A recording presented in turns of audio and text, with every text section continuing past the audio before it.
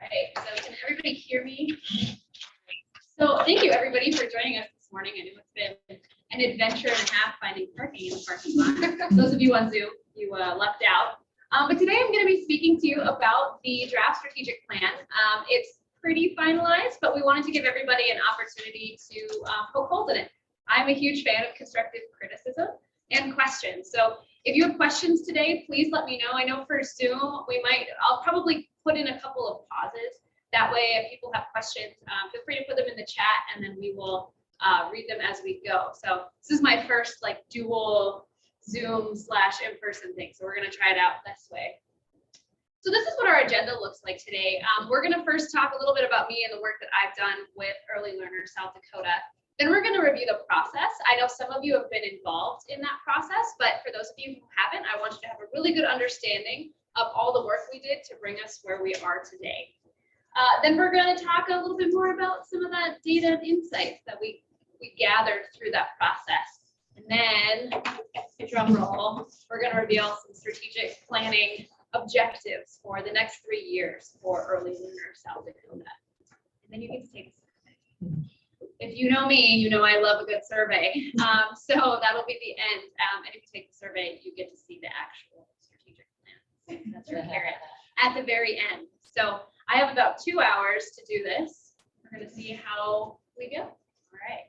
So my name is Callie Tisdall. I am the Director of Monitoring and Evaluation for Benchmark Data Labs. We are a nonprofit consulting company located in Rapid City and do work almost exclusively in South Dakota. We do some work in Minnesota and North Dakota, but we're really focused on serving our communities here in this state with our services. We do a lot of things along the way. So we are a nonprofit, and so we're primarily focused on helping people make data-driven decisions, however that might work for them. So we offer a full website with a lot of data indicators. We do data trainings with the intent to make data accessible to people. Because we know that when people feel comfortable with data, they'll actually use it. And so we feel like there's a niche for us in South Dakota to do that. So check out our website, which you're probably as a nonprofit, how do we fund ourselves? We have some really great funding from the Bush Foundation to support that public outreach part. But we also know we need to be competitive. And so we have a large consulting wing that we offer services to folks in South Dakota that need something a little bit more specific. So I lead the monitoring and evaluation consulting part. So I do a lot of different things on that front, and it now includes strategic planning. And then my boss, Dr. Jared McIntaffer, is a PhD economist. He does a lot more of that econometric stuff, economic impact. Yeah. So that's a little bit about me. And as an organization, we really believe in data transparency. And that doesn't end with just the data that we provide on our website. That is definitely infused in all of the work that we do. So I want to make sure that we put this in the context of strategic planning. Strategic planning is a time when we have a lot of different voices, a lot of different opinions, and not everybody always agrees. So it's an exercise in honoring these differences and making space for that uncomfortable conversation if it does come up. So please don't be afraid to disagree today. That's okay. But we do know that not everyone will agree. And that's really okay. I just wanted to put that out there. Be a little egalitarian about strategic planning in general. So this is what the strategic planning process looks like for Early Learners South Dakota. So we started off with a stakeholder survey. We felt that it was really important to gather a lot of different voices at the beginning. And so we work with Early Learners South Dakota to send out a survey that asks people a lot of questions about Early Learners South Dakota and their opinion about the work that's been going on. We then worked our way into some internal data analysis, sort of trying to build the context of questions people had asked. Then we started doing some work with a strategic planning committee. And that was a number of wonderful individuals that I will introduce you to in a little bit to start some of the work, to look at all the data we collected, to give us a really nice foothold into moving on to larger group work. I find that sometimes it's nice to start small, group 5, then get bigger with a group of 40. So that's where we did some interviews in the meantime to make sure we were capturing a lot of different opinions, and then worked our way into a full stakeholder review. This was held in Pierre at the very beginning of September. We had quite a few people turn out for that to give their input as well. And then hopefully with this process and all of you looking at the draft strategic plan, we'll have some revisions, and then we'll be able to adapt this work. Hoping my animations work. So, all right, how many of you have been working with Early Learner South Dakota since the beginning? We have a couple in the room, and I'm not sure on Zoom, that have not. So I'm going to start at the beginning the best I can. I think that it's really important when you're looking forward to also look back. So we're going to start looking back.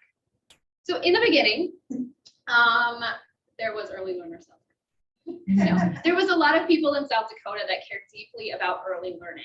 And it's really important to know that this is not something brand new. There's many of you have been working in this field for decades and have a lot of passion. So this is part and parcel of that. So, but in terms of looking at specifically Early Learner South Dakota, in mid-2018, South Dakota AEYC got $25,000 to support statewide collaboration. With that, along at the same time, there was a lot of people starting to talk about reinvigorating the early learner discussion across the state. So in December of 2018, MAPLE, which is an organization that works across the state, hosted an early learner stakeholder meeting in Oklahoma and Chamberlain. How many of you were at that? With this $25,000, SDAEYC started capitalizing on that momentum to form the brand Early Learner South Dakota. And this brand then also broke into working committees. There was a marketing committee, a data committee, and a public policy committee. By May of 2019, there was a web page, and this web page offers lots of valuable information about early learners and early learners in South Dakota. It's grown over time and has a lot of information that I would encourage you to check into. I'm not going to go through all of it right now. An incredible amount of information. And then in 2019, there was some more funding. We're getting dollars coming from a couple of different organizations by the end of this. And they received more funding from NAEYC to launch a public policy forum and community toolkit, as well as fund some other work that had been agreed upon by the stakeholders. By mid-2020, they had gotten another grant, but mid-2020 was the start of the pandemic. So this funding was primarily to help continue this work, particularly as childcare providers and childcare workforce in the state was going through an unprecedented time. Mid-2020, another $25,000, this time from the Alliance for Early Success, focusing on policy advocacy in South Dakota. Now this is the board part where everyone's eyes glaze over, where they're like, oh, all this money, what are we going to do with it? And also again in early 2021, I got another grant from the Alliance for Early Success to continue this momentum. What kind of momentum are you talking about? Let's go. So what is Early Learner South Dakota? Early Learner South Dakota has a mission to lift the voices of early learners, their families, and communities in South Dakota. That's a really broad mission, but it's a really important one. It means that everybody has a stake in early learning in South Dakota. Their vision is that all children have access to high quality early learning experiences and environments to create a solid foundation for lifelong success. These environments aren't just in formalized preschool or daycare settings. This is anywhere that a child can learn, at home, at the park, anywhere, and can learn with anyone. So it's a really inclusive move to make sure that everybody has a stake in early learning. And this is what they have on their website. This is how they define themselves. So I'm going to read it for everybody, just so we're all on the same page. Early Learner South Dakota is a community-driven grassroots effort led by SDAEYC to bring awareness and support to the importance of how access to a variety of early learning environments impacts our community's future. Pretty clear, right? There is some confusion though. SDAEYC, Early Learner South Dakota, what's the relationship? I'm going to tell you. So Early Learner South Dakota is an initiative of SDAEYC, which for those of you who have been using that acronym without defining it, it's the South Dakota Association for the Education of Young Children. It's a mouthful, but a really important organization that does really great work. SDAEYC is limited to paying members. And this, having an initiative like Early Learner South Dakota allows for a more expansive participation and ownership of early learner work in South Dakota. You don't need to be a member of SDAEYC to be part of the movement that Early Learner South Dakota is helping to grow. Does that make sense? Okay, cool. It's kind of almost like a fiscal agency, but there's also a lot of really important other connections there. If you have more questions, you can ask Janessa Bixel, who's in the back. She is the president of SDAEYC. For those of you on Zoom, you can send it in the chat and we'll make sure she gets any questions that you have. Okay. During this process, there's a lot of values that came up from stakeholders, from people that were involved in the strategic planning process that I felt was really important to point out about Early Learner South Dakota and the work that they do, how they do the work. And that means that they make space for uncomfortable conversations. We started talking about how not everybody agrees. That's in every industry, in every facet of life, and we're okay with those uncomfortable conversations. We make space for discussions about early learning definitions and principles. We know that not everybody defines everything the same, and it's important to continue to have those conversations to work towards a common understanding. We give credit where credit is due, intentionally and loudly. This is not an organization that's trying to take credit for all of the work that you are all doing. It's a place where we can share that important work and honor the fact that you're the ones doing it. Also emphasizes that everyone has a role to play in systems change, because at the end of the day, systems change is making it better in the long run. It's not just trying to fix it today and hoping that it stays that way. Systems change takes many years.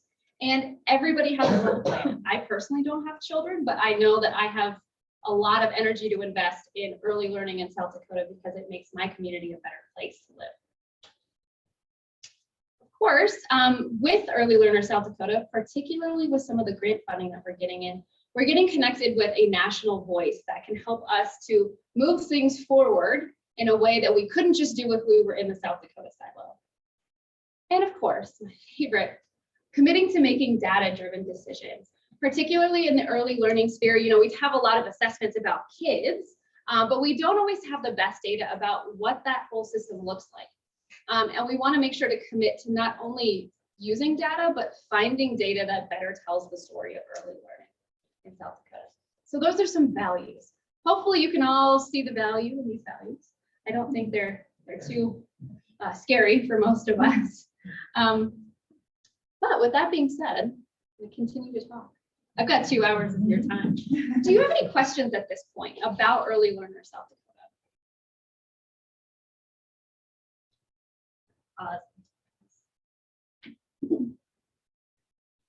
All right then. How many of you love looking at survey results? Nobody raised their hands for those of you on Zoom. I love looking at survey results.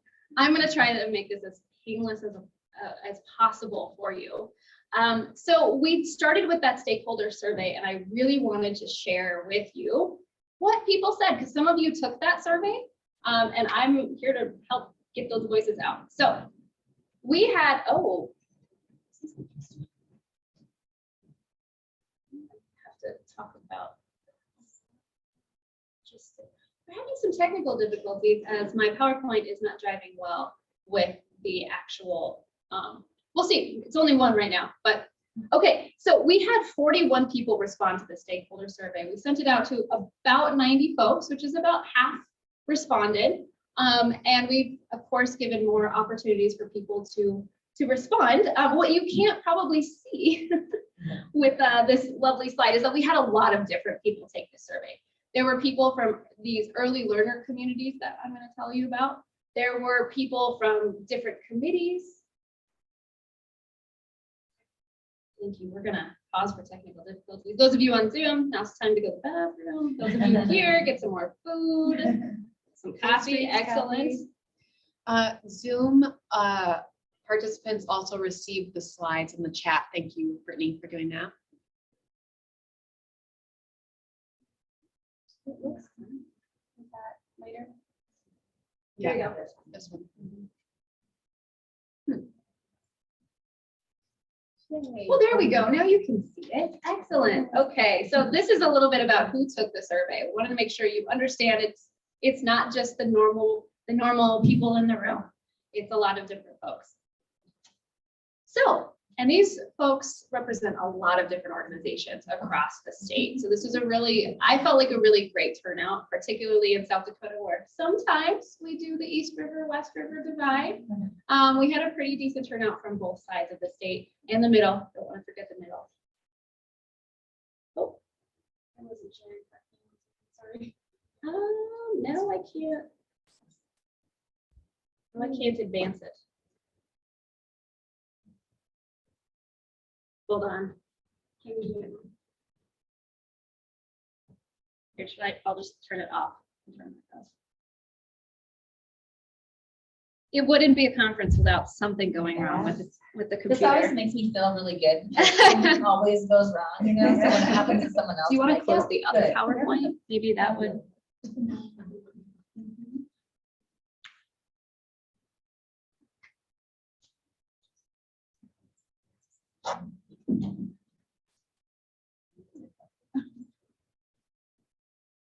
Oh, there we go.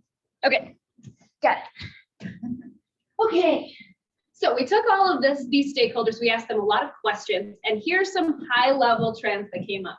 People were very confused. People did not know or have a good understanding of what early learner South Dakota was. After my introduction, you still may be confused. So we're going to try to talk about some of the confusing questions. So almost actually over half of folks had some level of confusion about what early learner South Dakota was doing. A lot of questions, right? Who are you? How do you make decisions? What does an early learner community mean? What's the current structure of committees? How do decisions need to be made? I love these questions because hopefully a strategic plan will address them, right? So we knew that this was the time to do a strategic plan, and we also got that validated through the survey findings. A lot of discussion as well around people that needed to be at the table. If this is going to be an inclusive space to talk about early learning, there's a lot of people groups that need to participate in this work. And I'm actually going to go through them one by one because I think it's really important to do that and to know who might be in the room and who is not in the room right now. And this is all again from the survey. Parents and families, of course, need to talk about early learning.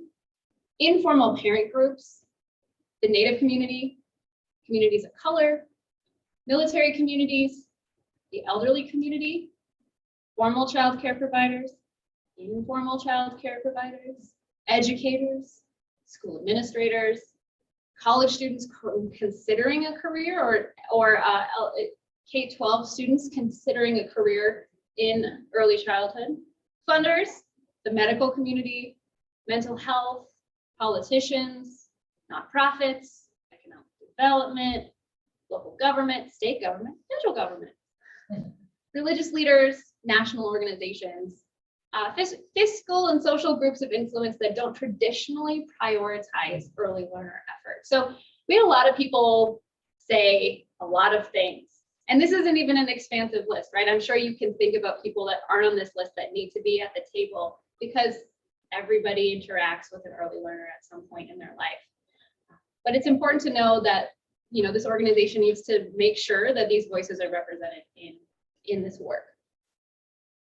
So we did this survey. I asked a number of other questions that had some graphs, but there wasn't a lot of conclusive evidence to say that people had a real strong feeling one way or the other where early learner should go, mostly because there was a lot of confusion about what early learner was. So hopefully will give us a start today with where early learner might be going and who they might be, and that will fill in the blanks.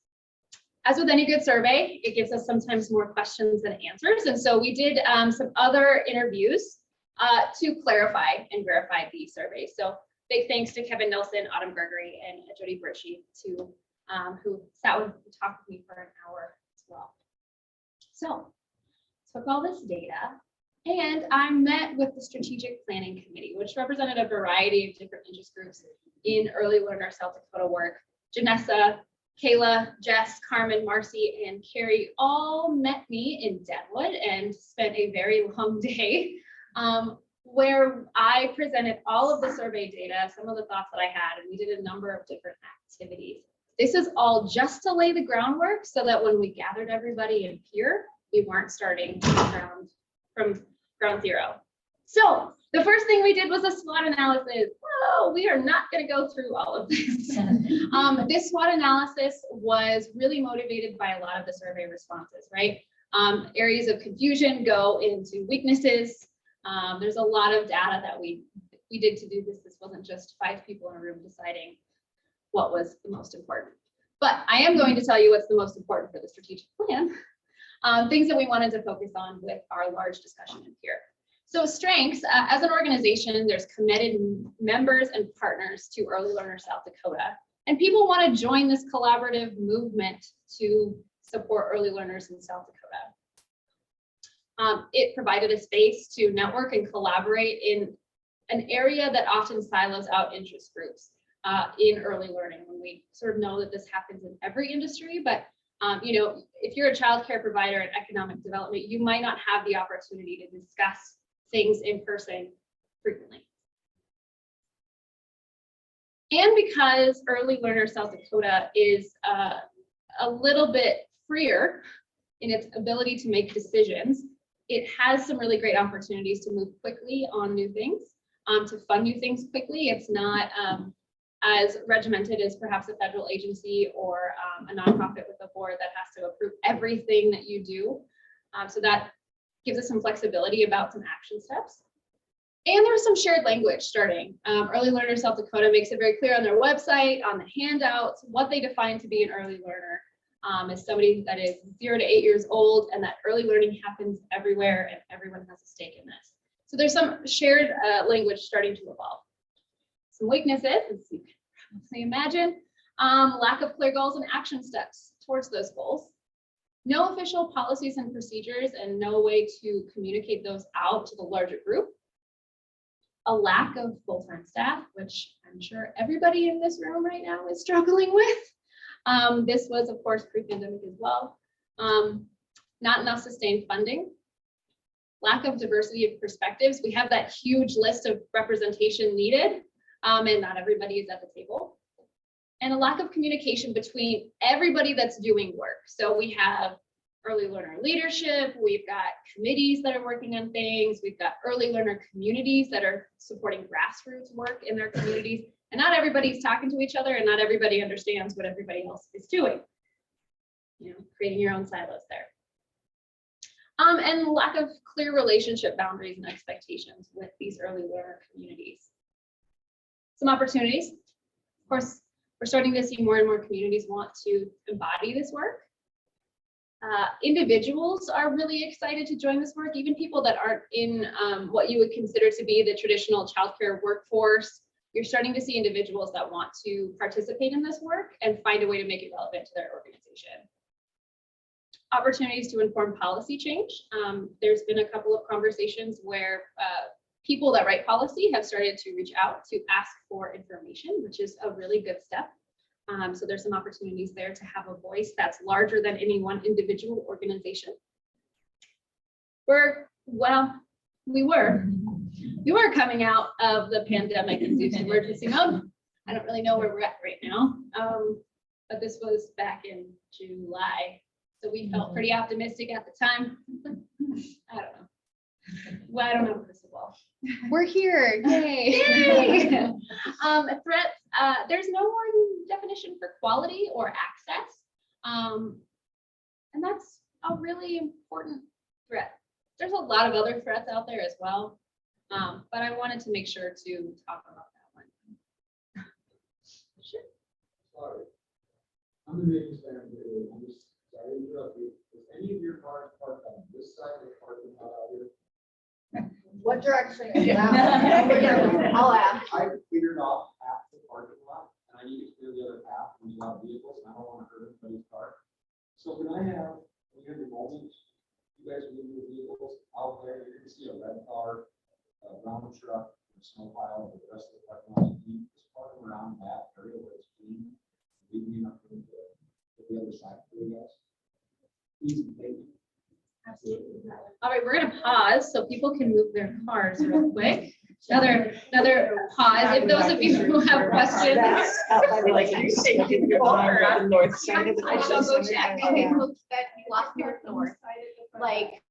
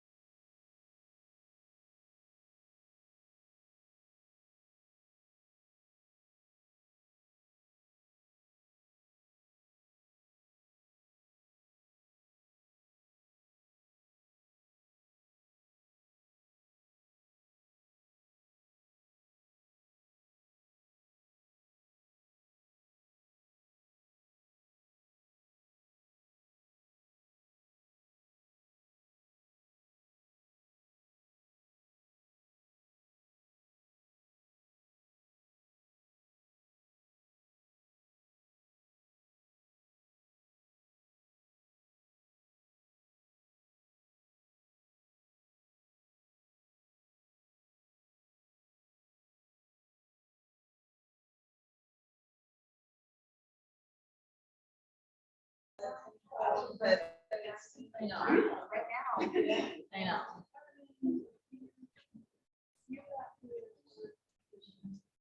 I do. Somehow. I should be in. House. There's a meeting. It's job security.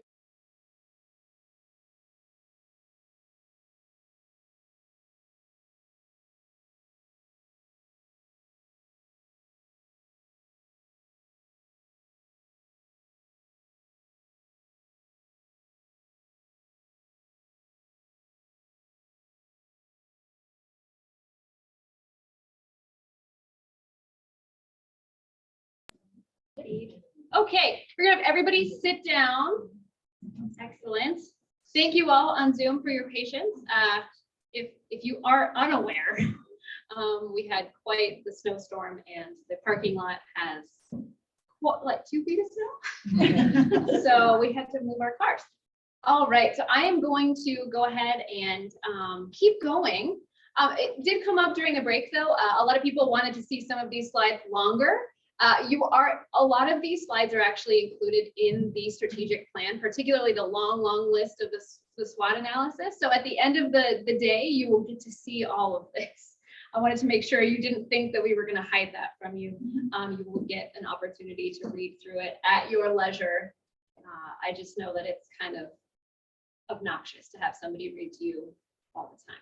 So with that, we're going to go ahead and move forward. So we're going to talk a little bit. So we did this SWOT analysis, and we really all agreed that this strategic plan needs to address these areas of confusion, perhaps some duplication, representation, and critique. So that's what motivates our strategic plan, which is, I think, a great place, self-reflective place to start.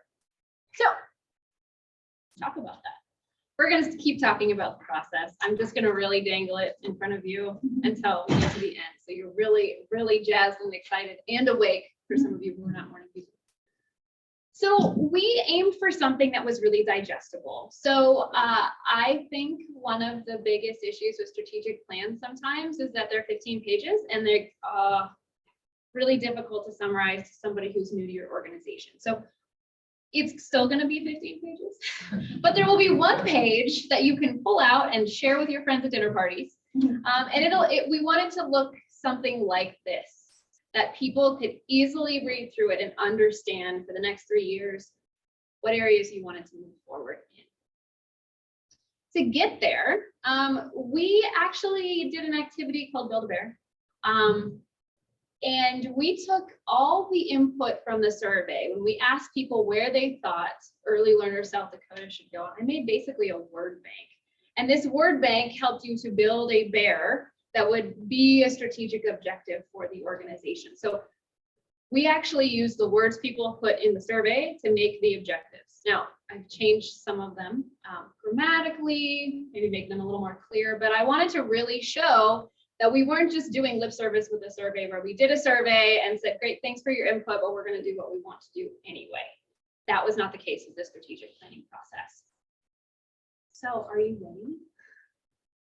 Are you ready? Yes. Woo! Woo! All right, great. So some of you may have seen this before, but this was our starting point for the peer discussion. So we start out with a goal. We have 5 goals. And goals are the ultimate impact Early Learner South Dakota wants to make along with others. These are not going to be always exclusive to this organization. Good strategy means that other people are probably trying to do the same thing, right? And then we have some objectives, and these objectives are changes or ways to carry forward momentum that are more exclusive to Early Learner South Dakota and can feasibly be at least partially tackled over 3 years. Some of them are going to be ongoing objectives forever. That's what happens when systems change. So, with that being said, the first thing that really needed to happen is to clarify and create a defined structure supportive to ongoing early learner work within Early Learner South Dakota.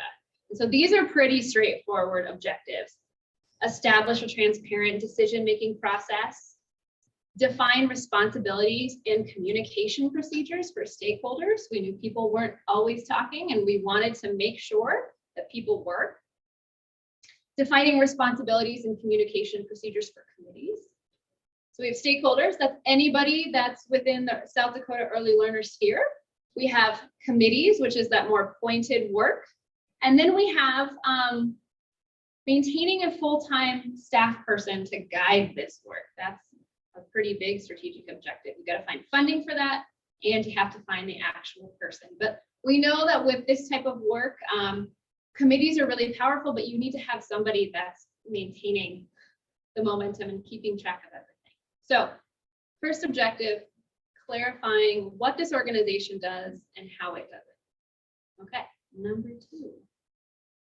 Promote shared goals that support early learning.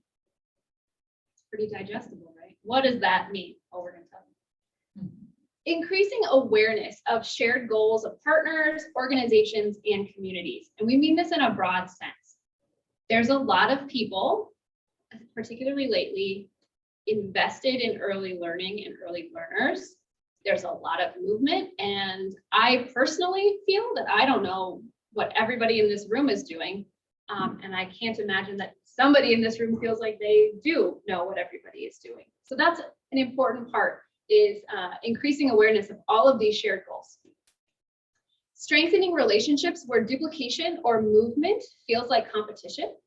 This is important. So sometimes when we talk about duplication, it's always a negative, right? We need to deduplicate services, so only one person's doing one thing and it's very specific, and this person's doing another thing. That's not always the case, right? Particularly with early learning, you need to make sure that there's multiple opportunities for people to get involved, for people to get their needs met. And so it's not necessarily an issue that there is duplication. I just want to put that out there. Sometimes unnecessary duplication is a problem, but duplication in general doesn't always need to be a negative, but it certainly makes people feel competitive. So we want to make a space where people don't feel as competitive about some of that. We're going to build a diverse stakeholder group that meets individuals and communities where they are at. We don't expect everybody to just come to our table. We have to come to them. Becoming embedded in communities, however people define a community, is really important. And you have to put what they're comfortable with and their needs above what you think their needs should be.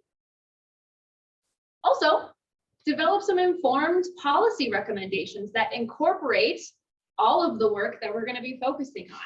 And not only incorporate it, but honor it. If we're aware of what people are doing, we have good collaboration and don't feel like we're competitive, hopefully we can develop some policy recommendations that honor where people are at and what they need.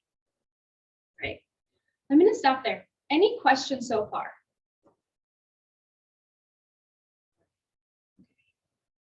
About Zoom. I can't see all of you on Zoom. So we're going to go through all of these. With any good strategic plan, there's going to be activities that are attached to this. We're going to get to that. I promise I'm doing this on purpose.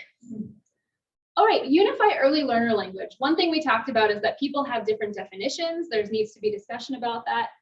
So we need to advocate for some unified definitions and principles of early learning, whatever that advocacy looks like. There's always going to be different ways to define things, but if we can find at least a common language to discuss things, it'll make the movement stronger in general. Catalyze work of early learner communities. How many of you are familiar with what an early learner community is? Okay. So we're going to talk a little bit more we're just laughing. We're going to talk a little bit more about early learner communities and let them speak for themselves later on today. But early learner communities are those individuals and communities that are really catalyzing their grassroots efforts within their community. So they go through a modified toolkit. Some of them are larger toolkits, and they're all across the state. There's actually 6 early learner communities currently across the state that we're going to hear more from, and I want to let them have the opportunity to discuss. But with that being said, this movement is to serve communities, right? We're not going to tell you what's best for your community. Your community has to figure that out for himself, and we can provide you with some resources to get you the movement that you need. And so that's the role that Early Learner South Dakota plays in these early learning communities. So we need to define structure and expectations for early learner communities, not defining what you need to do, but do need to put some parameters on what a relationship looks like between early learner South Dakota and, for example, early learner Lead Deckwood. And then once we have that structure, we need to make sure that these early learner communities are representative of the diversity that we have in this state, particularly remote, rural, and tribal communities. We want to make sure that we're not just focusing this in large cities that might have more resources. We're looking at what people need where they're at across the state. And of course, wouldn't be a strategic plan if we didn't talk about funding. But maintaining funding for the early learner ecosystem at large. This isn't just for the organization. This means increasing the funding pie for all early learner work in South Dakota. That means that hopefully there are more dollars going towards early learning than there has been before. It means not trying to take money from the K-12 system to support the pre-K system. It means trying to make sure that there is just more to go around, so movement can happen on many, many fronts. And of course, this also includes advocating for early learning workforce development and compensation. We know that that was important when we went into this process. It's even more important now to maintain the health of early learning. We need to make sure that our workforce is getting the support that they need. All right, so 3 years, it's a lot to do. Any questions so far? We got here. We saw how we got here. Here's where we are. And you might be wondering, how are we going to do this? So how many of you were actually at the peer? So a few, for those of you on Zoom, a few people were here, but the majority actually weren't in peer. So this is where we started in peer. I said, here's where we go, let's critique this, and then we're going to assign some activities to this strategic plan and these objectives. And everybody was really great, and we did it in a day. I am not going to go through every one of those piece by piece. I think that you can read very well, I'm sure, and you can read it in the strategic plan. So what I've done is I've rearranged it a little bit to think about who's going to be doing some of the activities that are assigned to all of these objectives. Sound good? Okay. So just to reiterate who was in peer, we had 24 individuals, many of whom had taken the survey, some who had not, that did participate in this work. And how did we do it? Oh, sorry. Spoiled my big review. So we did a lot of different activities, and I made people write down what they wanted, and we came to the conclusion that we needed, I think, between 6 and 7 committees. And I asked everybody if it would be all right if I pared that down. And they said yes, they trusted me, which was an honor. So this is how we're going to accomplish, in a large sense, what the strategic objectives are. So we've got 5 committees and stakeholders at large. We're going to focus mostly on the committees and then move into the stakeholders at large. Okay. So there's going to be a leadership committee. This committee, I'm going to talk about all these committees very specifically in a moment. So I'm just going to introduce you to the concept of these committees. A leadership committee makes sure everything's moving smoothly. This is where that full-time person is going to live, along with co-chairs of all the other committees and some SDA-UIC representation as the fiscal agent for this work. It's going to be a collaboration committee. Doesn't that sound fun? Or maybe scary. I don't know. Depends. I'll talk a little bit about what that committee is going to do. A public policy committee. This is the one committee that actually is going to continue on from previous work. This is work that we just have to do as a committee. Early learner community committee. We're going to start one of those. And a funding committee. All right, so let's talk about what these committees are, what they do, and what they need to accomplish, hopefully, over the next couple of years.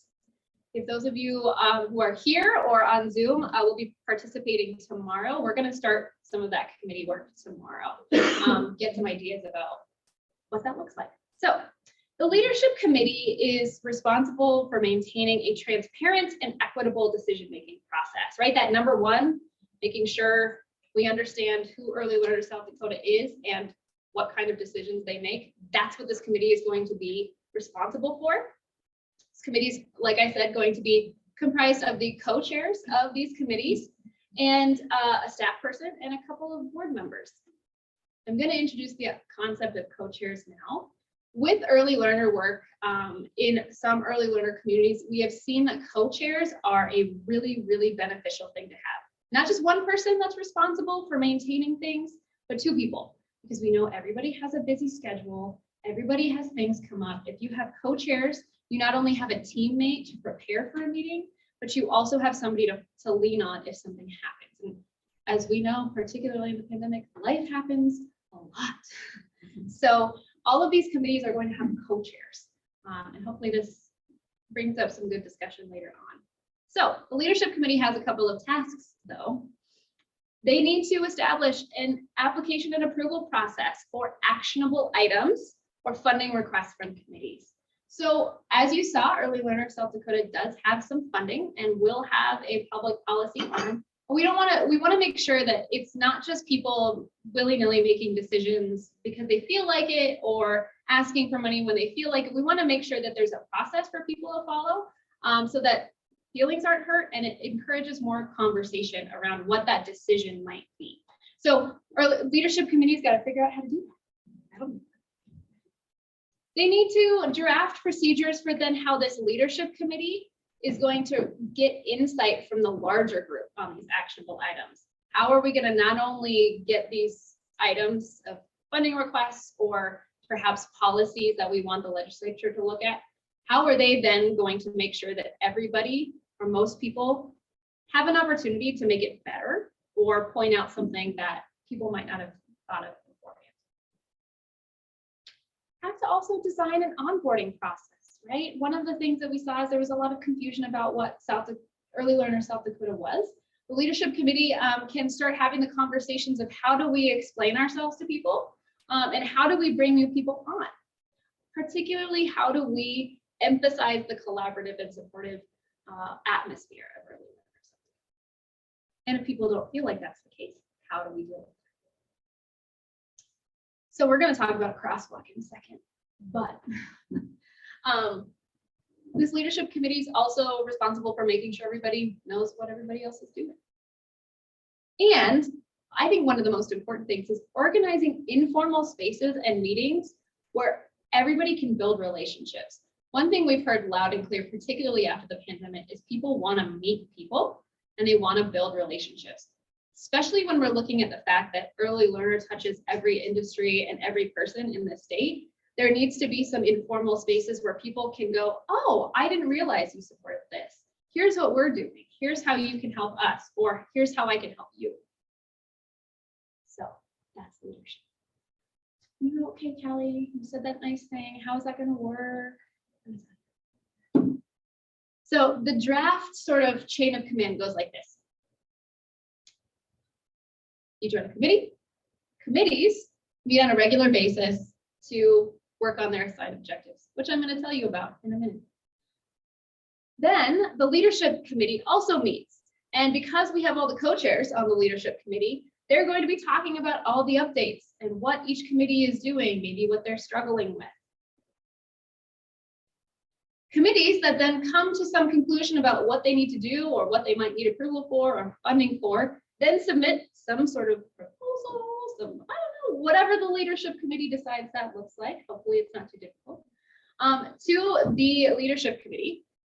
Then the leadership committee is responsible for making sure that people have a voice and what that is, and has some sort of approval process. And then because this is an initiative of SDA-EYC, then the leadership committee will present these sort of items after they've been fully vetted to SDA-EYC's governing board to make sure that we have official movement, particularly in funding and policy. So clear as mud.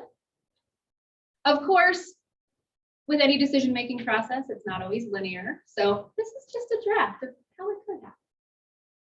Okay, so with the 4 working committees, this is what I'm really excited about. Collaboration committee.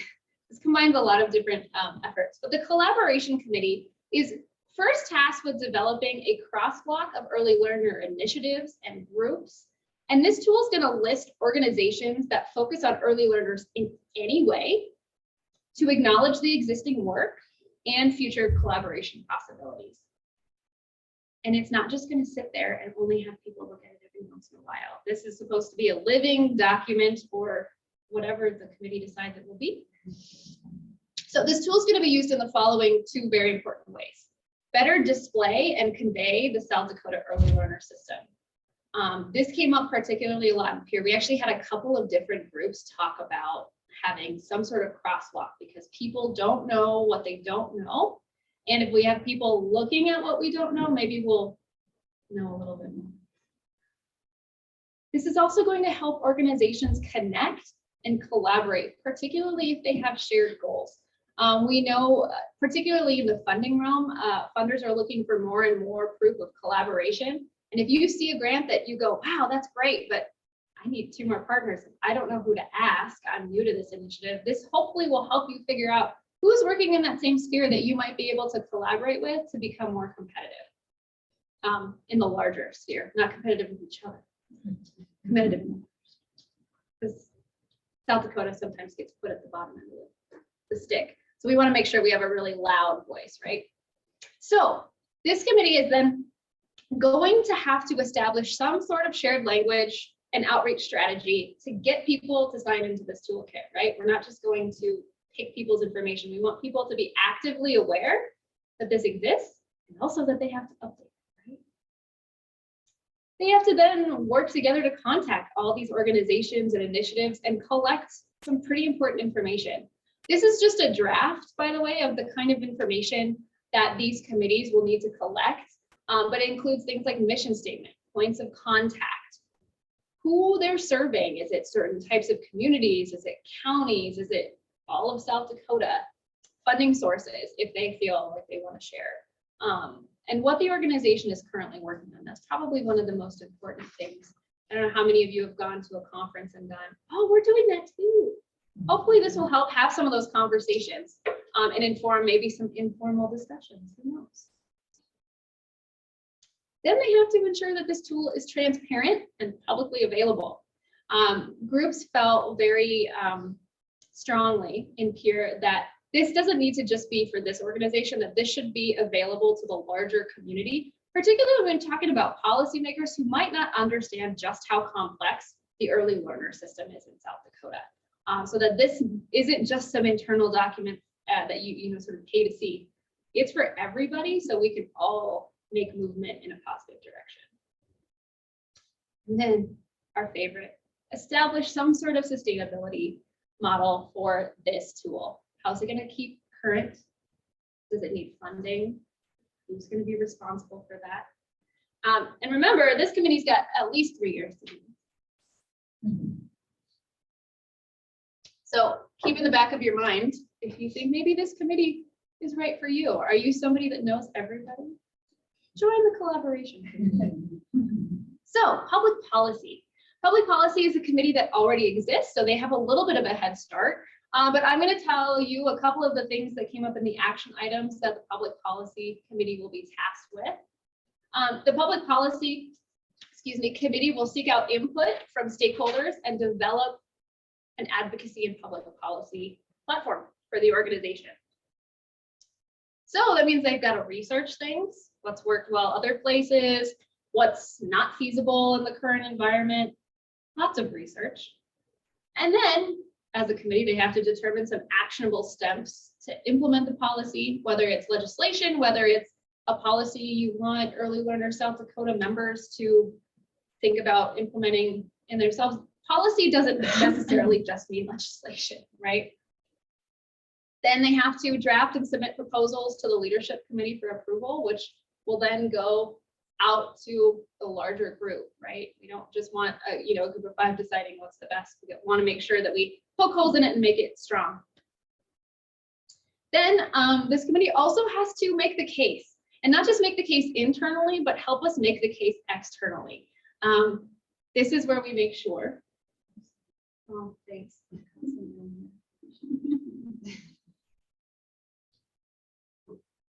Thanks, Jess. Jess is in the public policy committee. She just wanted to make sure everybody could see her.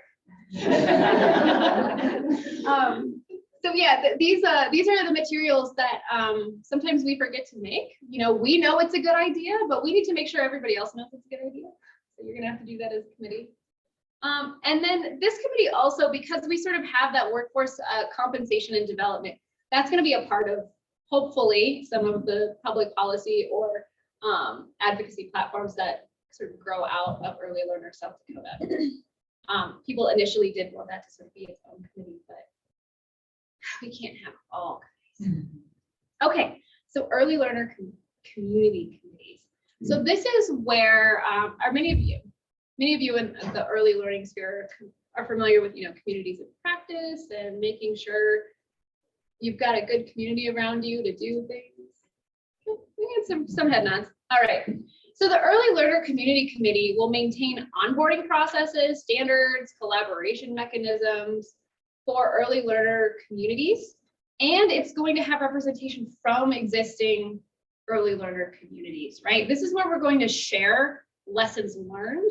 We don't want people that aren't doing early learner community work exclusively just deciding what's best. We want to make sure that this is a process and standards that actually work in the communities and are vetted by the communities that we're supporting.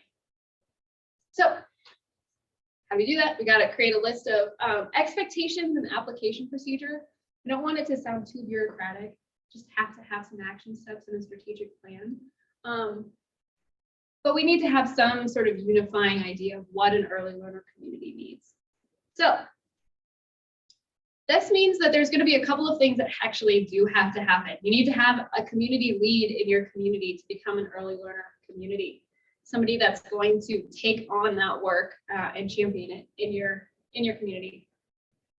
We also know that there's a lot of work already going on that do have aspects of early learner advocacy or focus.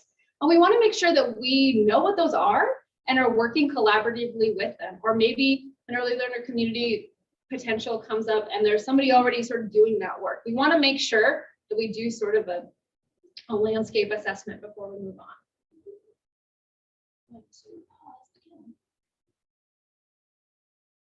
Develop some sort of community pledge so that we have a clear idea of where this early learner community wants to go. As you're going to see in a moment, early learner communities have different things that they're working on, and we want to make sure they have the opportunity to define that for themselves, but also communicate it with a larger group. Also, this is going to become more important probably later on, but these communities also, we'd like them to commit to collecting some data. Early learner data, as we agreed at the beginning, is sometimes very difficult to find in this state. And if we have a group of communities that is working to help us address some of these data inconsistencies, we'll have a better understanding of early learning. And of course, we want, if everybody has lessons learned, we want them to be shared. If something didn't work in particular, let's find out why. And then of course, this committee is going to have to do some onboarding procedures. But one of the most exciting things I think that came up is that there is a need for some sort of mentorship role. So if you go through an application process, you become somebody that Early Learner South Dakota wants to be an early learner community and support you, we need to give you resources to do the work that you want to do. And that means having some sort of guide that helps guide you, helps learn from all the lessons learned from other communities to connect you with what you might need. So right now it's quotation mentor. There's been a lot of discussions about what that word might be, and hopefully the committee can decide what that word is and who's going to do it. And are they paid? And how will we get funding? You can see how this might take a few years. And then of course, find ways that all these communities can get together outside of maybe just once a year. What are some informal ways that communities can share their lessons learned? I'm going to pause. I realized I didn't pause after the other two. Any questions so far about these committee ideas?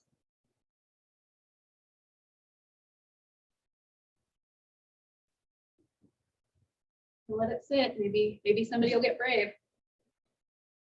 So essentially what you're saying, just for clarification's sake, is that anyone who's maybe not necessarily on a committee at the moment, where this is a welcome Yes. to them. Okay. I'm gonna get to them. Okay. Perfect, perfect. I'm introducing you to the concept and hopefully you're going to get excited about at least one of these and want to join. Because we know if any of you are in the early learning sphere, kids love structure. I think a lot of people like structure too. So a committee is a way that we can structure that movement and make people move forward in a way that is equitable. So thank you for that clarification. But just because we have committees doesn't mean you need to be on one. We know some people may not have the time or the interest, and we're going to talk about other ways that you can be involved as well. Okay, the funding committee. Who loves fundraising? This committee is going to be, who likes being a funder?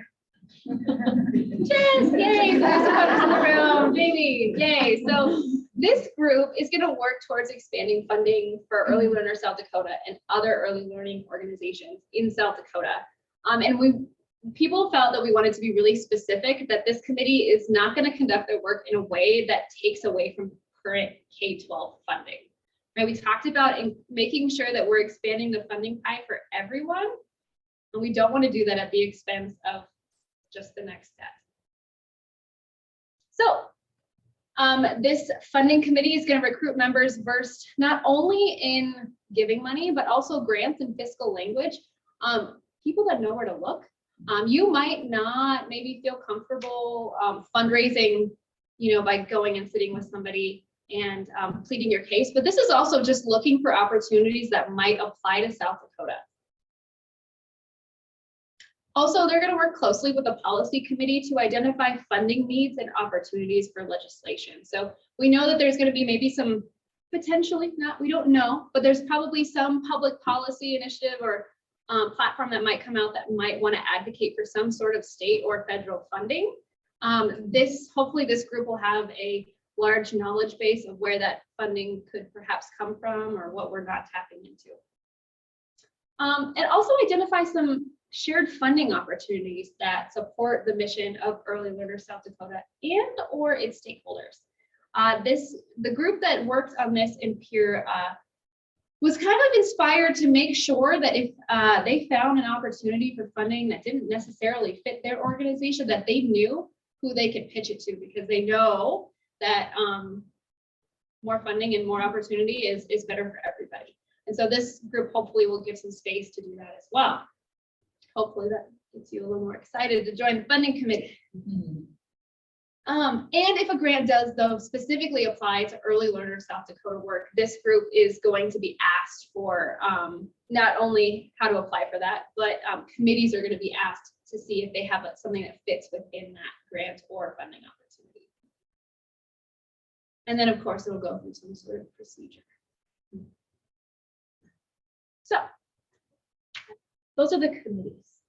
I hope one of them seems interesting to you. And that's all I need right now is seems interesting.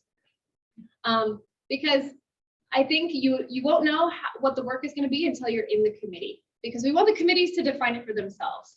You have some clear action steps that you've got to accomplish as a committee over the next couple of years, but it's up to the committees to really decide how to do that. So with that being said, stay tuned for my survey. But you might not want to join a committee, or you might not have time, or you might be too new and you just don't feel like you know which one's right for you. Stakeholders at large are a really, really important part of Early Learner South Dakota as well. So I don't want to just say you're in a committee or you're not in Early Learner South Dakota. Stakeholders have a really important role to play as well. It's just a lot less time.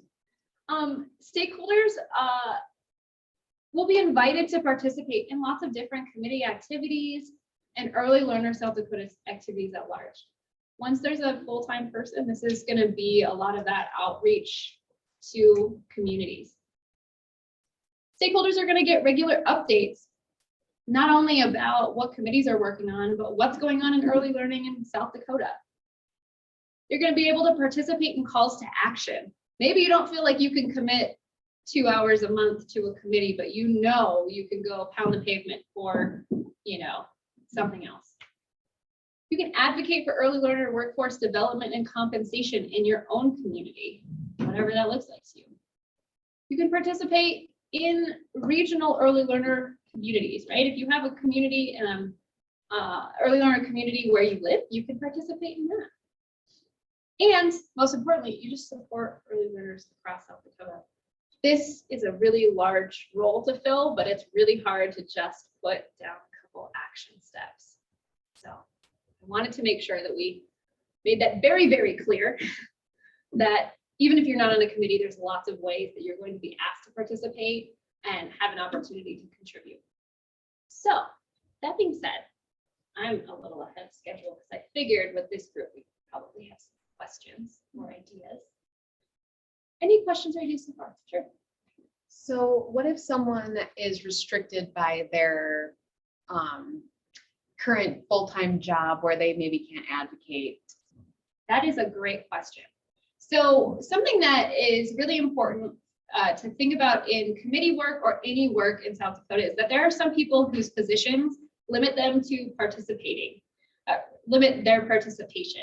They may not be able to do committee work at work. They may have to log out. They might not be able to make recommendations about public policy if they're working for a state agency, for example.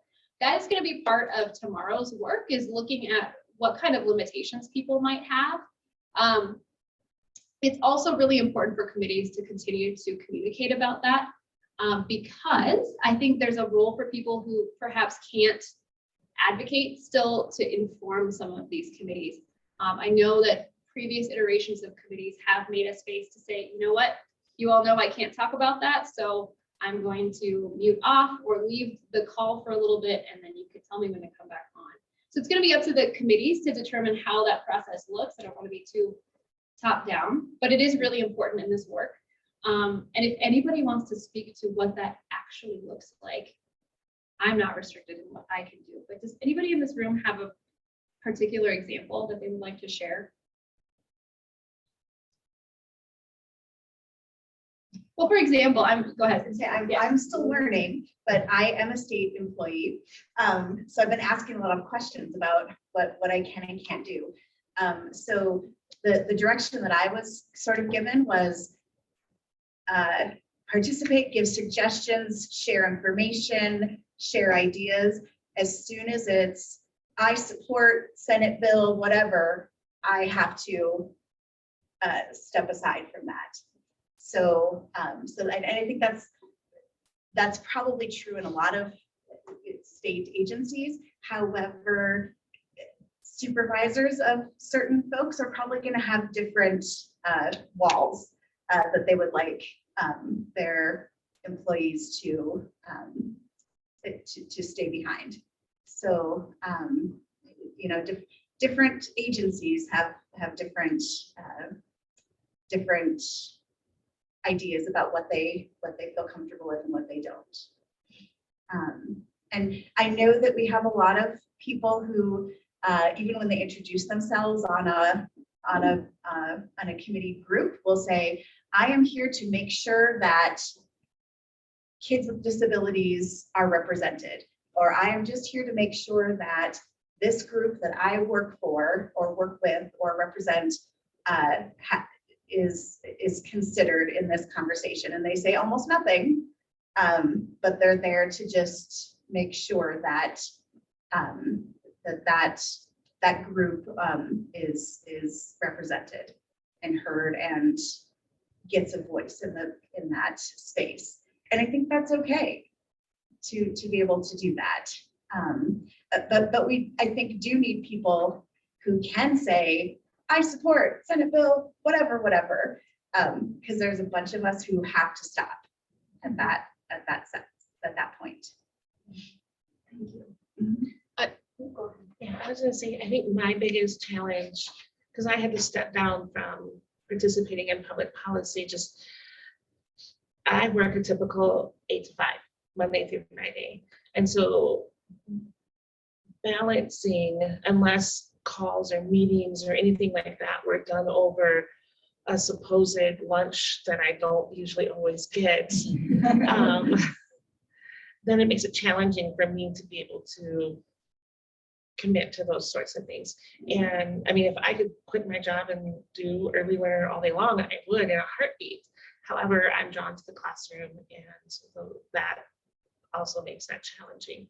A lot of information can be shared via, this is what we talked about, this is what we went through, these are our goals moving forward, but it really makes a difference when you're invested in the meeting and when you're having those live conversations.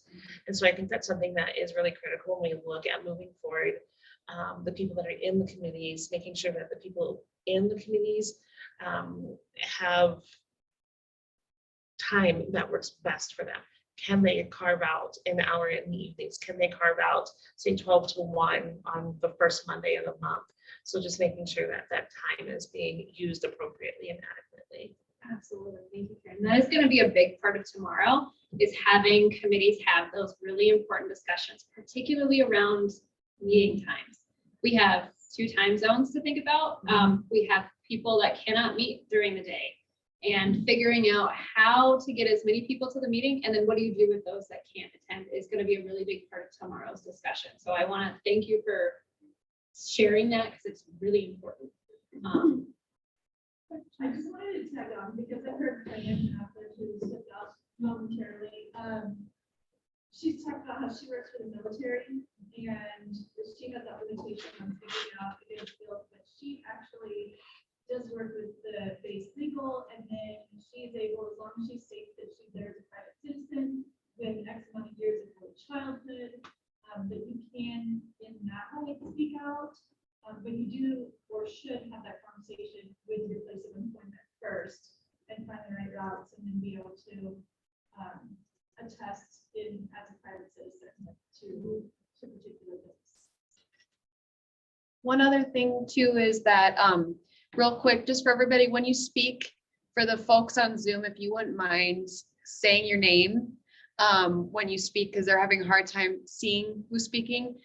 Second, we also have seen some people say if this couldn't, if I could just, this could be stricken from the minutes, or I'm going to say this, but I don't want it to be in the minutes, is another way we've seen people asked to keep that line. Yeah, and I think, it's really important to know that these are still details that are going to be ironed out, and everybody's going to have something that makes them a little bit more comfortable. And hopefully part of Early Learner South Dakota is making a space to talk about that. I know personally, I've learned a lot about where that barrier is for people that I did not realize as just a private citizen.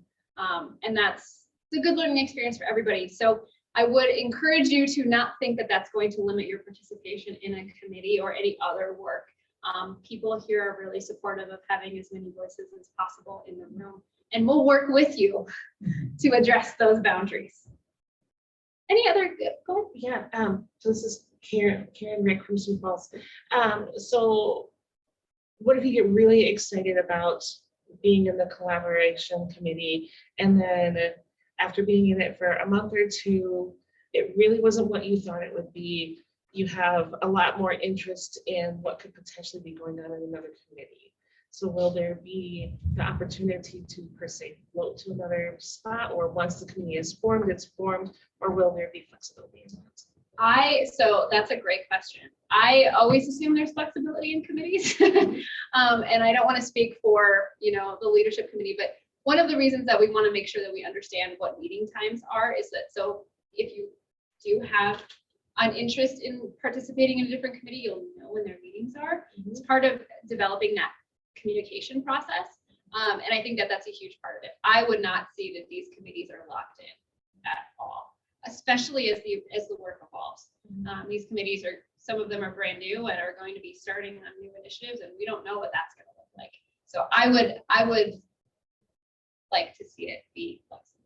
Right, because I could see every committee coming together, even biannually, and having a function, having a report of what's going on. So there is that crosswalk, there is that bridge that connects all of them together, so that everybody is on the same page and we're still working towards the same goal.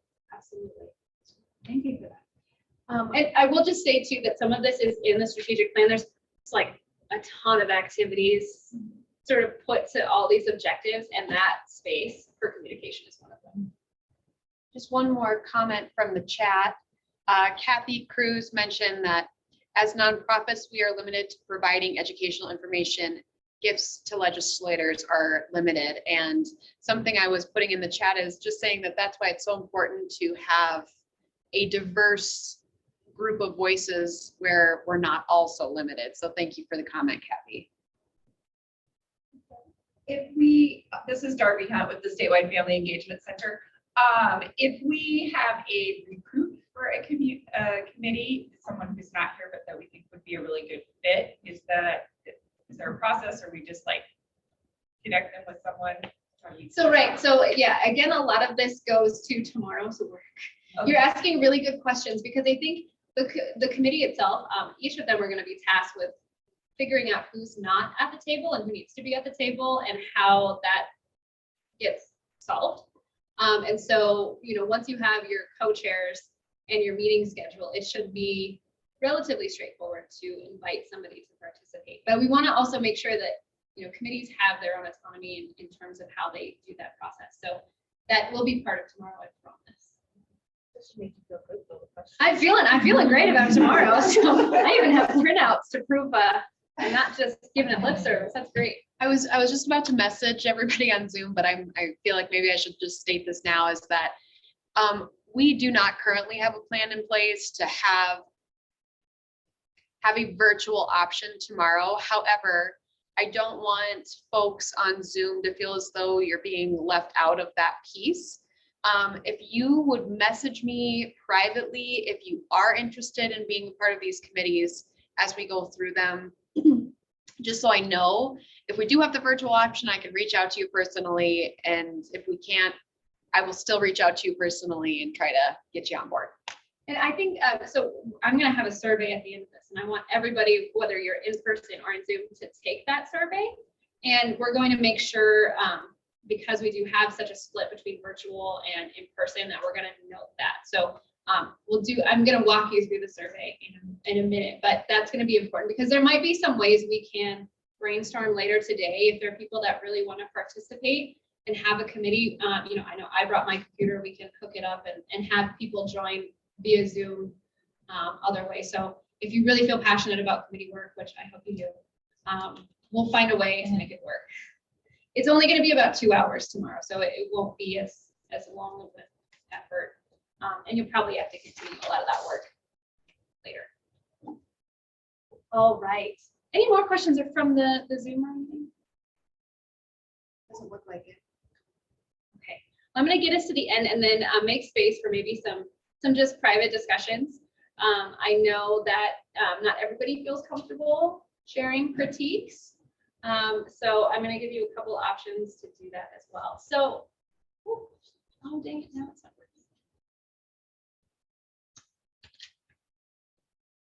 working. Would it be possible at some point to know who's on the Zoom? Oh yeah, maybe let's take a moment, because we are a little ahead of schedule. Let's go ahead now and do some introductions. If we can go around. Can you share them by chance, Brittany, of their faces? Really testing Brittany's. I can spotlight each one individually. Okay. Oh, perfect. Who do we want to start with? So Zoom friends, if you want to come off of, if you would like to turn on your videos, that would be fantastic. We're going to give you the opportunity to introduce yourselves to everybody.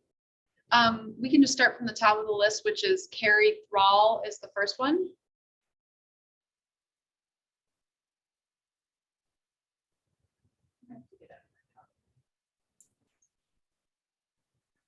We're gonna see who's actually watching and who's got it on in the background. So this is a warning to everyone on Zoom who's not maybe paying attention. You are going to be called on. Maybe.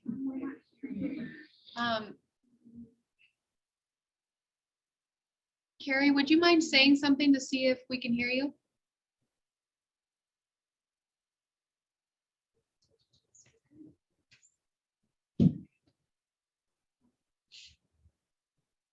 Failed it. Either that or I can You can read introduce, them out. I can introduce people. I don't maybe know everybody, which I feel really bad about. You don't know, everybody You don't know. Okay, I'm shocked. Very funny. Well, so Oh, let's just maybe Carrie says start, as hi. we're working on this, let's start with those in the room. If you can say your name, what organization or organizations you are associated with, and where you came from to get here. Physically, geographically. So I'll go first and then I'll coordinate. I'm Callie Tisdall. I'm with Benchmark Data Labs and I came from Rapid City. Amelia, we'll go to you. Amelia Meyer, and I'm with South Dakota Public Broadcast Early Learning Initiative, and I came from Spearfish. I'm Jody Butzer. I came from Sioux Falls. I'm a classroom educator. And SEAUIC. I'm Karen Nick. I came from Sioux Falls, South Dakota, and I am the current secretary for the SDAUIC and the co-chair of the Siouxland chapter. Go to the next table. Whichever one wants to go first. I'm Tammy Cannon, and I own Legacy Child Development Center in Walt, South Dakota. And I came from Hereford, which is by, I guess that's too broad, too narrow, north of New England. So I'm Lily Stone and I'm an executive director of Wall Economic Development Corp. And I came from Wall. I'm Kim Booth, and I came from Rapid City, and I work with Blackfields Reads United Way. Jamie Tennis, the executive director for United Way of the Black Hills. So we serve Edgemont to Bellevue. And you came from Rapid, right? And I came from Rapid. Janessa, we're gonna go back to you. Okay, Janessa Mixel, I work for Early Child Protection with my day job. Currently my second term. And I've got the class of her. Right, Jess. Jess Romer, I'm with the Johnson Courage Foundation. Good morning, I'm Nancy Fishman. I'm co-global director of Ready Nation at Council for a Strong America, and I came from Wilmington, North Carolina. She gets the prize. Yeah. She does get the prize. That's what I thought. My partner here that had to step out is Megan Hanshu, and she is a relatively new learning specialist with the Statewide Family Engagement Center, focusing most of her work on the Birth to Five pillar. And I'm Darby Hunt. I am also with the Statewide Family Engagement Center, and I lead the Birth to Five pillar. And I'm kind of excited to announce one of the other hats I'm wearing in that position is I'm going to be the family lead for the Center for the Prevention of Child Maltreatment's new early childhood comprehensive systems work, which they were recently awarded and now have a director, Darla Beals, who's overseeing that grant, and is really disappointed that she couldn't make it today. But I just kind of wanted to let everybody in this world know that that is happening, because she is probably going to reach out to some of you as partners with that work. This is why we need a crosswalk, just so we can remember all of our own acronyms. Exactly. I wrote it down and I still remember. I am Nicole Weiss. I'm the early learning director for the YMCA in Rapid City, and I came from Wilson. So how Oh, are we? sorry. Do you want to introduce yourself, our lovely? Oh, I'm muted, and this is gonna probably act funny again if I unmute it. This should be coming through here now. My name is Brittany Tomich. I'm with Technology and Innovation in Education. I'm really excited to be here today to explore different avenues for education.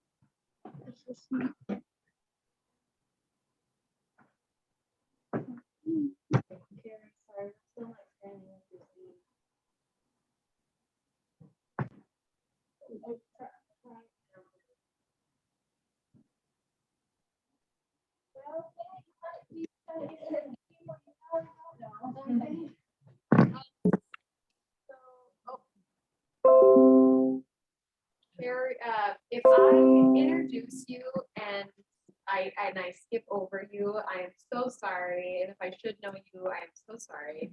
Not like anything like putting someone on the spot here.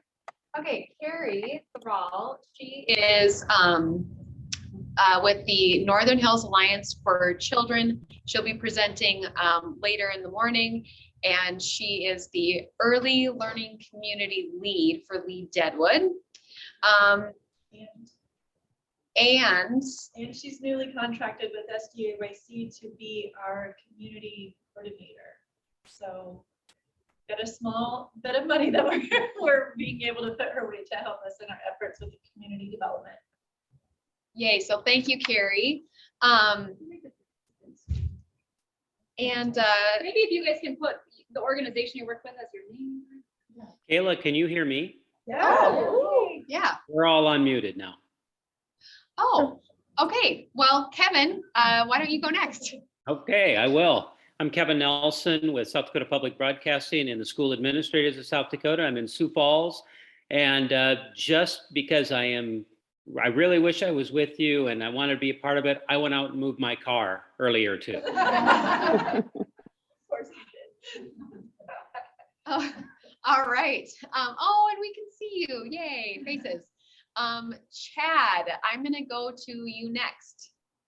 Good morning, Chad Pinkelman with Lake Francis Case Development Corporation out of the Chamberlain, Oklahoma area. And I was signed up to be with you guys today, but my daycare fell through. So I got Cliff joining the party. Oops, sorry, buddy. Oh. Well, welcome to both of you. Thanks for being here. I'm gonna go from my participant list so I don't miss anybody. Rhonda Clute, are you on this morning? Yes, my name is Rhonda. I'm actually from Wisconsin. So I just heard about your event on Eventbrite. So that's kind of why I just was wanting to listen in and see what you guys are doing in your area on early learning. So that's my interest. So thank you for the opportunity. There are actually two Rhondas. My apologies, but Rhonda, would you tell everyone where you're from again? I did not know that there were two Rhondas. So You're my name good. is Rhonda Hahnemann. I'm with United Way in a United Way in Wisconsin, in the Appleton area, Green Bay area. So, and Wonderful. again, I just heard about it on Eventbrite, and that's why I'm kind of listening in. Thank you so much for being here. I appreciate it. Oh, I do see Rhonda Clute. I know she also can't be here in person because imagine this, lack of childcare. Her grandchild, she's watching her grandchildren, so she may or may not be with us, and it's completely understandable. She is the community lead for Huron. She'll be speaking later. Autumn Gregory. Hi there. I'm Autumn Gregory. I'm the Executive Director of Early Childhood Connections. We are part of the statewide early childhood system, and we're located here in Rapid City. We serve the 13 far western counties of South Dakota, and hopefully we'll be able to support and be helpful for any of the communities in our area that are looking to be early learner communities. So thank you. Thank you so much, Autumn. Appreciate it. Rhonda, I do see you came on video. You want to go ahead? Thank you so much. And hey, shout out to the other Rhonda. I'm a retired United Way director. I'm also a retired kindergarten teacher, and I'm also a part-time grandma duty daycare. This is my grandson, Connor, Leo's in school. And I would have loved to have been there today too. I'm the community lead for the early learner community here in South Dakota, and I coordinate the after-school program in Huron and the preschool partnership. And hello to all my United Way besties out there and Kathy Cruz. Yay. Yes, Rhonda said she retired, but I don't know for sure if that's completely. You still wear so many hats. Ashley. Do I see Ashley up there? Oh yeah. Ashley, if you're with us, and if not, we can move on. I'll move to Arlene. Good morning. I'm Arlene Ponsolette. I'm the director for the South Dakota Council on Developmental Disabilities.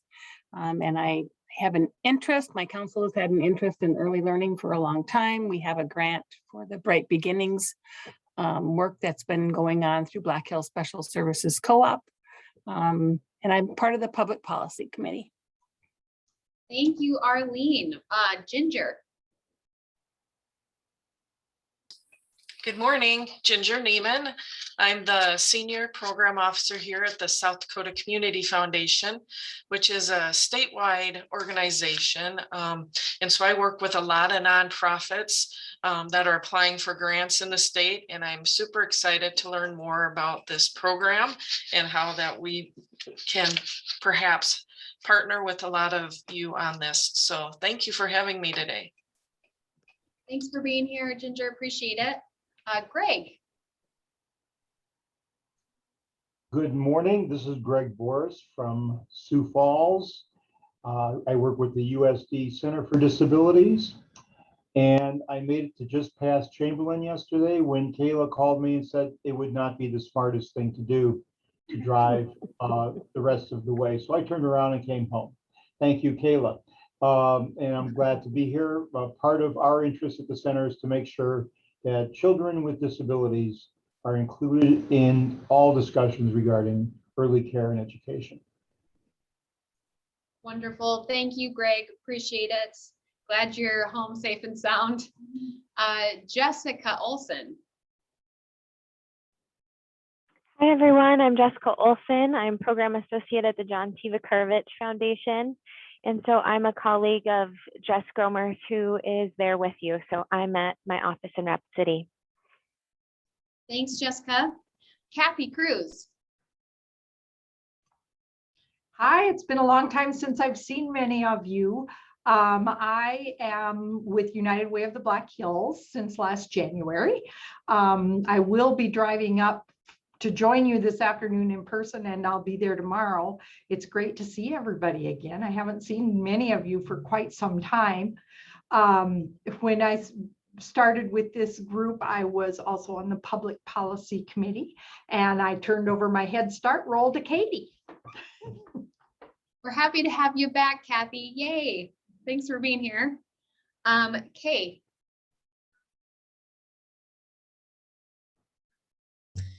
Hi, I'm Kay Cutler. I am a professor in early childhood education at South Dakota State University. So I'm located in Brookings. I'm also part of the Public Policy Committee for Early Learners South Dakota, and am also part of the Brookings early learning community. Thank you so much, Kay. Ashley, I think I just saw something in the chat. She's wearing multiple hats today. Ashley, if you want to introduce yourself, feel free. Hi, sorry, can you hear me? Yes. Okay, hey, I'm assistant principal here in Spearfish at Mountain View Elementary. So I primarily work with the kindergarten teachers, as well as we have a preschool program, special education preschool program within our building. So this is my first year in this role, and so I am just a learning participant here. And what a year to have your first year. So congrats, good luck. Thank you. Lori? It's all one word, so I hope, I'm thinking that's Lori. And I don't know for sure, we can come back to Lori here. We'll move on to Lisa Sanderson.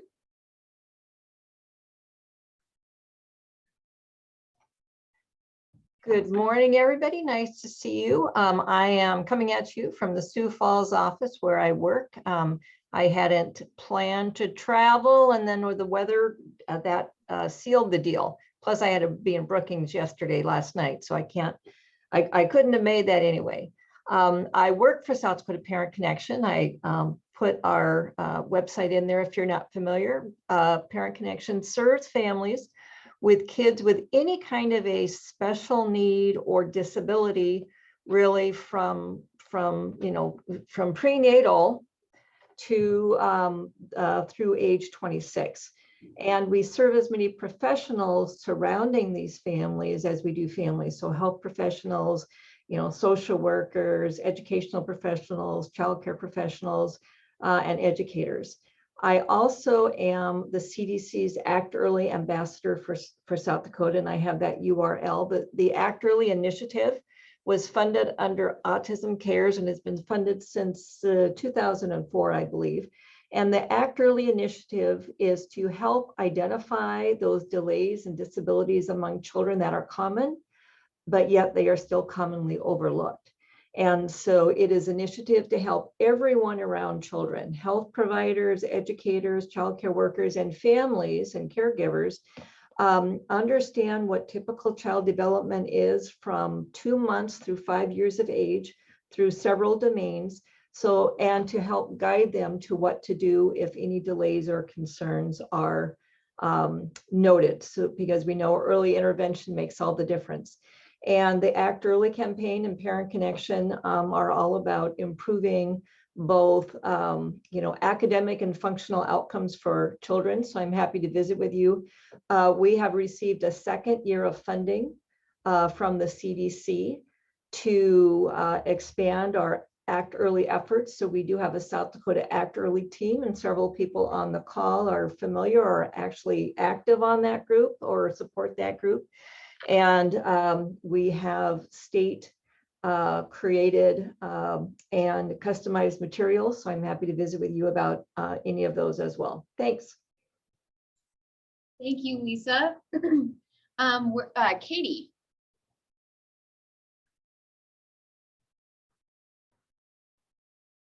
Oh, Katie. Oh, there we go. Hello, everyone. I'm Katie Sieverding, the Executive Director for the, can you hear me? Yes. Okay. Katie Sieverding, the new Executive Director for the Head Start Association. So took over after Kathy left. We started in March, so there was a couple months where there was no one there. And as Kathy mentioned, I'm on the policy committee. Wonderful. Thanks for being here, Katie. Shelley.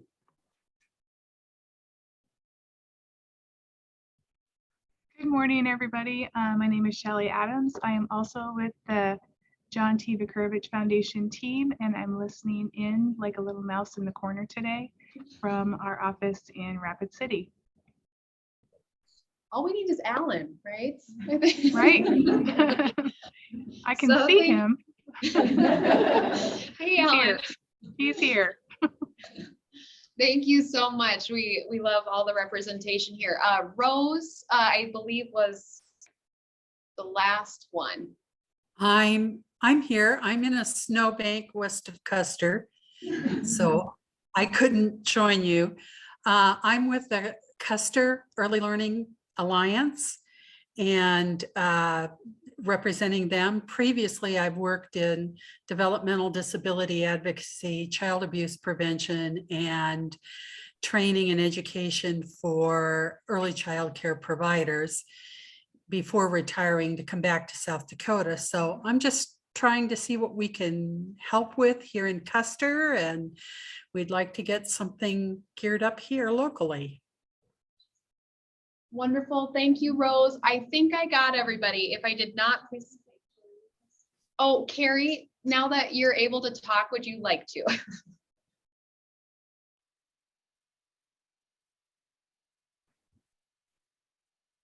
Carrie Thrall, sorry.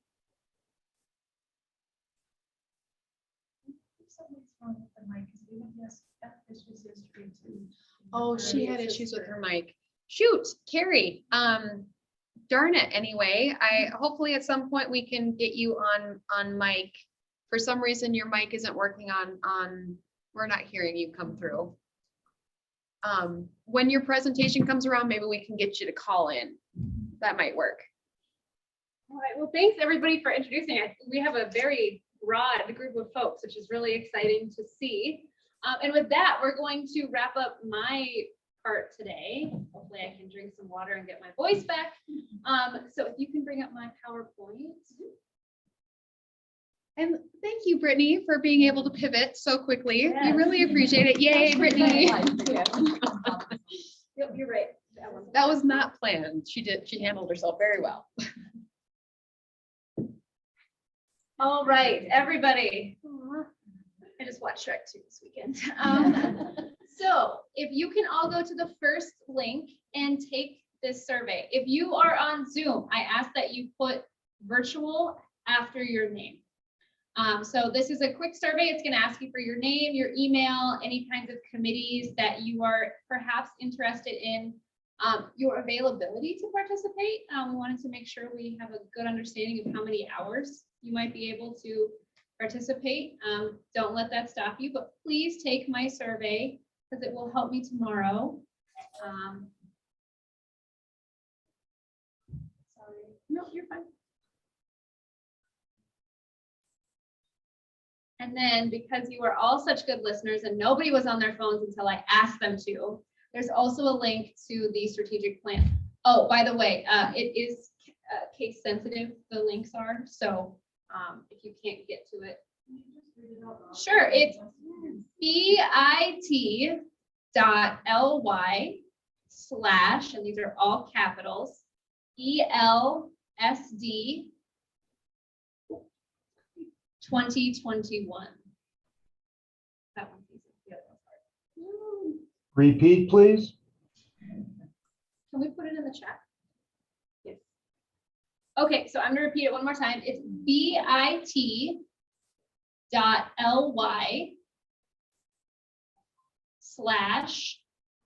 capital letters ELSD 2021. So 2021.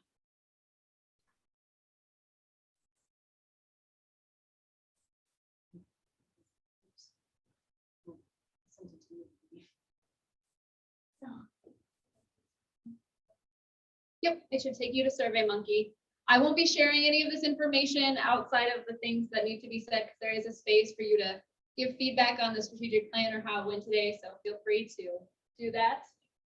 And then we will send out a link to the draft survey or the draft strategic plan as well if you're having issues getting to it.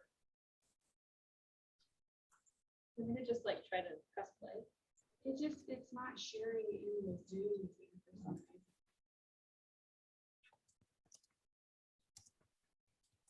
For those of you who are in the room, that is the link to the survey.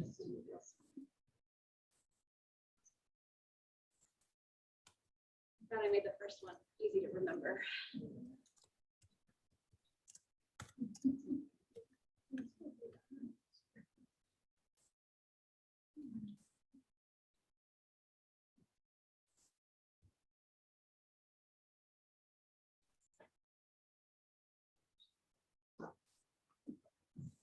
You want us to just be taking the survey right now? Yeah.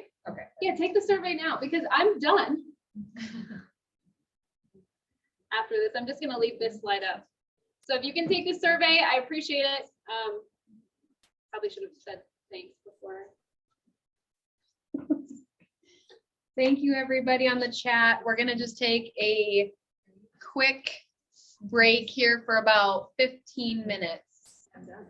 And Callie is done. So if you guys want to take that minute to take the survey, we'll come back in about 15 minutes.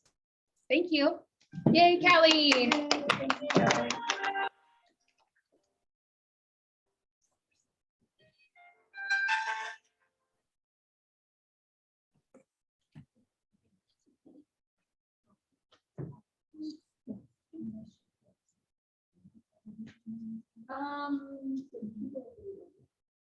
It still says draft.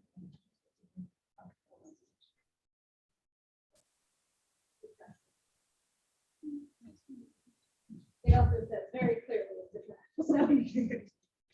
So there might be a couple of changes.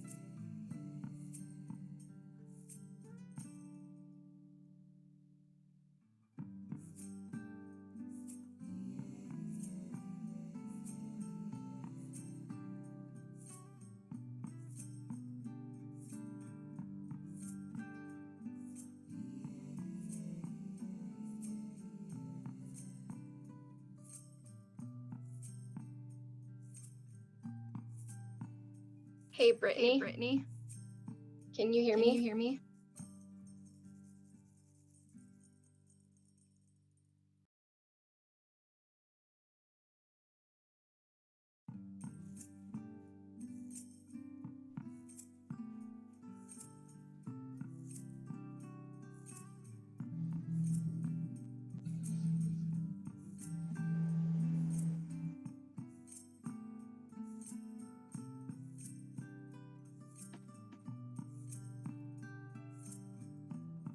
Carrie. This is Kathy Cruz. I can hear. Oh, that's that's good. I came echoey. in on my phone. Okay, it's very echoey. I'm getting that echo too.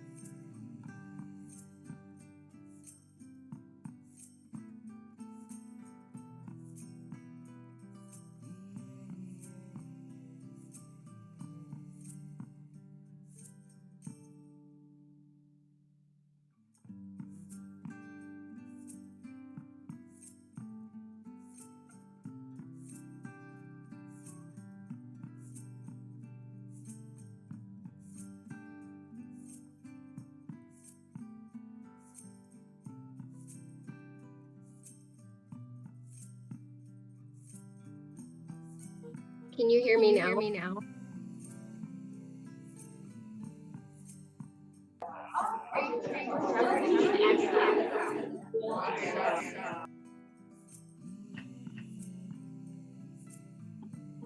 That was a little better. Okay, I'm getting that echo from my side. I don't know why.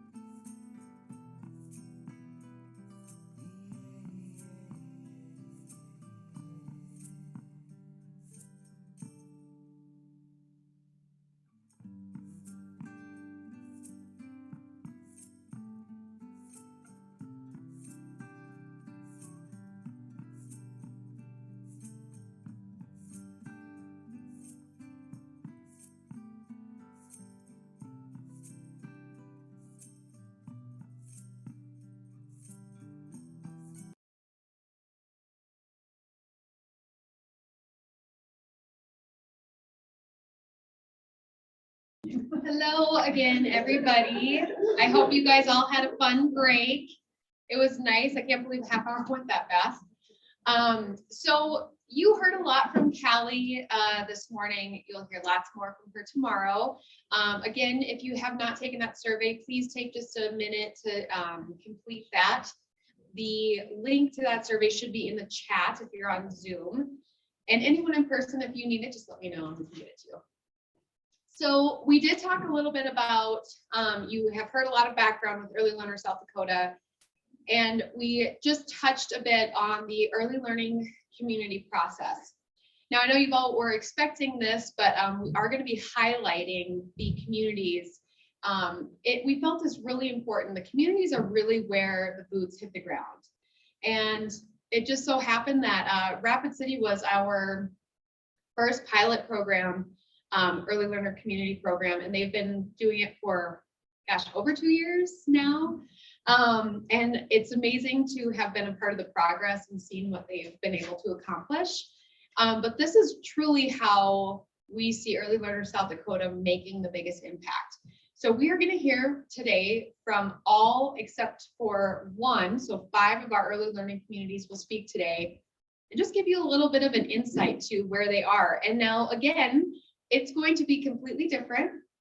All of these communities purposely and intentionally are asked to do things how they want to do things, right? Because Rhonda and Huron knows what Huron needs best. And Rose in Custer knows what Custer needs best. So things are all going to be a little bit different. So keep that in mind. That's intentional. For those of you who may be thinking about becoming an early learning community, we want to hear from you, and we're going to talk about that process a little bit more. We are not accepting any more early learning communities at this current point in time, but we will be accepting applications to become an early learner community in January of 2022. So if you are interested in this process, that does not mean we can't start the conversations.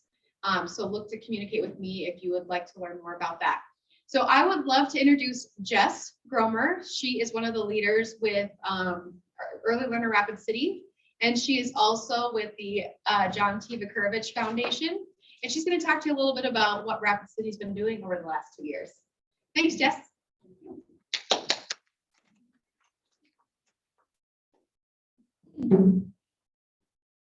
For us vertically challenged people. Good morning, yes. I'm Jess Gromer with the John T. Vukurovich Foundation. I'm the program officer there. And I'll give you a little bit of background on my personal interest in early learning. My kids are 17 and 21, and I actually looked at my son at the countertop yesterday and said, "You're going to be 18 in December. I'm going to have 2 adult children." So I'm feeling old, but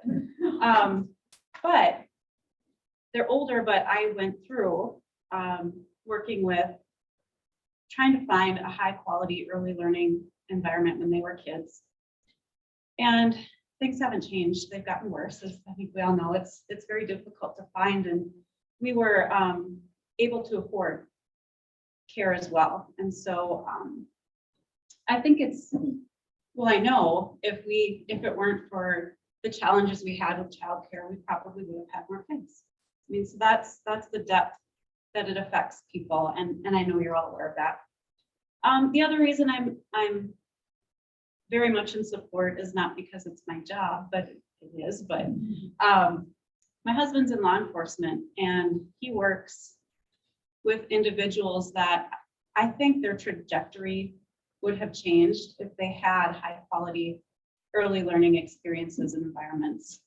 And so we understand that it's not just a preschool, this is truly affecting kids' lives and their trajectories.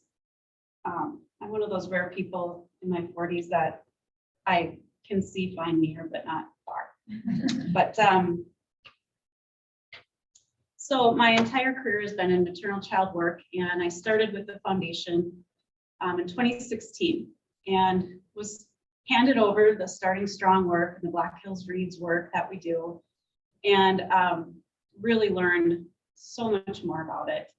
And we have been, our foundation actually, as it sits today, has been, it's pretty young, formed in 2007. And in about 2008 to 9, we really dove into the early learner work and have really been growing it since and supporting it in our community as much as we can.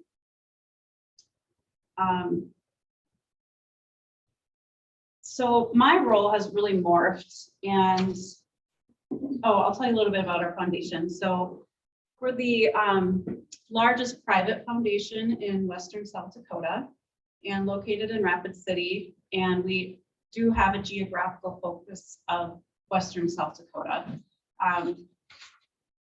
Our funding priorities really look at that cradle to career continuum and the social determinants of health that support that continuum. And it really starts at the perinatal period through kindergarten readiness, 3rd grade reading, middle school math, high school graduation, post-secondary enrollment, post-secondary graduation, and then eventually obtaining that living wage.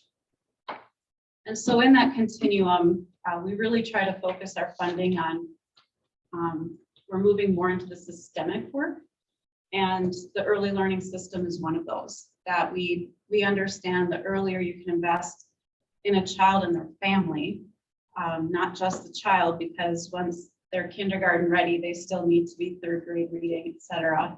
And you need a system to support that. So, do I have a clicker? Oh, for next slide. Hello.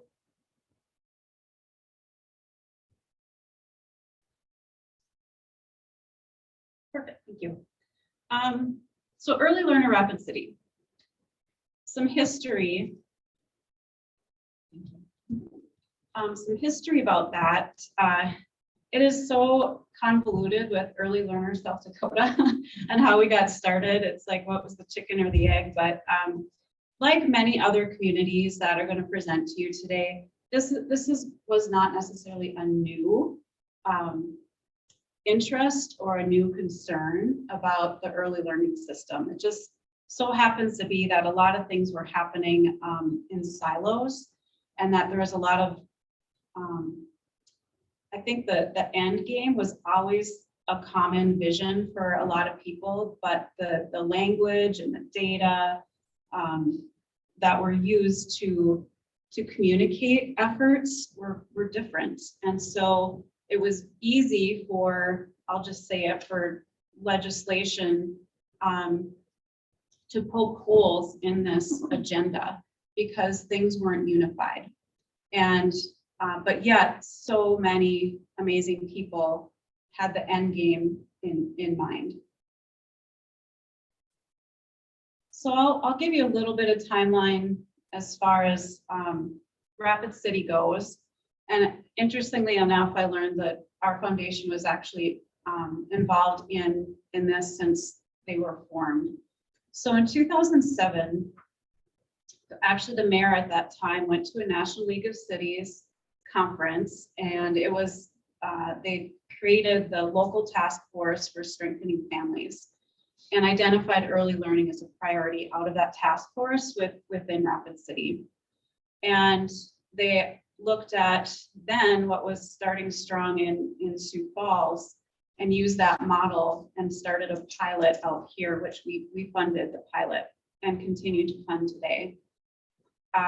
So that pilot actually started in 2010, and the city supports that as well. And so that I think, which is such a unique perspective, and that our city is actually putting funding towards early learning. Roll forward further, 2018. So this is actually when early learner Rapid City kind of ideas started happening. Again, I mentioned that there were so many different people doing early learner work but they were doing it in silos. And so in my role, one of my roles at our foundation is to be a connector. And and I have the privilege of being able to meet so many people and so many nonprofits and learn what they're doing. Whereas having come from the nonprofit sector myself, I didn't have time to do that. I mean, it wasn't part of my job. It couldn't be because I had no time. So having that perspective and given that opportunity to do it in my role, I started hearing all of this early learner, you know, preschool, Maple, this ECCEN and Starting Strong and Black Hills Reads and other initiatives. Like, well, we're all doing the same thing. Let's sit down and talk. And so, and then the mayor comes back from another National League of Cities initiative on early learning and launches his initiative. Wait, why did he talk to us? It was just, so I called everybody. I called the mayor's office. Like, we got to sit down and get together. So in 2019, after the mayor launched his No Small Matters screenings, we sat down as a group, and I still remember sitting down and the mayor saying, if we're going to make any progress in this state, this has to be a grassroots effort. We can't keep trying and trying and trying and put legislation through when it's not going to happen. We need our communities to speak up and make it a priority and make it so they can't ignore us, if you will, or poke holes in our stories that there's no interest. So then we started meeting and kind of developed our key leaders, which I'll get into in a minute, but we adopted the National League of Cities Early Learner Community Action Guide. And it was overwhelming, I'll admit. I mean, where do we start with this? This is, but once you really sift through it, what I love about it and what Kayla said just a few minutes ago is that you can make it your own if you choose to use the guide. And it is designed so you can make it your own. It's not, you don't have to check off the boxes because not every community is going to fit those boxes. And so we started sifting through this. Believe it or not, our first quarterly meeting that we held with all our stakeholders, we were going to do all 4 blocks at once. We very quickly realized that was not wise. Let's see. So under 2019, at the bottom there, I mentioned the quarterly meetings. We knew we had to get a large stakeholder group involved. And I think we did, and we still do. The pandemic's put a little bit of a kicker in that, but so we only missed one during the pandemic, switched and went virtual. And of course our attendance isn't as good as it was. I think we had, well, I know we have over 400 on our list, but our first quarterly meeting, I want to say we had 60, is that right? Okay. So then in 2020, Early Learner Rapid City received the first Black Hills Reads Early Learning Community Implementation Grant, round 1.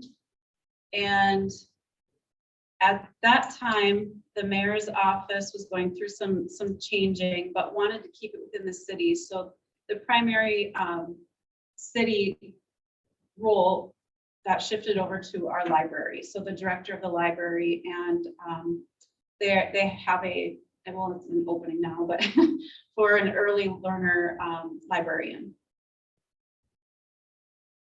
And then this year, we received our second Black Hills Reads implementation grant. And I wanted to put in here too, Black Hills Reads worked with Benchmark Data Labs to create an early learner systems report, which, and yes, beautiful, beautiful job, Callie. And you should just have seen me when I read this. I was giddy. I was so excited because this is the work I do. It's the systems work. And This is the first systems report that I am aware of that has been done in our community specifically for childcare and really even any other system. And so I was so excited to see that, and it really does show the progress that in particular Black Hills Reads has done, but could not do it alone with all the other partners at play with the system. I was gonna say that, thank you. Yes, also on United Way of the Black Hills website. So during all of this, Early Learner Rapid City was creating like the logo and the language, and we created the one pager, excuse me, that's on your table in front of you. You can also find it on the earlylearnersd.org website. And when that was happening, a bunch of statewide groups were getting together and met in Chamberlain, right? This seems fuzzy to me. And yes, thank you, Kayla, for confirming that. And so they, as a result of SDUIC getting a grant, and we kind of brought our materials from Early Learner Rapid City and said, hey, we've been doing this, we've got some leadership structure that's working. What if we created an umbrella of Early Learner South Dakota and communities underneath it? And this is where we're at today, and it's very exciting to watch it work. So I mentioned our leadership structure, and Callie went into this as well with her report. And the leadership structure that we've created has been, I would say, very successful because it's not any one entity or any one person. And so locally in Rapid City, that became our local SDUIC, which happened to be the president for two of the positions. And then United Way of the Black Hills Reads, and our city, which I mentioned, is now up at the library, and myself at the foundation. And the beauty of that is we've actually had turnover in a couple of those positions, but it didn't stop our momentum because, again, it wasn't left up to one organization or one person. So we maintain the momentum and have kept that leadership structure and really see it working at the state level as well. Let's see. And I mentioned already, we call it our advisory team, which is the key governance of Early Learner Rapid City. They're the ones who are responsible for getting funding, making some bigger decisions. And then we have our leadership team, which is comprised of the advisory team and all our subcommittee co-leads as well. And I'll get into the subcommittees in a minute. And then we have our subcommittee members and then our stakeholders at large.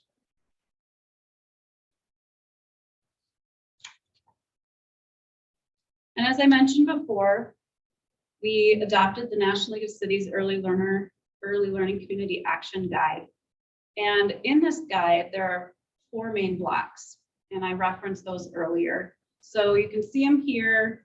Number 1, we've got leadership. Number 2 really focuses on services. Number 3 is more neighborhoods. And finally, 4 is on policy work, which we know is probably the most difficult. Well, they're all difficult, but if it were easy, it'd have been done already. But so this is an example of block 1 and the 5 targets that fall underneath block 1 within this guide. And I know it's very small, but so really the five targets deal with leaders, investments, members, informal supports, and resources. And I am probably going to go.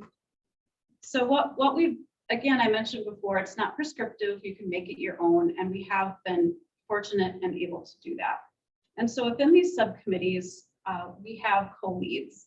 And just like the leadership structure, if you have 2 people and there's turnover, which we have had a lot, unfortunately, but that's the name of the game, you can maintain your momentum and deal with that turnover in a more efficient way.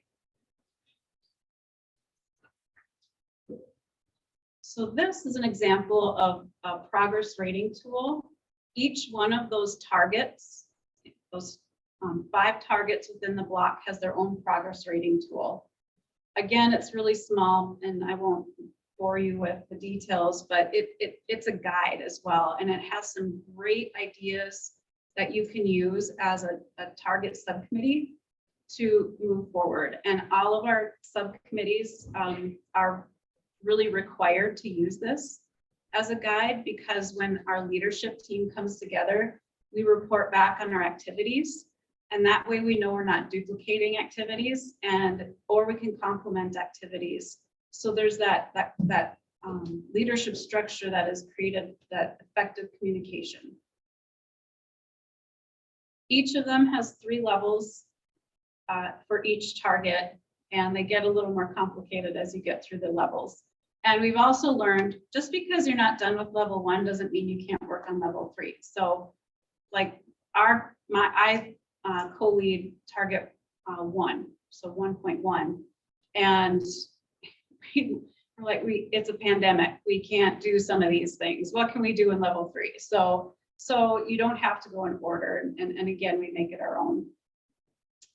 So that's how we've been structured and how we are using the tool. That doesn't mean that every community feels like this would be useful to them, and that's completely okay. We just found that this was something that we wanted to use, mainly because the mayor told us to. I'm kidding, it works for us. Leadership accomplishments. So some of the things that our leadership group and the target 1 group that I lead, which is leaders, have done, definitely are working on getting community support. We created the vision statement, which Early Learners South Dakota adopted. The 1-pager that's on your table, we approved goals. One thing that my group did was we took what Early Learner Rapid City wanted to do, and we looked at what the current Rapid City plans had. So there were 3, the comprehensive plan, the Rapid City cultural plan, and the Rapid City downtown plan. And if Kelsey Sagos was here, I'd give her another hug, because she was originally with the city that worked with us, and she really helped guide that work. And we found places in each one of those plans where Early Learner Rapid City fits and makes sense to be in existence. We talked about MOUs, again, that leadership structure, secured the grants from United Way, and then we hold those quarterly dinners, and we're working on an equity pilot for Early Learners South Dakota, which I'll go into in a minute. So our subcommittees have really also done some amazing work, again, despite the fact that we had a COVID and we couldn't gather, and had all of these amazing plans to go networking and go to all of these events and have booths. So that was squashed, but created a resource website page, a distribution plan for the resource guide that they developed, looked at things, do we need to look at different languages? Of course, the marketing materials. They also did a survey to the community to understand early learning environment in Rapid City. This was about to move forward, but have focus groups with the medical community, but the second wave came through, so they're a little busy right now. And then work with the Grow Campus and partnership with Early Learning Trail Signs. So these are some great things that we want to be proud of and highlight and offer up ideas to other communities. You know, this isn't just a Rapid City thing. We want to share these ideas that other communities can use as well.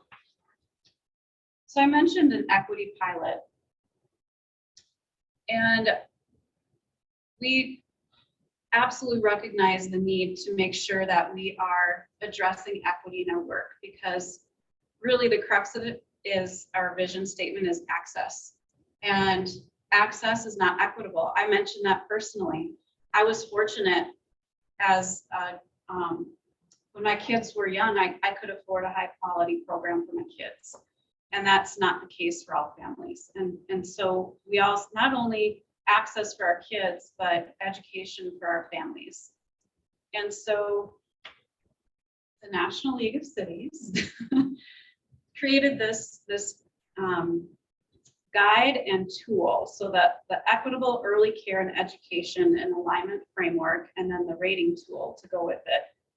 And they as well are complex. We took some time as our leadership team to go through this rating tool, and it was a half day of painstaking work.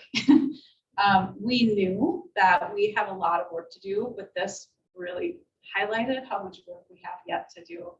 But we needed a baseline. So we have met, I hate to say only twice, but they're both really productive meetings, both half a day. And we got that baseline. And what we also realized is that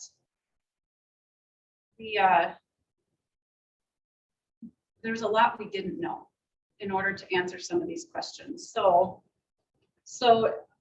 going through this, there's 8 elements to this rating tool. I know you can't read them, so I will for you. Multi-sector partnerships, data-driven decisions, family engagement, equitable access, coordinated continuum, professional development and support, sustainable resources, and community participation. So with that, we quickly became overwhelmed once again, kind of like when we looked at the National League of Cities guide.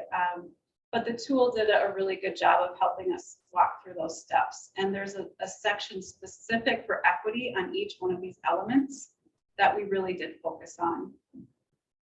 And so we determined where we were at. We determined what we don't know.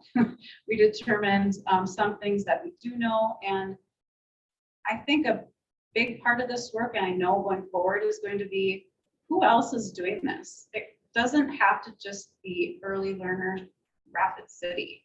What other entities are out there that are doing this particular work in a particular element that we have to address? So that's really where we're at now, is figuring out who else is doing the work, and we don't have to do it all. So we have a basic understanding of where we need to go from there, and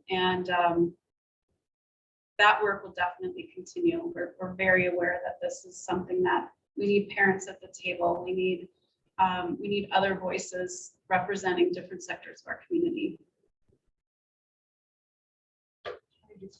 Oh, 1 minute.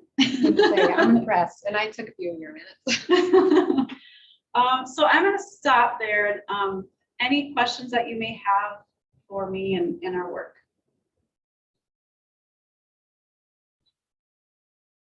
Questions from the chats too. All right. Apparently it was thorough. Thank you, everyone. Actually, I did have one question. Will people here be invited to our virtual option or option at all? I believe we're having a virtual option. Yeah. In case the community wants to see what it looks like to have a really stakeholder meeting, and you don't maybe kind of either be at or zoom into.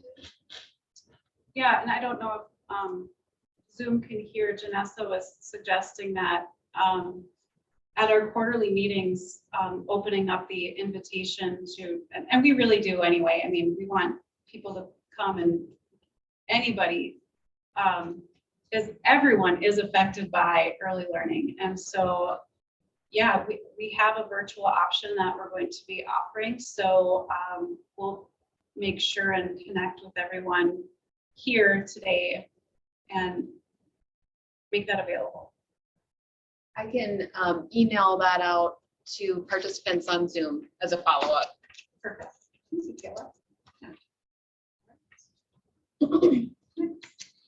Thank you.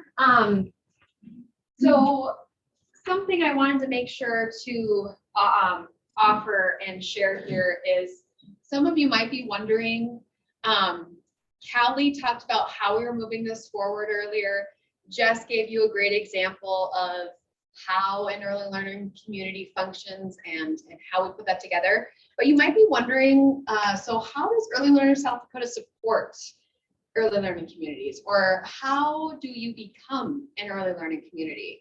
So if you go to, I have put some links in the chat, but the Early Learners South Dakota page has an entire tab that says communities. That drop-down tab will offer become an early learning community. That will go through some steps of the process. I also have Mile Up Marketing is our marketing firm that we work with. They're amazing, by the way. They're uploading right now a training we did earlier in January during our public policy forum, where we talk about how to become an early learning community. So that will be on there by the end of today. That also talks about the steps of the process and a few things that we offer. So we are here to walk you through the process, answer any questions, talk to you about the National League of Cities Guide. We offer marketing materials. So things are already created for you. If you don't want to have to recreate materials, they're already all on the website for you. We're really here to help do as much for you as we can. One of our communities said, hey, do you have a sample press release? No, but I'm sure other communities would like that. So we made a sample press release that's now available to any community that would like one. So that's what Early Learner South Dakota does to support the communities, is we try to make those materials, help you through the process. I think I talked to Custer for like 4 months before they officially decided to take on the process. So it's okay for you to think about things and for you to take your time through this process. It's a lot. Also, one other quick thing, I do want to thank the plow guy who came in earlier. Apparently he's been here for like 2 days straight plowing. They are so short-staffed, and so thank you guys for taking the time and helping him out with that. So the community page, and I think that's all I want to cover as of right now. Early Learner South Dakota website's the best place to go. Now we're going to move on to Carrie. Thank you, Brittany, for helping Carrie with her audio. Are we good to go with Carrie? Carrie is the leader of Lee Deadwood Early Learner Community. Hi, friends. I hope you can hear me now. Is this working? Yep. Yeah. Yay. So first of all, I am really excited to be part of this work. And in the group of people, it's just amazing company to be part of. So I want to say that too, because when you get a lot of motivated, like-minded, focused individuals together, really there is no stopping us. And I haven't been part of this for really that long, but what I have seen, I am so impressed with. And like I said, just really excited to be part of this. I'm an educator, and even before I was professionally an educator, I was an educator. I've always really been at home and myself with children. And so getting to be able to move into this role and start supporting our earliest learners deep and wide is really exciting for me. And so being the early learner coordinator in Lee Deadwood is something that I'm still wrapping my brain around, honestly. I'm originally from Lee Deadwood, and so getting to be back in the community and really focusing like this is just an opportunity beyond words. So my role actually started at Northern Hills Alliance for Children last October, and I was a co-administrator and the director of education, and I was mentoring, and we had a teacher who was helping in the role of early learning coordinator. And she was also helping to implement some resource building. And I'll get into that a little bit later on. But the point is, I've kind of moved into this role over time, and I've officially taken this on September 1st. So I feel like I have a lot of learning to do. And Jess mentioned the sharing that Rapid City community does. And Kayla also mentioned all of the resources that are available on the website. And I can't even tell you how grateful I am to have those available. And also the fact that when I reached out for help and asked for mentors, I had like 4 people just pop out of the woodwork in like just a few days, and it continues. And that feels so wonderful and so very supportive. And that's another thing that I think is really important to mention just right out the gate here in my presentation, because the work is vast and it is multi-sector and it is convoluted, and the National League of Cities guideline is big. But there are people who you can reach out to anytime, and really the community that we have built in our state, and I do believe nationwide, surrounding education is one of the most powerful communities that I've ever witnessed working with. So I just have to say that.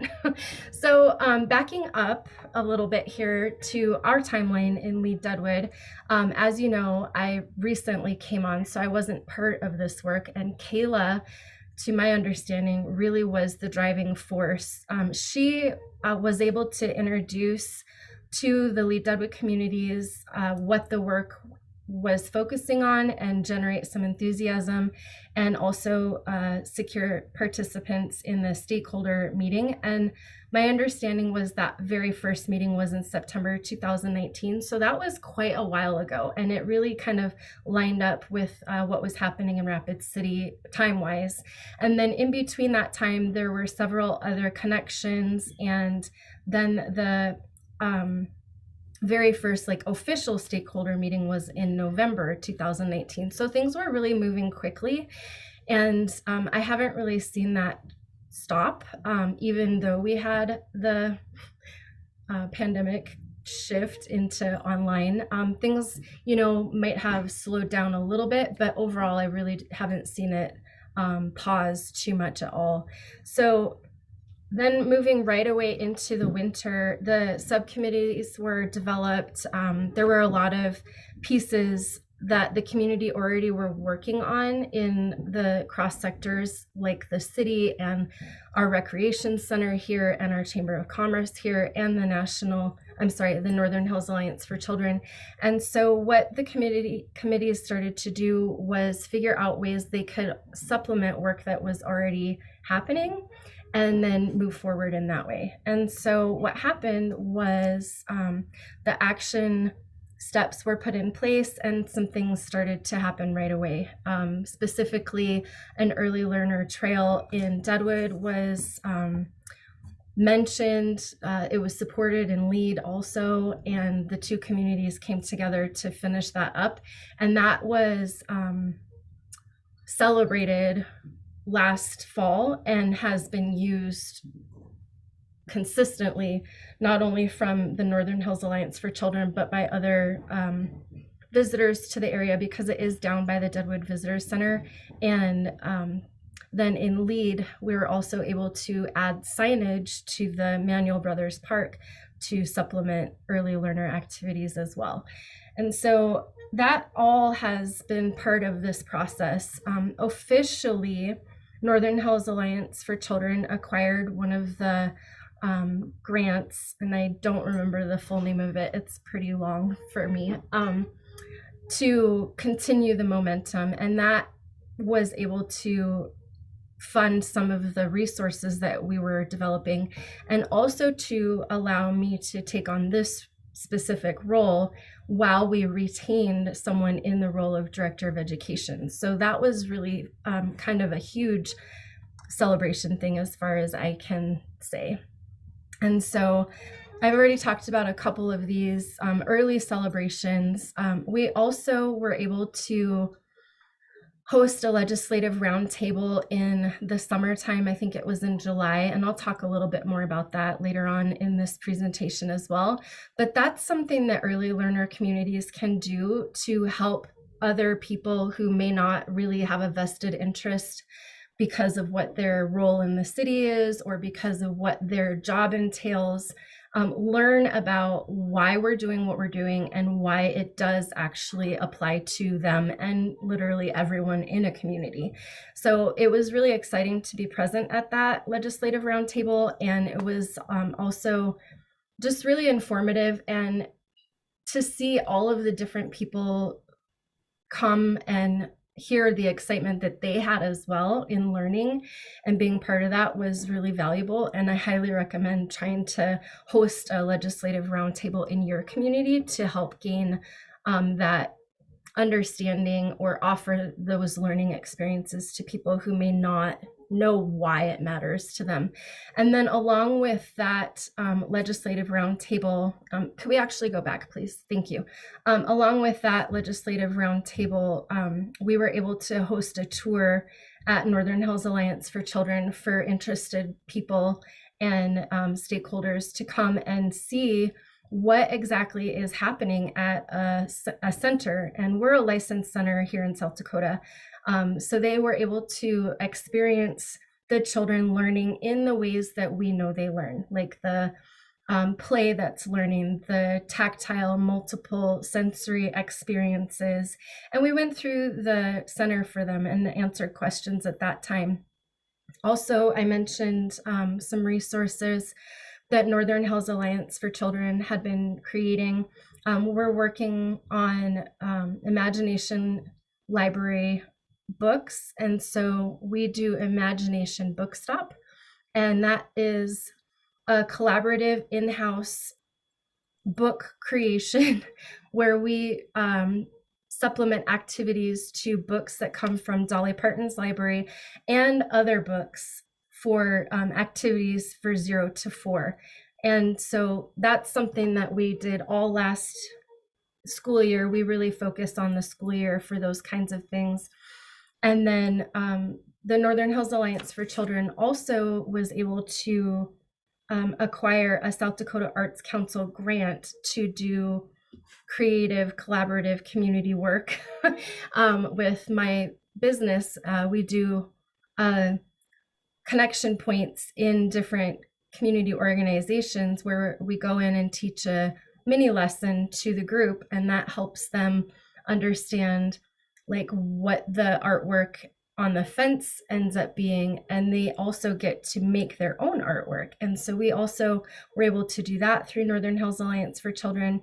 There's quite a few celebrations here. You have access to the PowerPoint, so I'll let you go ahead and read through other things, but really there's a lot of great things happening, and I'm excited to see where things go from here. So thank you, Brittany. We can move forward. I appreciate you doing this for me. It's not easy with the tech and coordinating everything, and this has gone quite well. So thank you for that. So some of the needs that I think would be really helpful as a really kind of new lead in a community is to have a mentor automatically paired with administration of facilities. So that would be like the informal facilities. And I know we're working on generating lists in communities of what those facilities are. So it's the in-home centers that people have. And also for the formal facilities. So like for Northern Hills Alliance for Children, I would love to see a mentor automatically paired with those leads or the administration of those facilities, because not everybody is going to ask out for a mentor. I know how I learn best, and I learn really well in kind of a team setting, and I really love to have a lot of information when I first start something so I can kind of sift through and figure out what the pieces are that I can offer. And so I think doing that pairing right out the gate would be really helpful. And I think it's on the table for our strategic plan, but I just wanted to mention it here too. And then I think also the mentor automatically paired with the community lead. Like I said, same thing. It's just someone who's automatically connected to the person who's supposed to be, or the people who are supposed to be kind of paving the way in the community. And I know that is happening, but I just think it's good to state it, like I said. Also, figuring out where pop-up community event collaborations could happen with the communities. So looking at those cross-pollination sort of sector fluidity, I don't know if that makes sense, but putting those things out as a list before a community even starts, just as ways they can connect in with their community. The National League of Cities guidelines has these kinds of things in the blocks, but I think it would be really useful for South Dakota communities to develop that particular event collaboration option together. I hope that makes sense. And then also I think what would be really helpful is technical website assistance, whether it is over the phone or directly coming into facilities. And I think that would be good for not only the childcare facilities, but also for any of the events that might be popping up.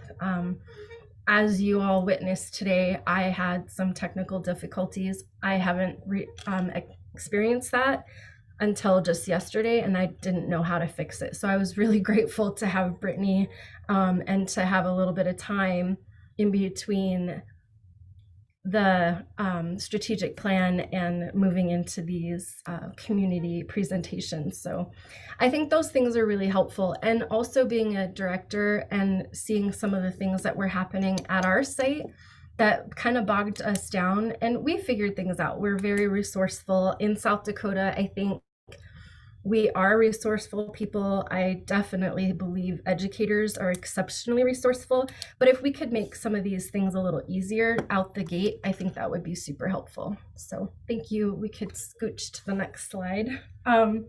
So some of the things that I had right away that I really was grateful for was that easy connection. So I did reach out, like I mentioned, and I've been able to connect with Rapid City several times. I've been able to connect with Vermilion. I'm really excited about my new position with SDA EYC2 because I will be doing that more. But the thing that was great is that it was easy to do and it was responsive.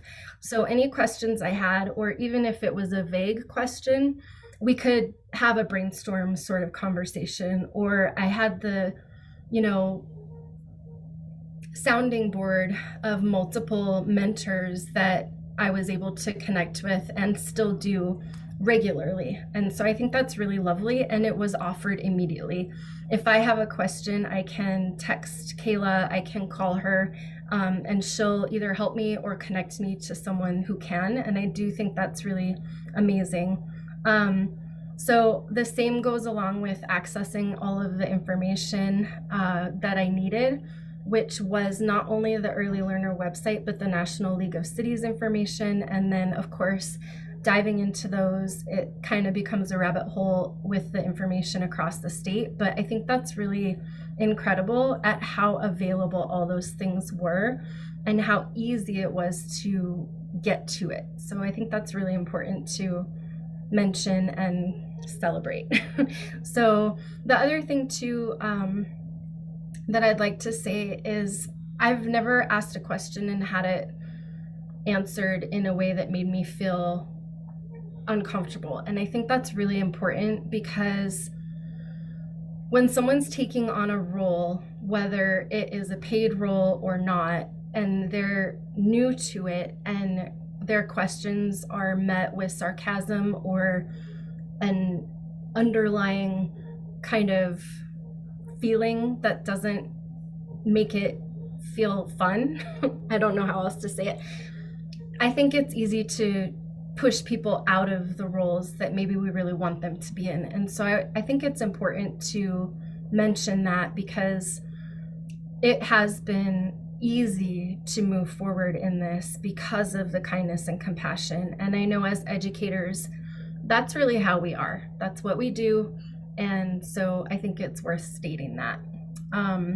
Same thing, growth mindset and making changes is possible. So believing that we do have the power in our state, in our organizations, in our sectors, in our structure to change things that may not be working or are not equitable is so important. And teaching that, I think, is also incredibly important, whether it's when we're working moving forward, whether we're in our early learner communities, in the strategic planning, when we're, mentoring in centers, mentoring teachers in centers.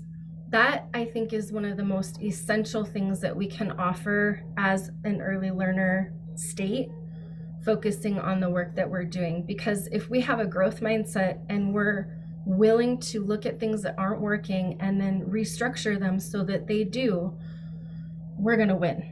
And it's not like a basketball type of game win. It's like an infinite sort of, we're going to support all people game win. And when we do that, we are going to be setting our earliest learners up for success from here on out. And that trajectory that Jess mentioned, that trajectory that I saw every single day when I was a teacher on one of our reservations, will change. And being able to do this across the state, grassroots, legislative, top of the decision-making process, and bringing it all together, like Kayla and I mean, we're just on the same brainwave here, talk about that, we'll be able to do this faster. So thank you, we can scoot. So talking about the Early Learner Toolkit and National League of Cities Guide, in Lead Deadwood, we began with the Early Learner Toolkit, and it was really easy to help support us step into the work that we wanted to do. It was succinct. It's only 4 pages long. The feedback from the stakeholders when I asked out about this particular resource and this particular material was that they really were very happy with Appendix A because it was easy to follow and it set things up in a way that didn't feel as daunting. And so I thought that was really great. I haven't really worked with that very much because that was already done. We are now working with National League of Cities Guide, and so that's what I'm working with currently as the lead. And I really love this guide because it does unpack all of this work, which is vast. It's 4 blocks, into these really easily trackable goals that you can just take one at a time, and you can work on them in the committees that you have developed in your community. And the other part of this that I find to be really fascinating and useful is that you can work them in order, blocks 1 through 4, or you can do that holistic sort of emergent way as well, because you might not be able to keep moving through one block like Jess mentioned as well, but you can go to another block and pick things out. Or because when you have really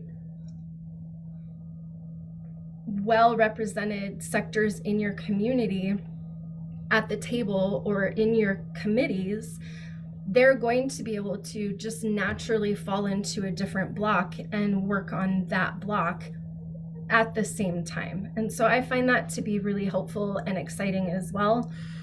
So the other thing that I would just mention is that even if you know you're not going to work on a particular block or a point of that block, knowing what it has coming down the line lets you as a lead or a community coordinator kind of seed ideas that you know you're going to want to see the fruits for later, or that you want to work with people on later. I know as educators, that's something that we kind of are responsible for in the classrooms as well, is giving information in a kind of linear fashion, yet at the same time it's flowing in a cyclical fashion, and you oftentimes will introduce the main goal at the end and then unpack it and then move back towards it. So it's very holistic, and I like that about the National League of Cities Guide as well. So in Lead Deadwood, our committees are structured.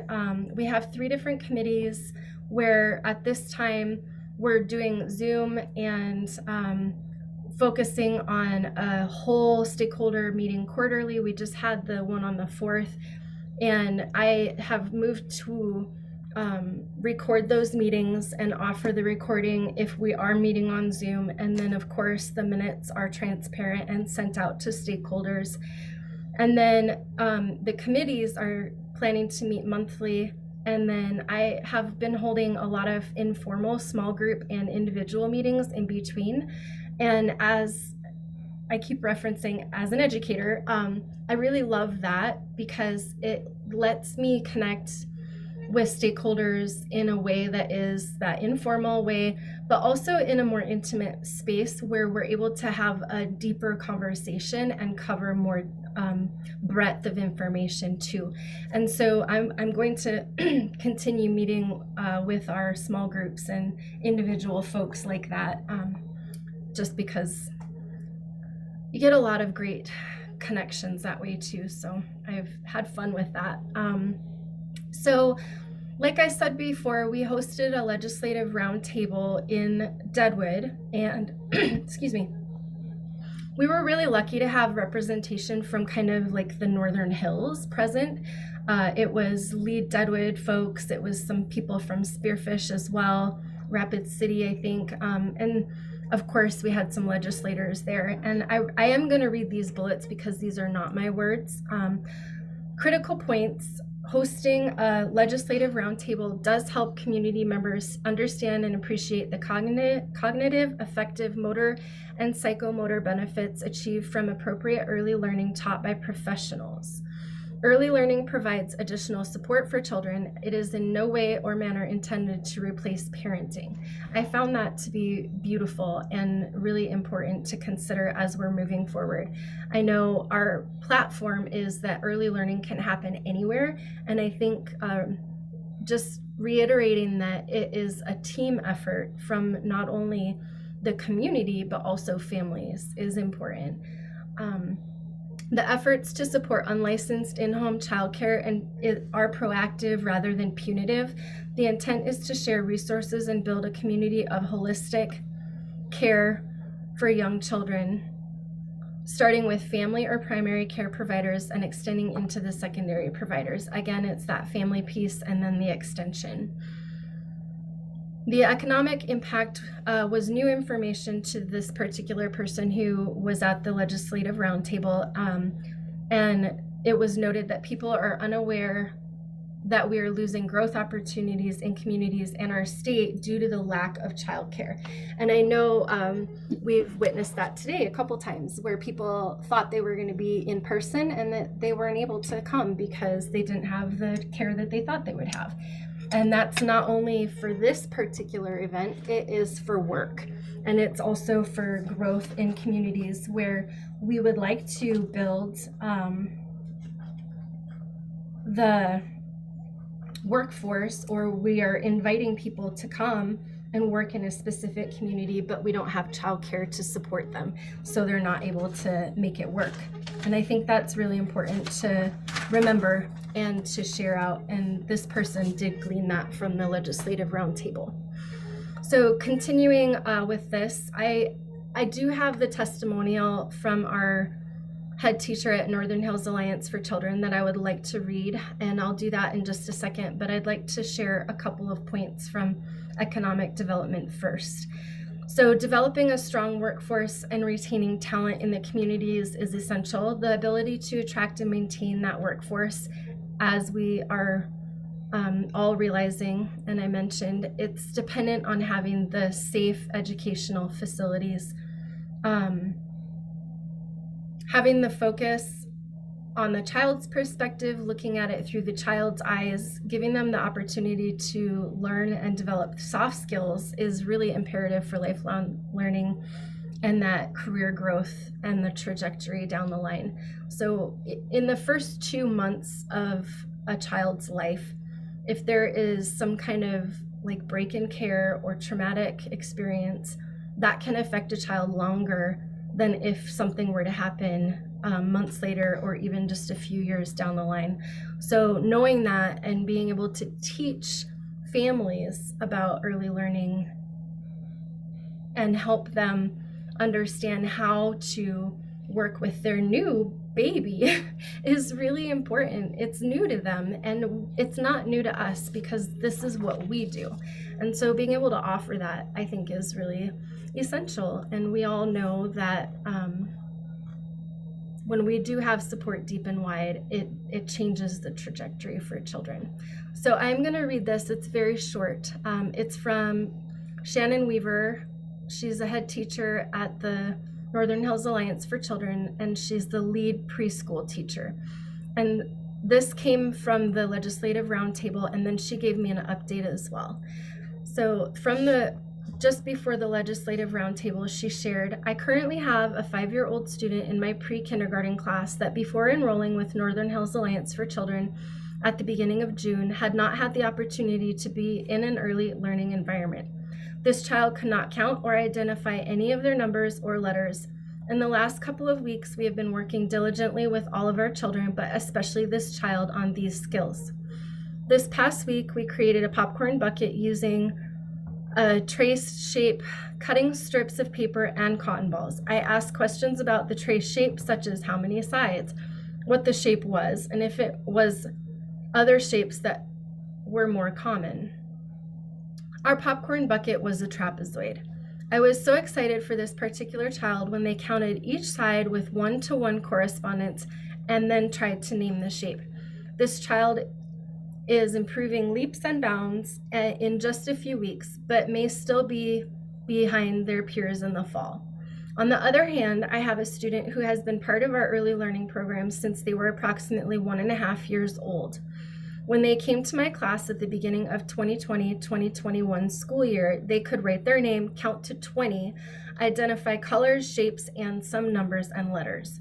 Throughout the year, they have continued to learn and identify more numbers, letters, and associate the letters to the letter sounds. And writing their name has improved as well.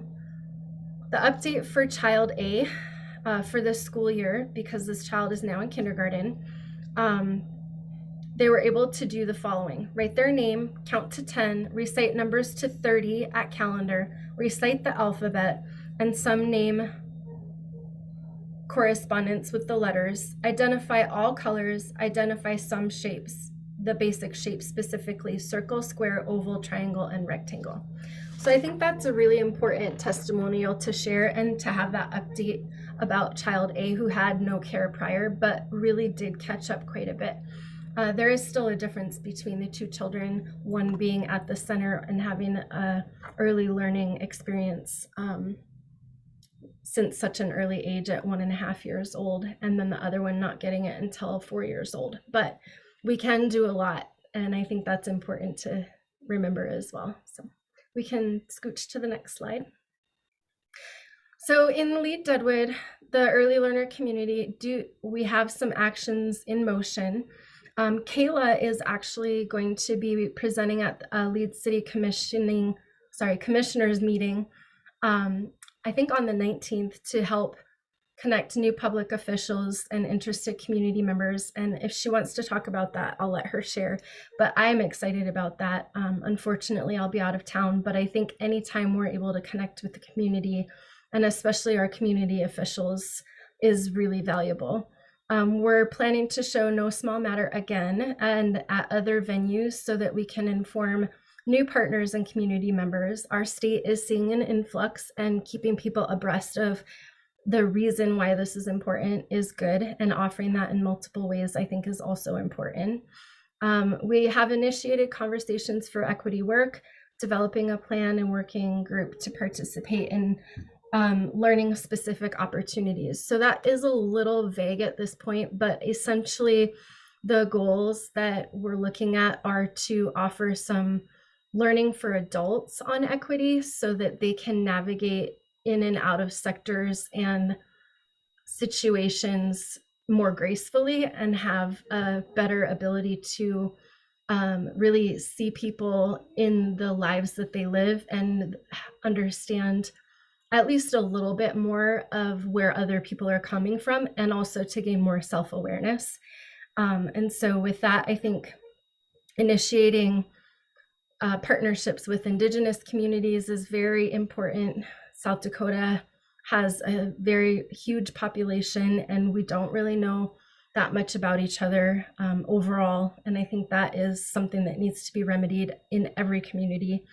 And so that's one of the plans that we're looking at. Connecting to Change Network Fellows and Leadership Team. I was a Change Network sorry, I lost my word there. Change Network cohort member in 2019. And that is a network of individuals that I would love to tap into with this work as well. Not only in Lead Deadwood, but also in other communities at some point. There is a science and STEAM collaboration that we're looking at with Sanford Underground Research Facility partner, Boys and Girls Club of Lead Deadwood, and the Chamber of Commerce as partners, and continued collaboration work in other arenas as well. So also looking back at the activities calendar, there was a really great list developed, and then of course COVID, so things changed, but moving towards that again and bringing it back into our focus and hosting and co-hosting those events, the pop-ups that I mentioned, and other activities. Like in Lead, we have Lead Live in the summer. We have Second Saturdays. That's I think a revamped, I feel like it was present, and then this summer it really got moving again. Maybe the COVID situation affected that as well, but plugging into these is really important. And I'll just go ahead and move to the next slide, which is the end. Thank you so very much. It's wonderful, like I said, to be part of this work. I hope to see you all soon. See you next time. I am available at earlylearner@nhfirststep.com. So if you want to reach out, please do. I'm really excited and looking forward to connecting with individuals working in other communities as we continue our momentum in Lead Deadwood too. If anybody has any questions, I will do my best to answer. I'm also grateful to have Kayla and Janessa here. So if I don't know, they might know. I'm not seeing anything in the chat. Does the room have any questions for Lead Deadwood community? All right. I know we're really, we're a little over time, and so we are going to have an hour for food. But before the Zoom leaves here, I do want to just touch on, Carrie mentioned I'm a city commissioner in Lead, and so I'm holding an open house public meeting for folks to talk about childcare, because we are seeing that as a major issue in Lead Deadwood. And so for any of those of you who are connected to elected officials, I would just highly encourage you to talk to them and let them know that it is okay for them to talk about this and bring the community into the fold when they're talking about this. It's the equity guide that Jess mentioned that the National League of Cities has put out. That thing is chock full of what city commissions and county commissions can do to improve equity within their communities for early learning. So there's lots of ways people can help. It does not necessarily just mean there's a dollar sign attached to things. Of course, it'd be nice if there was, but sometimes that's not the case. So Zoom, thank you very much. We are going to reconvene at 1 p.m. Mountain, 2 p.m. Central. We're gonna, the rest of the information is about food and logistics in person. So we'll see you all Zoom in about an hour. Thank you. Oh, hold on, there might have been a question. Oh, never mind, it was a private chat. Okay, so logistics for food. The food is all ready. It is in the pool room. If you are gluten intolerant, there is a gluten.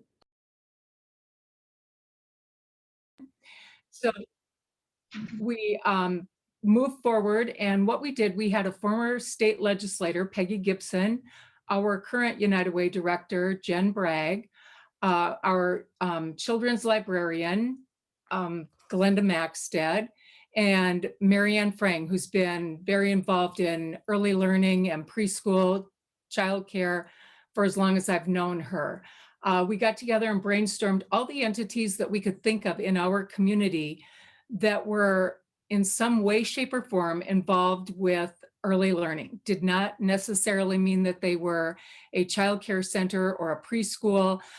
We turned to entities like our Parks and Rec, our, as I said, the public library, our Safety City program, our People's Transportation, our city police force, the fire department. We got in touch with as many entities as we could think of. And, you know, we pulled the initial group from the Preschool Partnership Program. And I have to believe that almost all of you are quite familiar with Huron's Preschool Partnership Program. That is a program that was developed in 2008. At that time, I was the United Way director and attended a state United Way meeting in Sioux Falls. At that meeting, they were introducing the Starting Strong pilot program in Sioux Falls. And when I came back to Huron, I met with our school curriculum director and Huron Head Start. At the time, that was Charlotte McMahon. And that was how I developed my friendship and got to know Kathy so well. And we got together and we formed what is called and has been called the Preschool Partnership Program. And with that program, we have placed close to 600 children into an existing preschool prior to kindergarten with the help of Head Start and the 7 other preschool providers that we have in our community. So we had that basis, if you will. They served as our foundation. That group, you know, the preschool providers and all of our kindergarten educators, our kindergarten principal, and Head Start, our mental health center, a number of different entities, the public health nurse, Bright Starts Parenting came together to form an even broader coalition called the Preschool Partnership. And from that, we built on this early learner, we call it a communication coalition right now. We haven't quite developed all of the things that we're looking forward to doing, but with that Preschool Partnership coalition in place, we were able to expand to over 60 different groups and organizations and just keep an email communication going with all of them in our community. When our Parks and Rec department has their program listing for children, we forward that out to everyone. When preschools have openings, we forward that out to everyone. When the birth to 3 are doing their screenings, we send that out to everyone. So we've really done a good job of keeping everyone connected. And the good thing about that too was that so many organizations, childcare centers, daycares, preschools weren't aware of when these programs were going on and when they were happening. So it's really been good to keep that communication and connection going. We recently had the National Night Out and our city police department put that together. And we opened that up, got the word out on that. And there were probably, I would say, close to 70 different booths set up. And a number of those were preschools, childcare centers, the public library, and children came and everybody shared information. It was really beneficial. Another thing that we've done in our community is partnered and shared the resources with others in the state. I know Lisa has shared the information on the milestone markers, milestone moments. Here's my PowerPoint. We got these out to all kinds of different entities in Huron, took them to all the preschools, childcare centers, public libraries, social services. That's been a really great resource. And those were things that not everyone in our community was aware of. Another thing we've done, I'm also on the Statewide Family Engagement Center Advisory Council, and we partnered with them to hand out the Getting Ready for Kindergarten milestones, the 6 readiness areas that we handed out at our kindergarten registration. These are wonderful. And a real shout out to Statewide Family Engagement Center. We have grade level schools in Huron. And so our Buchanan K-1 Center handed these out to every incoming kindergartner. And we also have them in Spanish. And then our very own Mr. Moo interpreted them.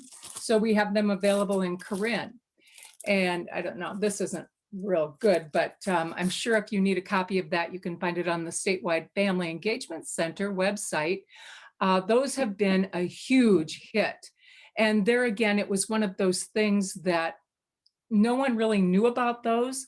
Our kindergarten principal was thrilled to have those to hand out so that parents could be looking at those and find things that they could do to better prepare their child for kindergarten.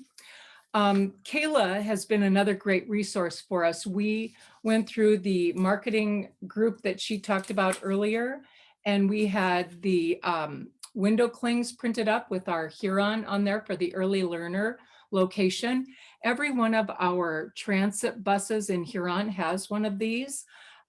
They do a wonderful job. They provide transportation to children to and from preschool if the families aren't able to access transportation. We partnered with the Huron Community Foundation, the Wings Foundation, to fund that program. Our transit program also provides rides to children from the after-school program who otherwise would not be able to attend. So they are a real key link to so many of the programs that are offered. During the summer, they offer a transit pass for $60. Parents can have their children transported to any summer activity, anything that's going on in the community, the summer library reading program, any of those things. The transit team picks those children up, delivers them, takes them back to their daycare center. So we've done a lot of things like that. The big thing that I would say we've done is just opened the communication lines. We were very fortunate too to connect with a student attending USD who is a Huron student, and she came back for the summer. Her name is Jesselyn Lichty, and I have to give a big shout out to her. She worked with us over the summer to develop an early learner directory for our Greater Huron Development, the Economic Development Corporation. We're fortunate too, the Economic Development Corporation is part of our partnership.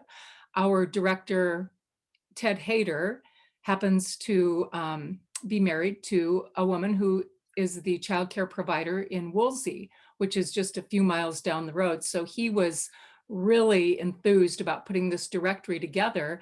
And this was an interesting little tidbit. We went to the Brookings, we followed some of the things they were doing, and we went to the Economic Development website in Brookings, and they had a childcare listing directory. So when Ted and I got together, we looked at the Huron Economic Development Directory, and there were tabs for all kinds of things if people were interested in moving to Huron. In fact, we chuckle now, there were 6 tabs for pet ownership for people who were interested in moving to Huron, and not one little bullet point about childcare or early learning opportunities for children. And right away, you know, Ted goes, we have to change that. So Jesselyn came home for the summer and spent her summer providing childcare to her nephew and also putting together the early learner directory for the Greater Huron and Chamber websites. And we have had wonderful feedback on that. It was amazing when we started working together on that, how many childcare centers there were. We did not designate if they were registered or not. We opened it up in the community to anyone who provided childcare services could be listed on this directory. And we did put a disclaimer stating that, you know, we were not recommending any, we were not indicating whether they were licensed or not. We're simply providing interested parents, the parents, grandparents, whomever would be looking for childcare or preschool opportunities, that directory. So that was one of the big things that we have accomplished, and we're thrilled to be working with Jesselyn and a couple of her college friends who are actually, much to our happiness and surprise and thrill, looking at moving back to Huron and starting a childcare center here. So some really good things have been happening in our community. We have a lot of things we need to do yet. The National League of Cities information, we've looked that over. We haven't moved forward on that too much yet, but the big thing that I would say we've been doing is connecting everybody with the resources that are out there. And like I said, the state organizations and entities that are out there, it's been nice to share all that with everyone. So that's just a little summary of what we're doing, and a lot of what we've already done. Thanks to the work of United Way. United Way has been actively involved in early learning since 2008. They're the primary funder for the Preschool Partnership Program. They've also installed Born Learning Trails in our city park, and they've put a modified Born Learning Trail in every one of our elementary school playgrounds. And every year, the United Way comes out and touches those up and gets a fresh coat of paint on those. We've also distributed the Waterford Upstart project information for providing laptop computers and kindergarten readiness for families. That was another resource we received from the Statewide Family Engagement Center.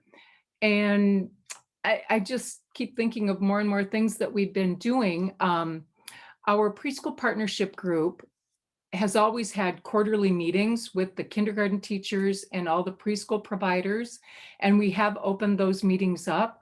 We also in Huron have community partner meetings every quarter, and those have been opened up to the Early Learner Huron group too. So that, again, the big thing has been the communication and sharing of information. So does anyone have any questions for me?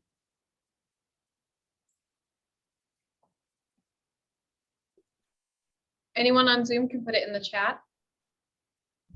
Rhonda, this is Darby from the Statewide Family Engagement Center. Thanks for the shout out. And I don't have a question, but I wanted to say thanks for the shout out and then let everyone know that those cards that she showed you are available for free to anybody who wants them. You can order as many as you want from our website, hand out to parents, wherever you might find them, please.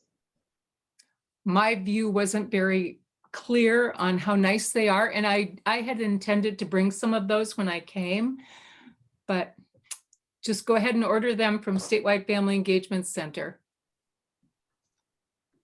And Rhonda, this is Lisa. Thanks for the shout out again. Every community needs a Rhonda.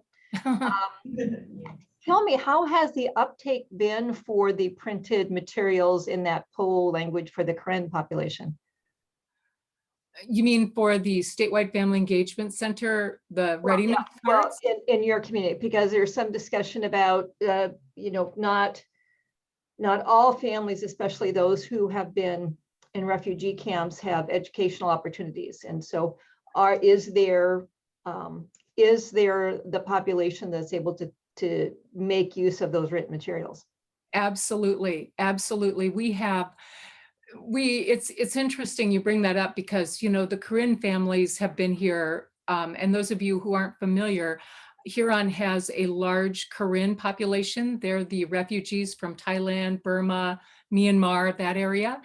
And right now, our school district, I just heard this statistic, we're at 960 ESL students in our district. But Lisa, back to your question, a lot of the kids that have been here, the students who have been here, have lost some of their native language. And so some of the Karen elders are bringing those kids together to help them recall their native language. But we also have a great resource in our interpreters who are able to translate the information. And the families, I think it's very meaningful that we offer that in their native language, and they're familiar with their written word, and they may not be as literate, but a lot of them are as well. So yes, it was very well received. Thanks for asking that. Thank you. That helps to inform other initiatives going on around the state. I have something to add to that. This is Megan Hanshu, also from the Statewide Family Engagement Center. With those same cards, we are adding Lakota and Mandarin Chinese to those. And hope to have those for Christmas. So any of your communities out there in South Dakota and national, we have distributed them nationally also. Keep those in mind for Hopefully everyone on Zoom heard Megan's update let us know in the chat if you didn't. Lakota and Mandarin languages are being added. Okay, very good. Any other questions for Rhonda? Thank you so much, Rhonda. I appreciate it. Keep up the great work. And my mic died. Am I projecting enough? Can you hear me? Okay, wonderful. You know, former theater geek. Anyway, so we are going to be moving on. Huron is obviously they've been doing this work for a long time. I don't want anyone who is thinking about starting an early learning community to feel intimidated at all. Rhonda's amazing. Huron has been doing some great work for early learners for several years. She's an amazing person to learn from, that's for sure. I'll make sure to mention that. Chad, who you saw with his beautiful newborn earlier today, he is the Economic Development Director in Chamberlain, and he is going to be talking a little bit, and he's also brand new to his position. So he's going to be talking and covering a little bit about what they're doing in Chamberlain. All right, hello, can you guys hear me? Yeah. Awesome. Okay, so yes, I am brand new to Chamberlain, brand new to economic development. So I moved here in August and have really just been trying to meet a lot of the community members and you know, try to improve where we can. So yes, Lake Francis case that for the most part involves Chamberlain, Oklahoma, Puckwana. So I'm kind of right on the river here and into at least the two counties. So my predecessor is the one who had us started as an early learner South Dakota community. So it's something that we had been signed up for, but you know, in this change, it's taken over a one-man operation as a one-man operation. So there wasn't a lot of any crossover to figure out where things were prior to me arriving here. So what we've been working on is I've developed a new partnership with the library. So they're going to be one of my other community leaders within this. And reaching out with the school system to talk to the superintendent in the elementary school. I am in constant contact with our daycare providers in town. So really where we're at is trying to develop a leadership team. You know, we're brand new in this process yet. So really working on developing that. The other thing you can see here is we've ordered bookmarks, window decals, and stickers. So stuff just to make community awareness. And so again, for me, one of my struggles being new to the community is figuring out who all my primary players are. So that's why it's good that I've got my daycare communication out there. One thing that we have been doing, if we can go back one more real quick here, that we've been doing that I'm excited about is we have a grant for our daycare providers to assist them in their education. So I had 2 girls sign up this last month for CDA training. So that is the $800 class, another $400 assessment value. And then on top of that, we are giving these candidates an additional $800 in incentives to complete their training and then stay within the community within a childcare setting. Additionally, I have other grants available for training hours. So I know those aren't super expensive courses, but available to anybody who is looking to expand their training hours. So we're really excited about these programs, and it was a grant developed to kind of just address the daycare crisis that we're having in this area. Okay, so yes, as I said, just getting started here. So if we look at Appendix A of the toolkit here, we're kind of halfway through 1 and 2. So we have done the no small matter screening. And as I said, kind of just trying to develop my stakeholder list and how we're going to go about advancing through the rest of Appendix A.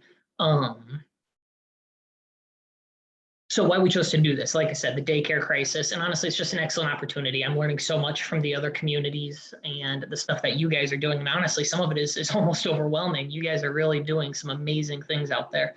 But just the impact that early learning has on an individual's life and the community, I mean, I directly see the impact in economic development. So how Early Learner South Dakota has been helping us, you know, the online guides, the support that, you know, Kayla and the community has given us, and connecting us to mentors. So, you know, I've had phone conversations with Rhonda and been connected to other leaders through the Early Learner South Dakota network. So that's really what they've provided me at this point, and we're excited to continue to move forward.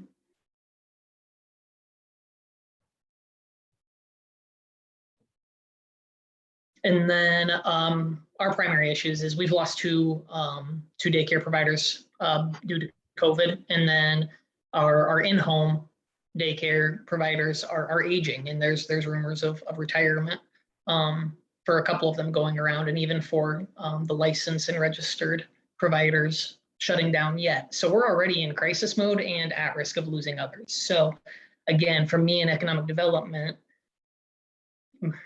as you guys saw, we have a 7-week-old, and so trying to find daycare for him, we were on page 4 of waiting lists when we got here. So luckily we were able to find an in-home provider who is going to take Cliff for us starting in January. But as whether you're trying to bring in a whole company or recruit young professionals or medical professionals or teachers or whatever it is, it's really hard to get people to move to the community if you don't have somewhere for them to send their children. So that's kind of the biggest incentive for economic development to address. And that's all I have for you guys. So a real short presentation. Any questions I can answer? Any questions from the room? Chad, I'm not seeing any on Zoom either. I appreciate you presenting, and with I think you said 7-week-old, no less.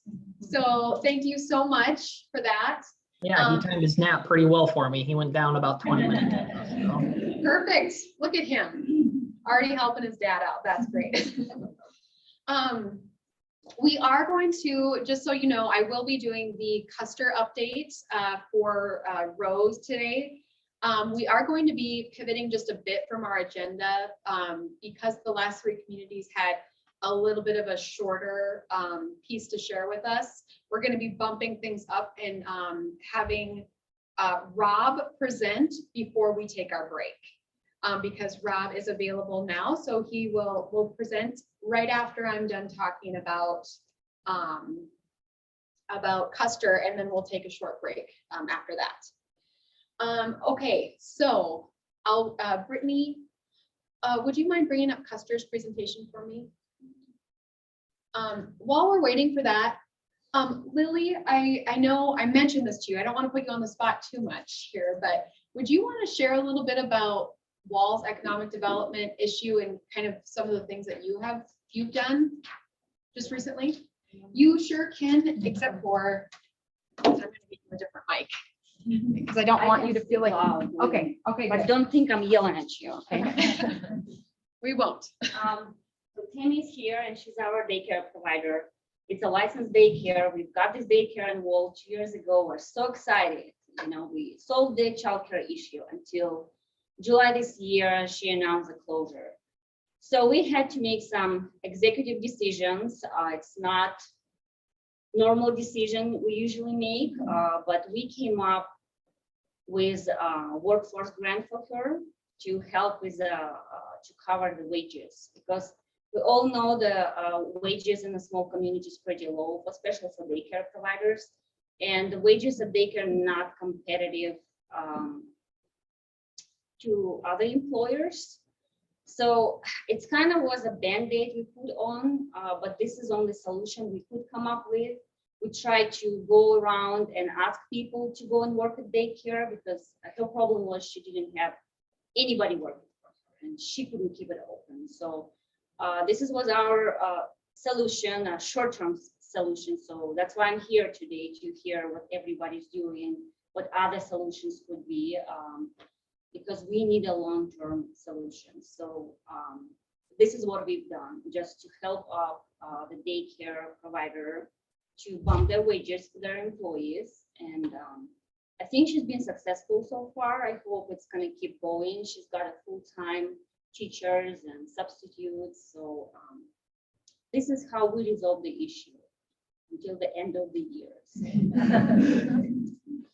Is that the only childcare facility in Wall? This is only licensed childcare. We have in-home ones, but it's just, one is just like she had mentioned, it's retiring pretty much, taking 5 kids, and she cannot take little kids because she can't really move around a lot. So I want to say this is only one.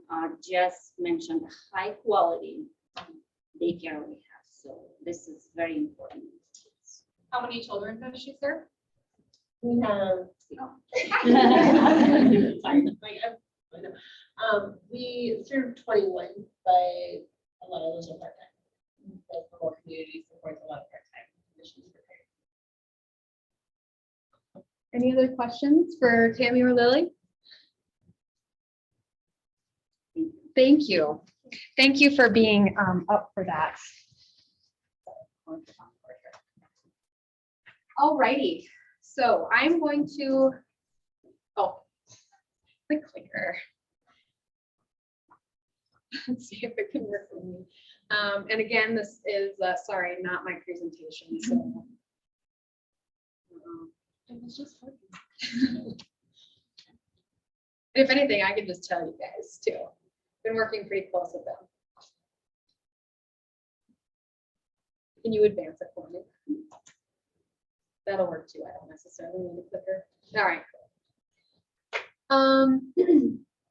So this conversation started out, they were excited about it. And this was one community that I actually reached out to because they were very active with early learning in their community. And I got a group of leaders together from Custer and I said, hey, what do you think about this? What do you think about this early learning community? And we alluded to this, but Black Hills Reads, an initiative of United Way, actually offers grants. We offer grants for this early learning community process.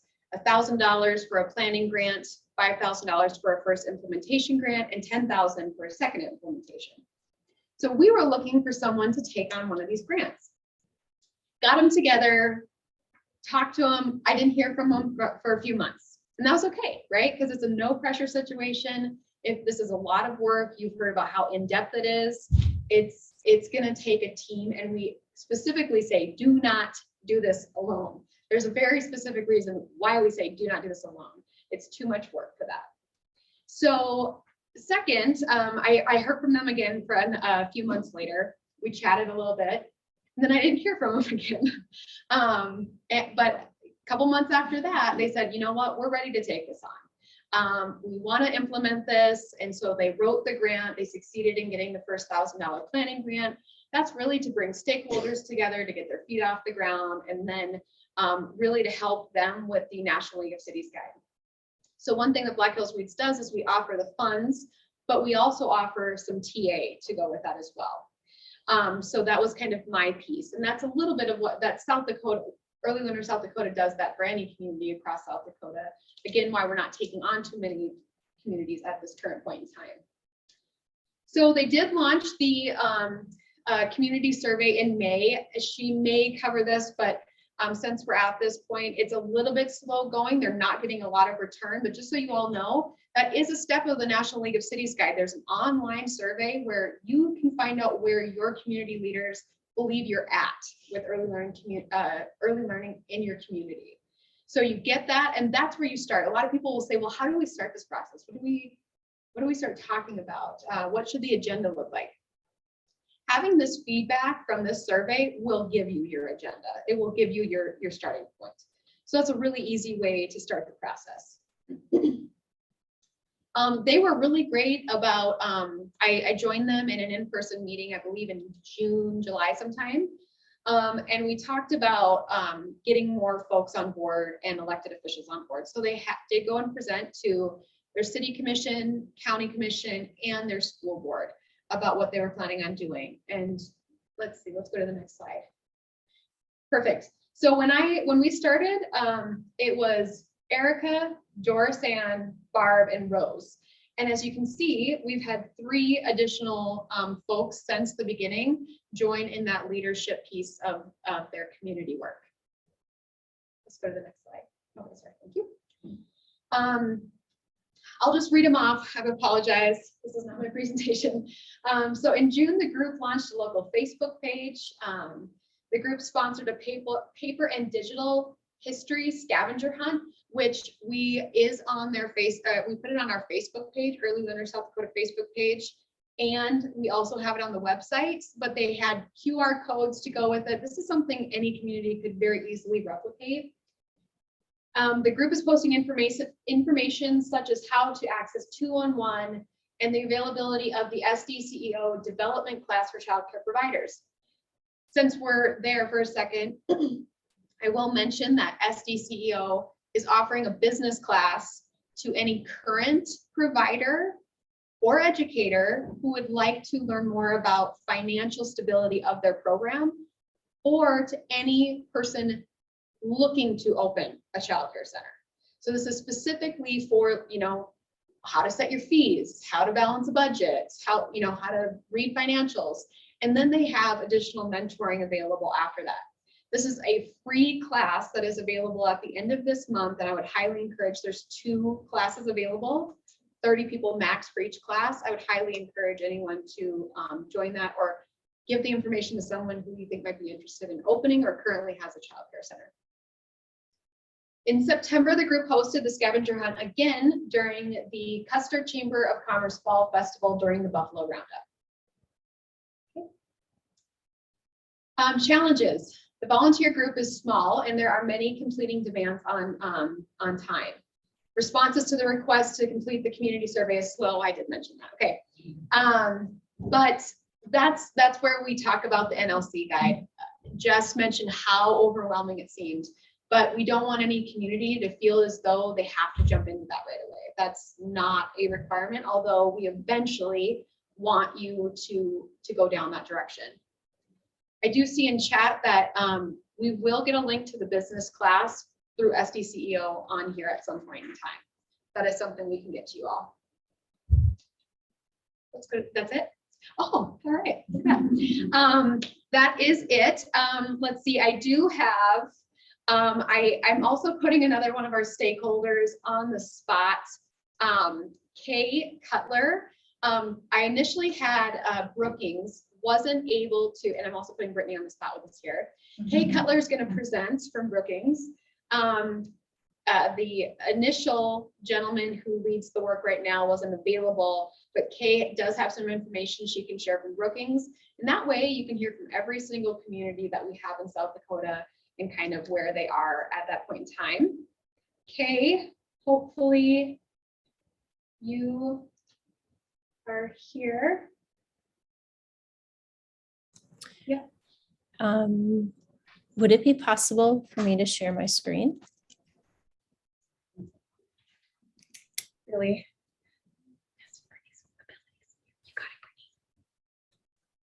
You can now. Okay, thank you. So as Brookings, Kayla had mentioned that Brookings had come on in the beginning of 2020. And as we were developing and working with that, there were some times where, well, let's basically just say about the middle of the summer, we decided we needed to do a reset. So what we did is we put out a decision-making survey for everyone who was part of the group at that point in time to sort of see what our plan should be at this point. As we did that, we felt that we needed to rename the group partly because it was a task force, and task force are temporary, and we wanted something that was a little bit more permanent. So we asked individuals what we should be called, and we came down to our new name. So our new name as of October 1st is the Brookings Early Care and Education Collaborative.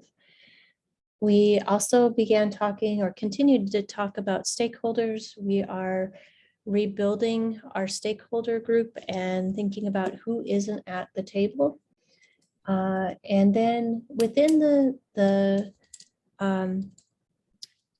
questionnaire, we also asked in July, when we did our retreat at the beginning to sort of start us off again, we asked about priorities, and we had 5 top priorities. And the top 3 were financial investment, public awareness, and so some of the things that are there about that are in parentheses, and then policy changes as the top 3 that we thought were important to begin to focus on.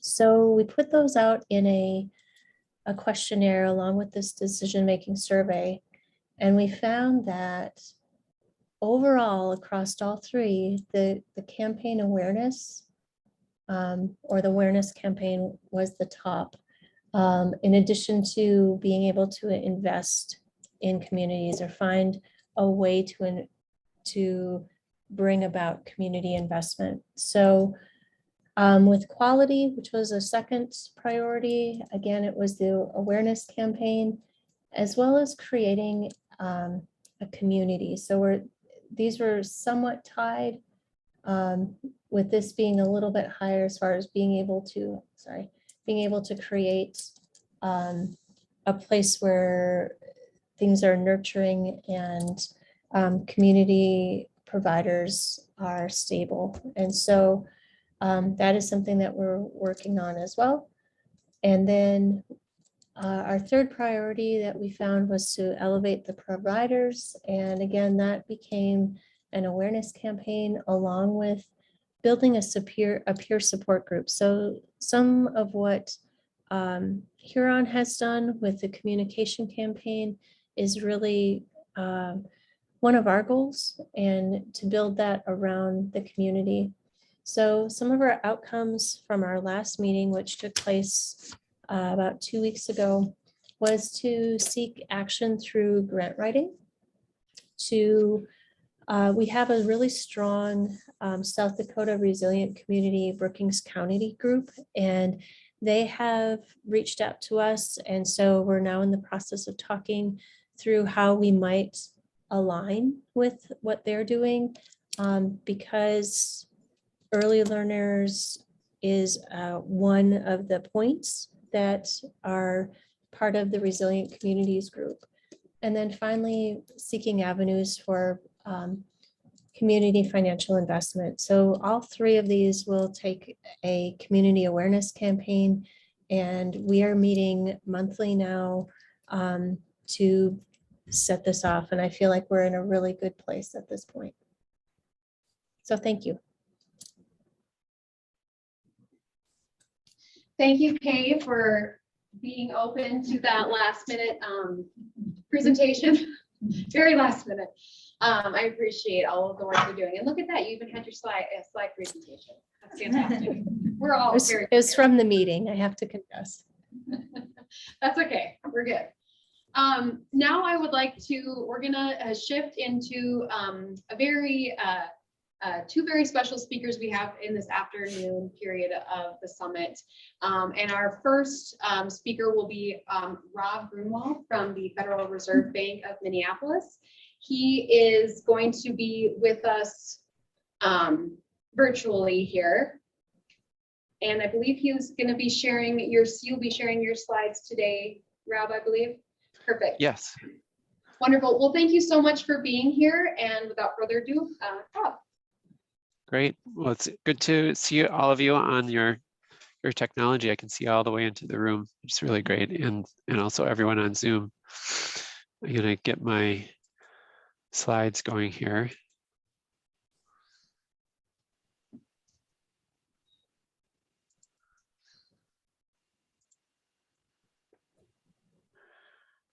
There. You should see a big title screen. Is that showing up for you? Yes. Title slide there. Great. So I'm going to speak a bit about the economic case for investing in young children.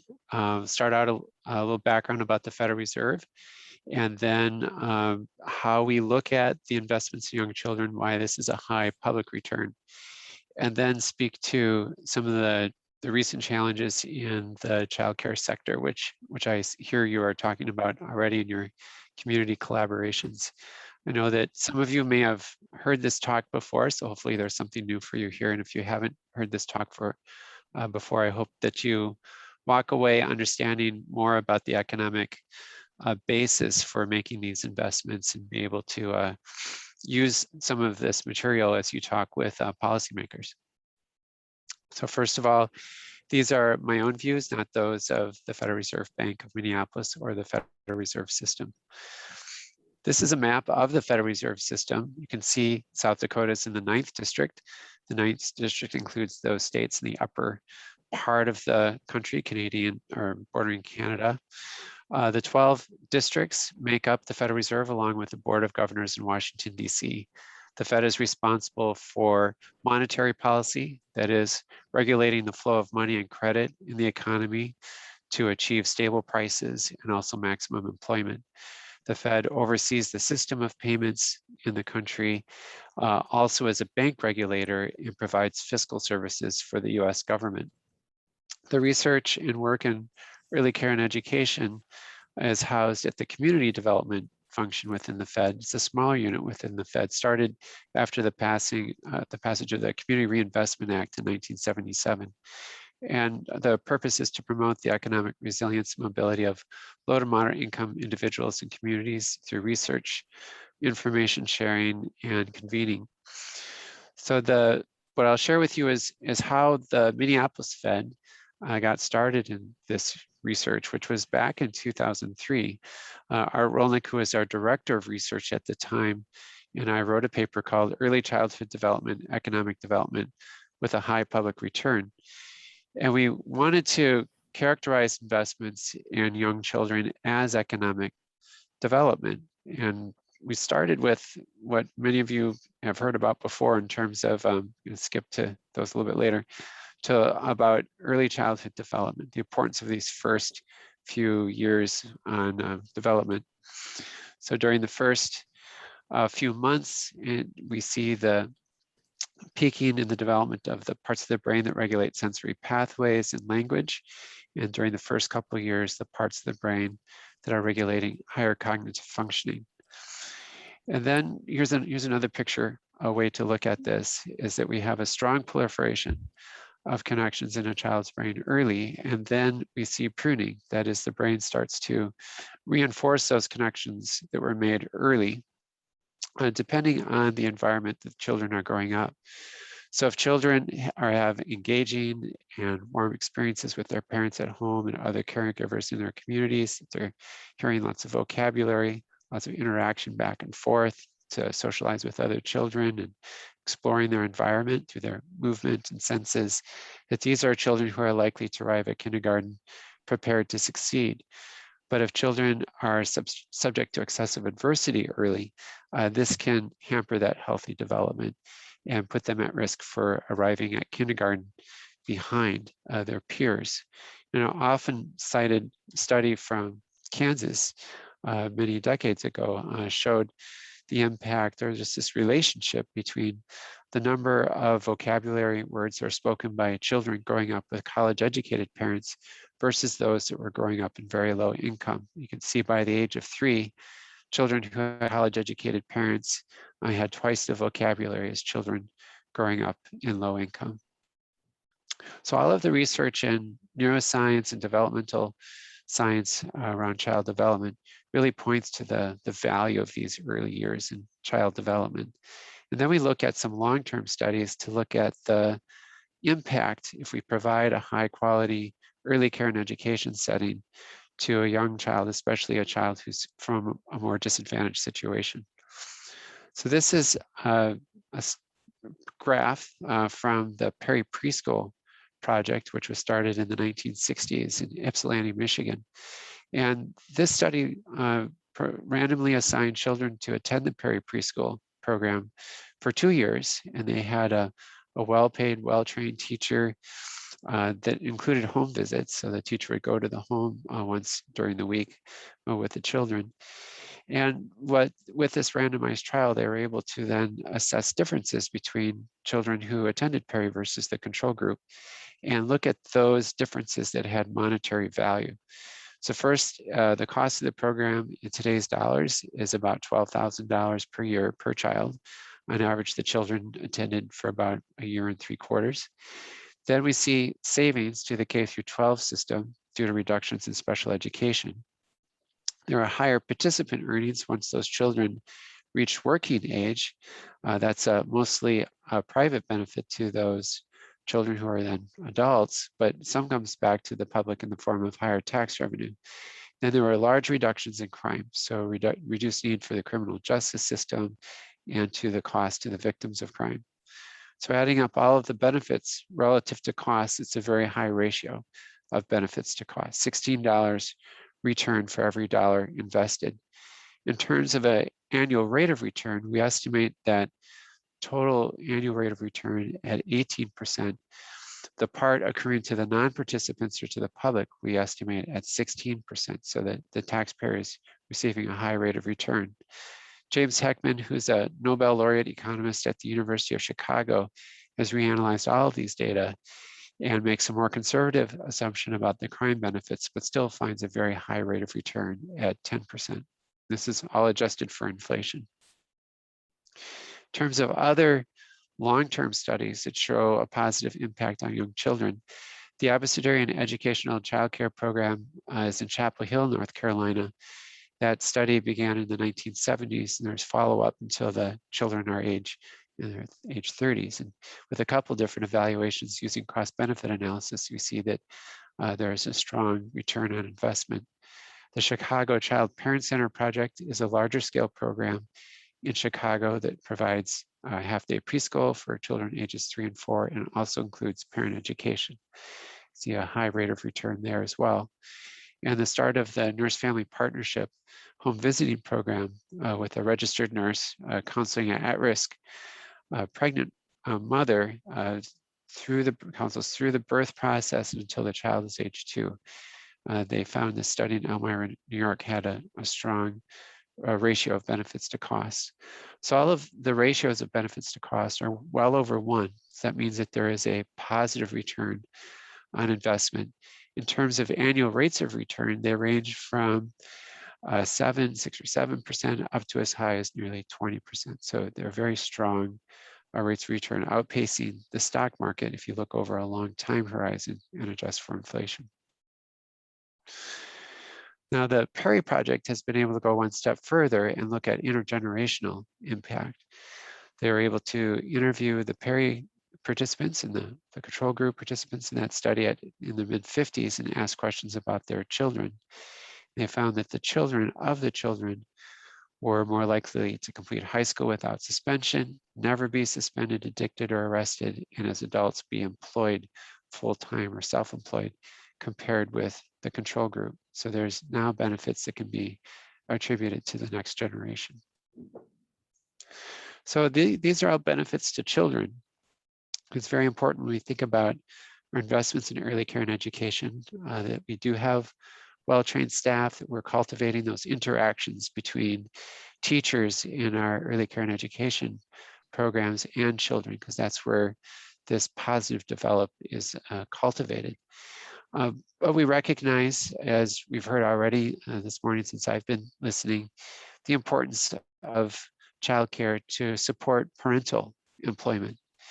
And as you all know, South Dakota has high labor force participation rates. And in this chart, you see the labor force participation rates for children under age 6, it's the percent of all their parents in the labor force. So we see among children that are in homes living with 2 parents, over 70% have both parents in the labor force. It's much higher than you see at the United States, which is just below 60%. And among those living with a mother only or father only, we see that those participation rates are also quite high, about the same as the US average. So childcare is necessary in order for parents to be able to decide to make this choice. And if parents don't have the opportunity to have childcare, they have less income when they miss work or they reduce their hours. They have to turn down a job offer. But it also affects businesses because it reduces their productivity. They also find that if there's not accessible, affordable childcare in their area, it can increase turnover rates. And you can see that there are costs to businesses from those turnover rates. If there's reduction in overall economic activity in that region, it can also be a loss in tax revenue. Our research that I'm going to share with you in just a moment in your neighboring state, Montana, also shows that these childcare issues disproportionately affect low-income families, more so than higher-income families that may have more financial resources to fall back onto. So as I mentioned, in Montana, we partnered with the Bureau of Business and Economic Research at the University of Montana to conduct a survey of parents about their experiences with the workforce relative to childcare arrangements. And we're basically asked a series of questions about the impact on the availability and reliability of childcare on their choices about whether they would take up a job or whether they'd moved, let's say, to part-time work, from full-time work due to a lack of childcare or reliability of childcare, these type of questions. And you can see the results on this slide is that when you add up the overall impact to households, it's $145 million lost in 2019 to family income. Businesses lose about 55 million due to costs around employee turnover and retention. And then there is this reduction in the overall economic activities. There's some loss to the federal and state government overall.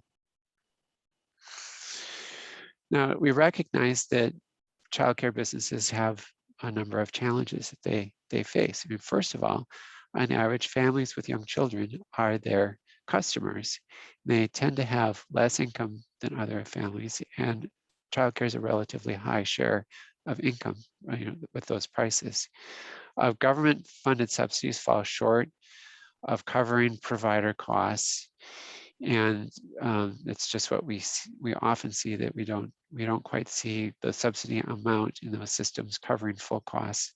And also, families may face a benefits cliff in which they have to make difficult choices whether to take on a different job or take a raise, which might make them ineligible for the child care subsidy. Providers can't reduce staff without compromising safety or quality. In other industries, you might be able to find innovation or technology or some other way to increase productivity, but we need the talents of the early care and education workforce in order to make the system work well. And that those who operate businesses in childcare, as many of you know, don't come to this with experience with training in business. And this is an area where we could get a lot of support out to providers in terms of providing business technical assistance. It's also an opportunity for business leaders to cooperate and support work in mentoring childcare operators.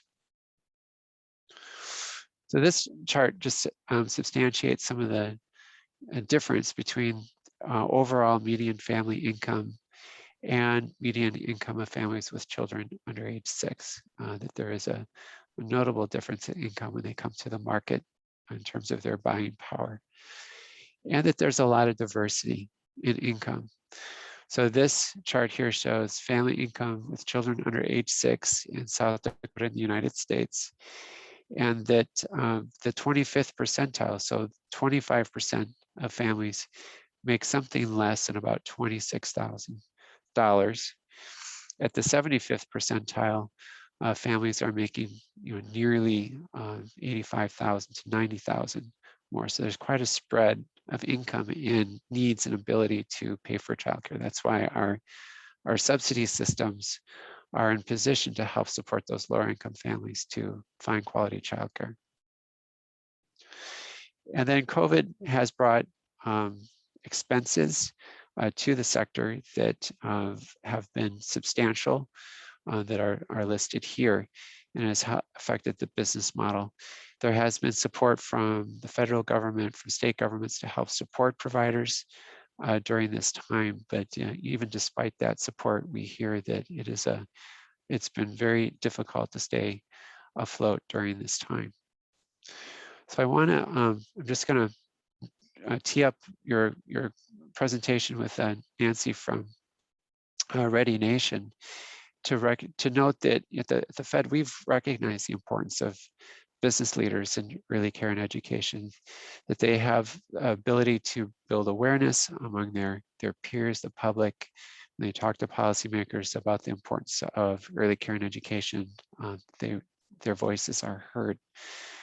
They can provide best practices for their own parent employees, whether that is flexible work schedules or providing some benefit around childcare. And as I mentioned before, that they could provide their expertise to early care and education providers, so whether that's participating on a nonprofit board for a nonprofit provider or mentoring home-based programs so that those operators have some access to business technical assistance, and then to spend time in their own political capital and helping to move policy forward around early care and education. We note that in those states where business leaders are active, that they've been able to help move the early care and education agenda forward. Then I'm going to back up. I realize I put a couple of slides early in the presentation. I want to just highlight some resources from the Fed that came out earlier this year. My colleague Ben Horowitz and our community development department co-authored this Scanning the Early Childhood Development Landscape in South Dakota. So as a broad look at a variety of early childhood development resources and also data within the state. So hopefully many of you have had a chance to see that. You can share that with others that you're trying to get the word out about investing in young children. And then recently we published, myself and Ryan Nunn at the Minneapolis Fed, an article about assessing the impact of those federal dollars that are coming for the American Rescue Plan. That is, as South Dakota is rolling out resources to providers or to other parts of the system, looking at ways to be able to assess as we look at the next year or two going forward, what impact do these investments have? And I think as we learn more about what states are putting in place with ARPA funds, how they're being spent, and some of the data that shows what the results are, it will be information that will be able to help to understand how best to move this sector forward. So I'm going to pause there, and I'll stop sharing my screen and open it up for any questions that you have.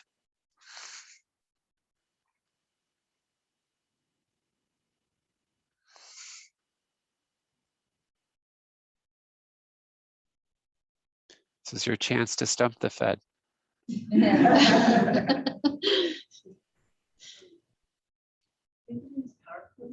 I was just going to mention that. Thank you so much.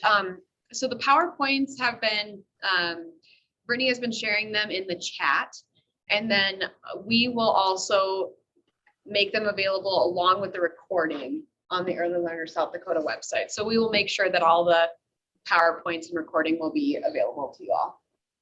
And the link for Karen's article. I will find that. Ralph, is there any way that you could email me that link? I did not see the assessing impacts of ARPA funds. I'll drop that in the chat too. Fantastic. Hi, this is Lisa Sanderson with Parent Connection, and I was just having this conversation at a DHS listening session last week. So we know we have great challenges with childcare, and especially for those little ones, those infants, but really through the lifespan. And those challenges are exacerbated for families with kids who have any kind of a special need or disability. So for example, we, and this is part of my role routinely, is working with families who perhaps are looking to relocate to South Dakota, who've received a job offer. I've been working with a nurse practitioner who has been offered a job in Sioux Falls and has 4 kids and 3 have special needs, and receives caregiving, childcare services through the waiver. And so we only have 1 special needs childcare in South Dakota, and that's limited in ages. So it's 3 and I think it goes up to 26. And those are limited hours. And so it becomes very difficult. And we all know we have childcare shortages, we have caretaker shortages when you look at those that serve the special needs population. And so we routinely have to have that tough conversation with families to let them know that maybe essential services that they depend on currently we might not have in South Dakota.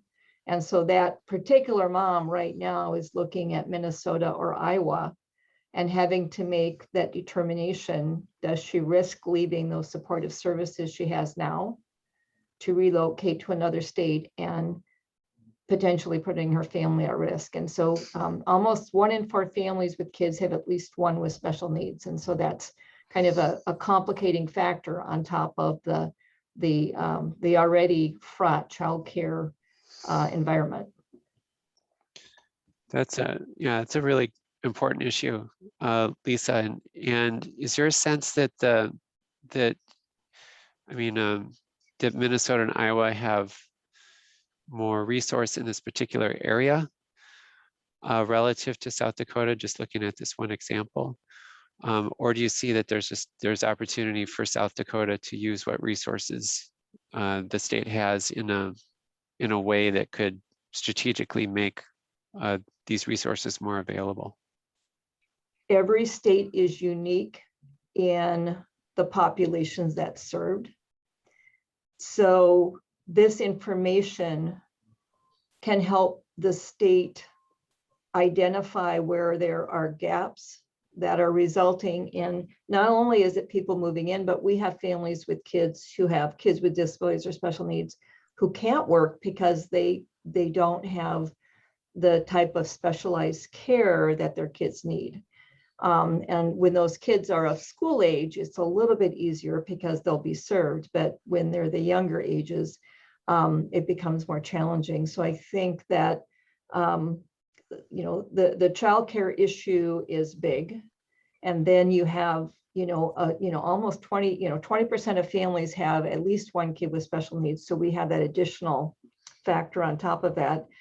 And South Dakota could look at our surrounding states to see what's offered to families, to have comparable waiver services, to have comparable caregiver services, so that we have the potential to get workforce here and to get population here who might now have to say, listen, I can't risk moving to South Dakota. I have to, maybe this mom will move here, maybe she'll move to Iowa.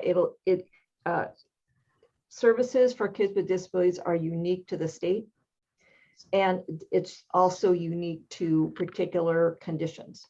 And so it's very complicated. Yeah, well, thanks for that additional info.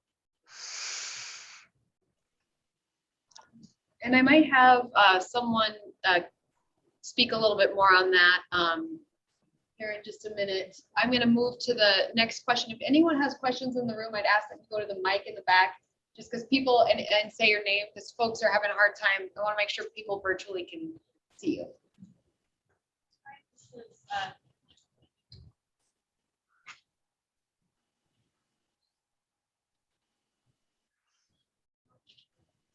This is Jessica with the John Kirvich Foundation. And anyone who knows me knows I love research and research data. So you referenced the Great Preschool Project, and I have not seen that data, and admittedly so, I haven't been actively investigating it lately, but talked about the next generation and changing the trajectory of that. Does that, when did that finding come? Yeah, so that finding was relatively recent. I think I could send those links and make sure that you all get that because there was an initial paper that James Heckman and colleagues at the University of Chicago produced that looked specifically at those intergenerational impacts. And then just a few weeks ago, they issued a second paper that was able to look at the economic impact of those intergenerational effects, but also they noticed that there was an impact on the siblings of children who did not attend Perry. So that is, they could see siblings of children who attended Perry who did not go to the preschool. They had a stronger impact. There was something about how that program affected the family in a positive way that also affected the siblings compared to the control group siblings. So I'll be sure to share that with you. You know, the Perry Project is an important study. Because it's so long, because of the amount of follow-up that we have, we have to be cautious about fully generalizing because it's a specific population in state of Michigan, and how that might look, you know, within other parts of the country. But I think that we have enough evidence from other research that I've not shared with you here that is very clear that if we can provide high quality early care and education to disadvantaged children, we will save government money, but we'll also put that family and those children on a trajectory that's very beneficial.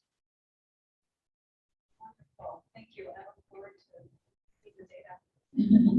Sure. Do either of you have questions? No, you're standing. Okay. Fran Appland is going to ask another question. Hey, Rob, I'm also a vet. I work for the Air Force as a school liaison. And what we're experiencing in part of the state where I live in is we're going to have a huge growth that's been predicted. Rapid City is a town of about 70,000 people, and they're predicting that it's going to grow by 30 to 50,000 people in the next 3 to 5 years. How can we encourage our economic development teams to be involved in early childhood and providing quality care for children and for families? Well, how my role works with the Air Force is that I help families with the transition of their education. And they often reach out to me after they've moved here and they haven't considered what the secondary effects of moving here and how that's going to affect their child's education. So I'm expecting most of those people that move to Rapid City in that Black Hills area are not going to be considering early child care as a potential. Yeah, no, I think it's very important about planning from an economic development perspective to have information about you know, the type of data that you've been able to collect at a regional level about the number of childcare spaces that are in a community relative to the families with young children, and to understand what those gaps are. Because from an infrastructure perspective, you could probably estimate of the workforce that you're expecting to come into that area, what share would be families with young children, and that they are going to need childcare in order to have it, to be able to do their work. So it's an important key question to wrap some data around, and to early on to develop strategies like you are doing in these local collaborations in terms of where could supply increase, where are there opportunities for financing if you need to grow centers or bring new home-based programs on. What are those mechanisms to help support growth? And then what is the technical assistance that's available to help support providers on the business side to implement a strong business plan, but then also to wrap around quality, because this it certainly is. It's gonna be a challenge even if you have upfront data and you start working in advance. But for those communities who are surprised by this issue, you know, wish they had planned earlier. Can I add to this? Yep, sure. Would you mind using that back mic? Okay.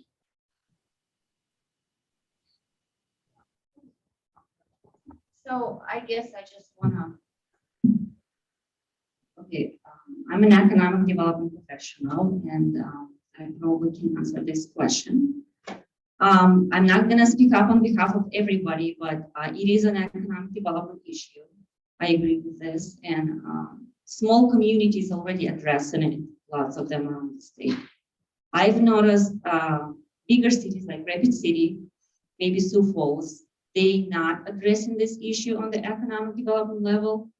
What my advice would be to you guys to do, you call them, you tell them this is an issue. This is the only way you're gonna get attention from economic development. You have to call, you have to ask. And I was at the conference a week and a half ago in Pierre for economic development professionals groups. I brought it up there as daycare funding is an economic development issue. So I think it's out there, but you guys need to bring more awareness to it. So you need to call them and you need to let them know. Yeah, it's very important to have on the radar screen. I know, many economic development offices are incorporating childcare into their portfolio of work, and also local chambers of commerce, and how they could be supportive of helping to understand the needs of the community. I'll share a couple links of Missoula, Montana. Their Chamber of Commerce has been very active in helping support strategies around increasing supply. And there's a smaller town in Montana, Lewistown, that's been working at the economic development level to support that supply of childcare. So a couple nearby examples.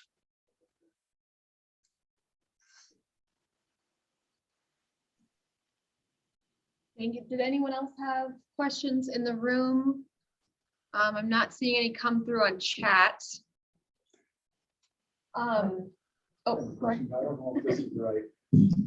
We'll figure it out. Yeah, or we won't. My name is Nick with Spearfish Schools. I spent last week in Washington and had a couple of meetings regarding the current bill that went through the House.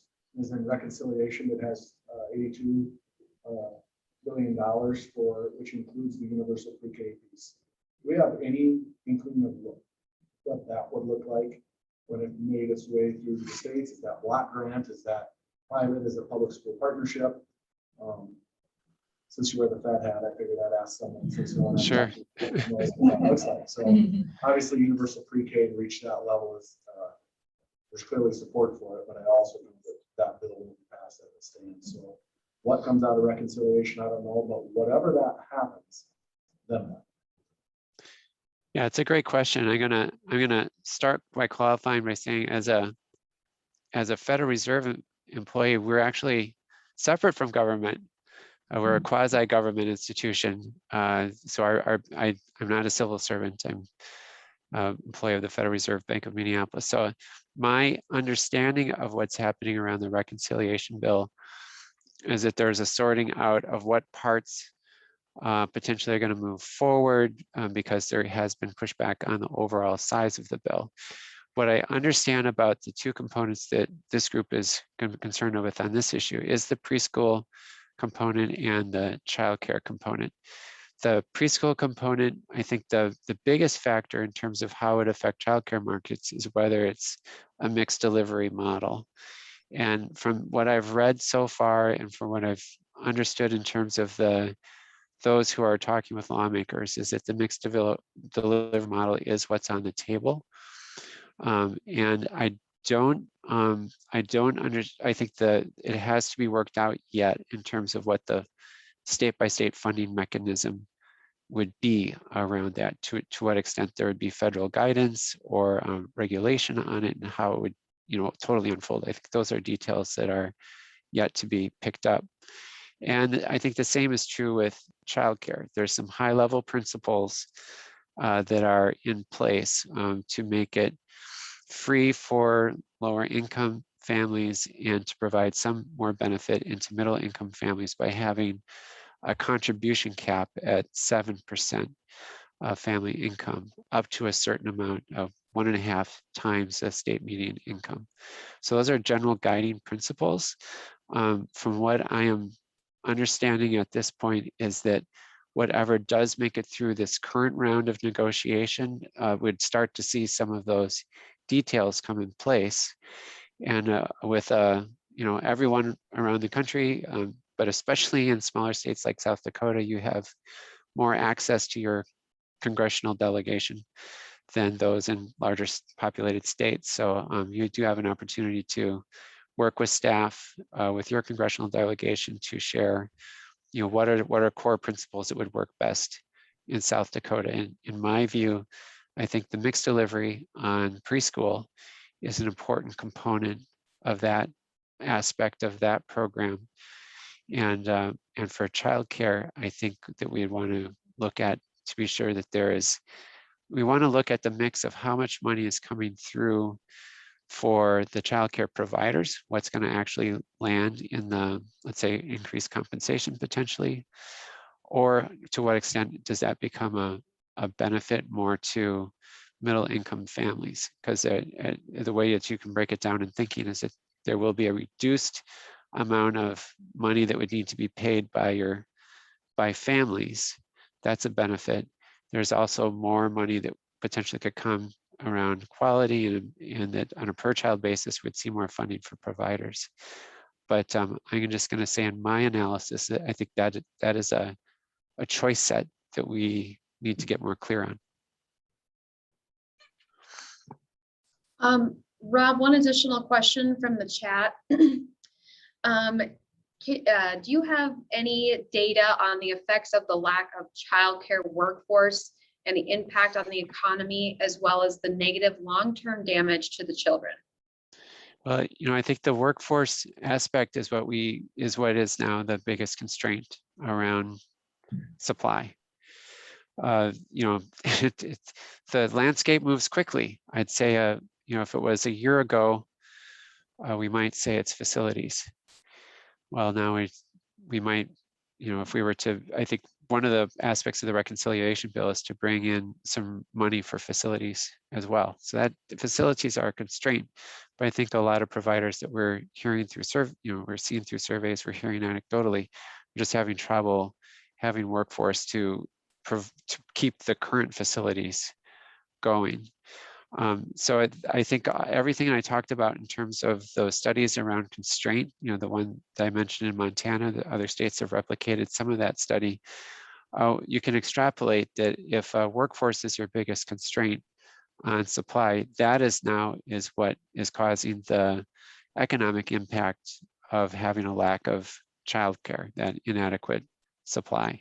So we don't have it parsed out by, what is the facility constraint impact, what is the early childhood constraint impact on economic figures.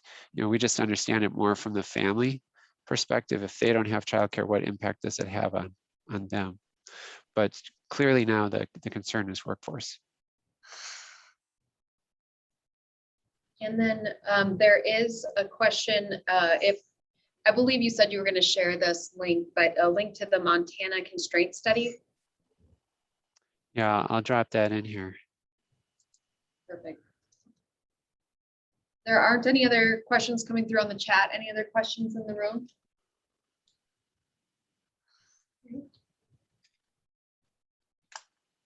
Well, and everyone, yeah, on the chat, thank you very much. And I have that link as well, so I'll get that sent out. We're going to be saving links for everyone in the room. We will get you the links. Rob, thank you very much for your time and participation in this summit. It's much appreciated. Yeah, well, glad to be with you, and best wishes with your work, and please let us know how the Fed can be helpful. Will do. Thank you so much. Yeah, thanks everyone. All right, everybody. With that, we are actually right back on track. We are going to take a half-hour break. There is snacks in the back, and we should be on track to start at 3 p.m. Mountain, 4 p.m. Central with our next guest, Nancy. So feel free to take a break, potty break, get some snacks, and we'll see you in about a half hour.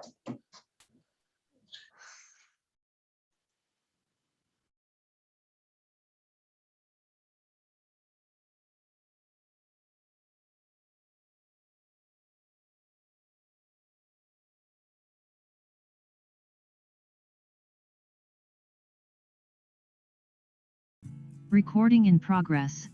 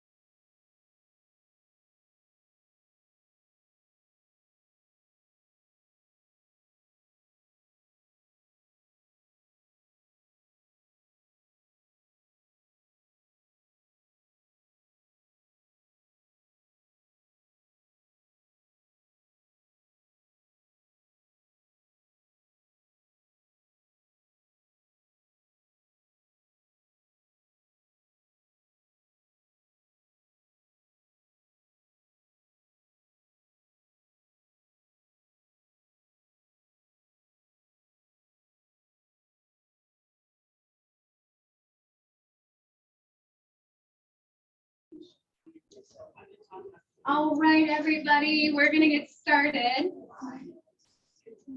I think we've killed all of the mics except for the very back one.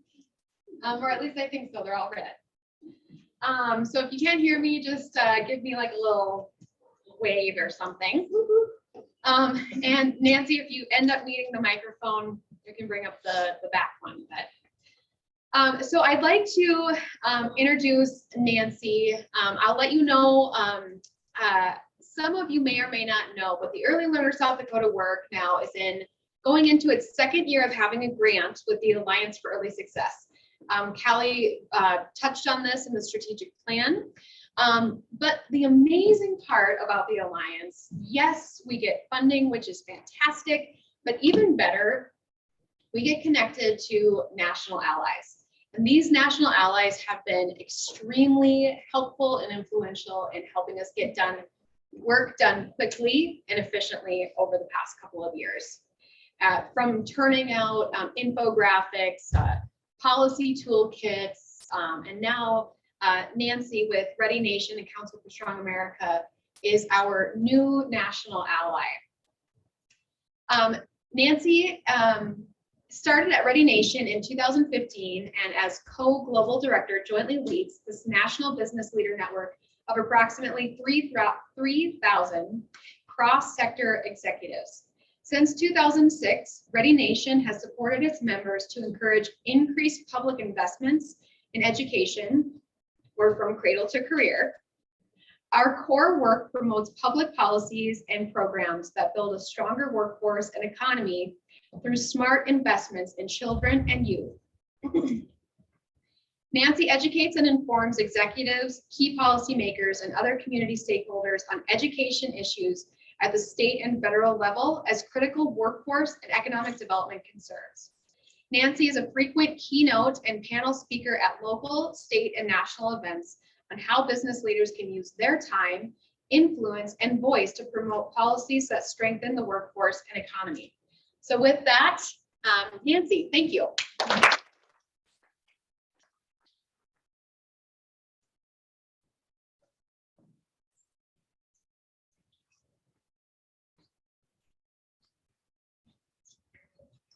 Good afternoon, everybody.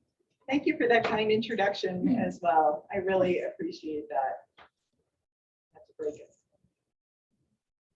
So a couple of things about my background. After you shared so much, I'm just going to add a little bit more because it's connections that I've thought about since I've had the pleasure of listening to all of you here today.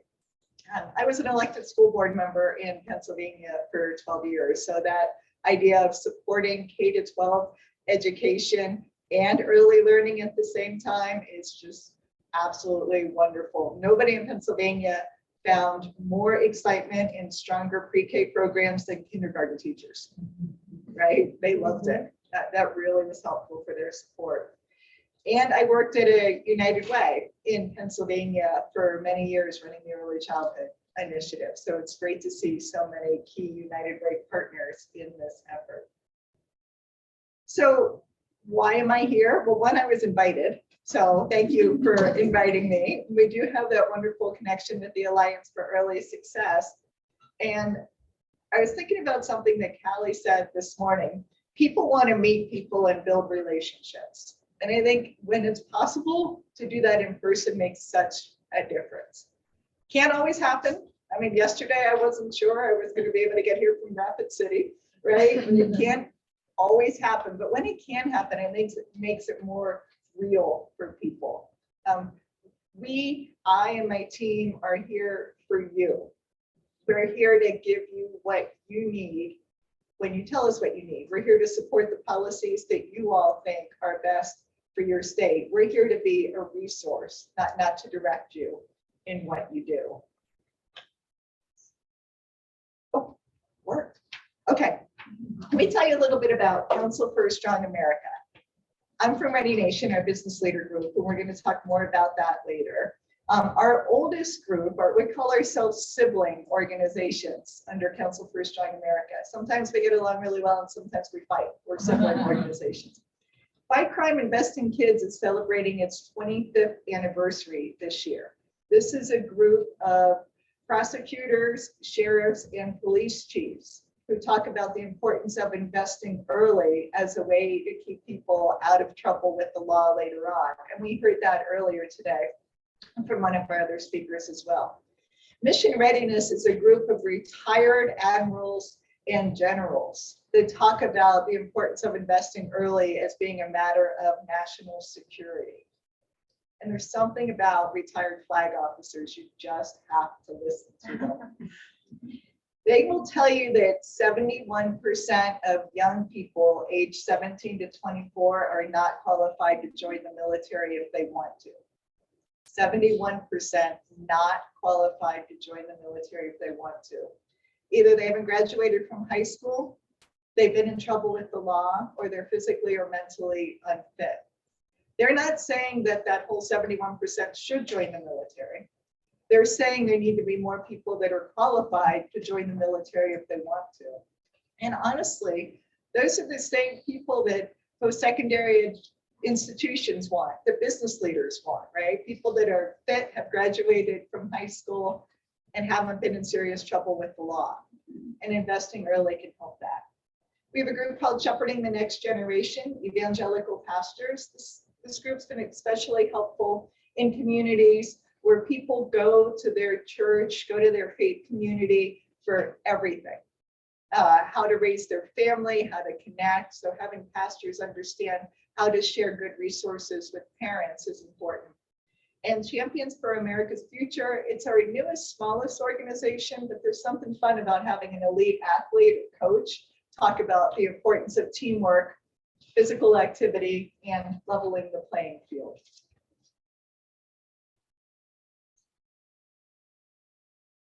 A little bit of the brain science. Why do we share this? Most of you probably are familiar with the brain science. I share it because our business leaders across the country are fascinated with the brain science. We are a national bipartisan advocacy group. What we do is we educate our business leaders to be able to talk about the importance of investing in early learning from a workforce and economic development perspective, and they want to see facts and data. That's why you heard Rob earlier, working with the Federal Reserve is facts and data. The favorite facts and data of our business leaders, believe it or not, is the brain science. So you can see this, the foundation for success is laid in the earliest years. The synapses that are formed increase, and then later on, they start to prune. There's less pruning in healthier communities. You don't want all these synapses to go away, right? You want to keep things connected. Apparently, we're smartest shortly after we're born, and then it goes downhill. But being in a stimulating, nurturing environment is helpful. We talk about healthy brain development. You'll notice that the first year, that's what's in the pink, right? I know since I was sitting in the back, I know it's a little hard to see this. That's what's in the pink. That's when these neural connections are developed most fully, sensory pathways and language. And the opportunity to develop these connections does wean over time. You can still teach an old dog new tricks. It's just a lot easier to get to them early.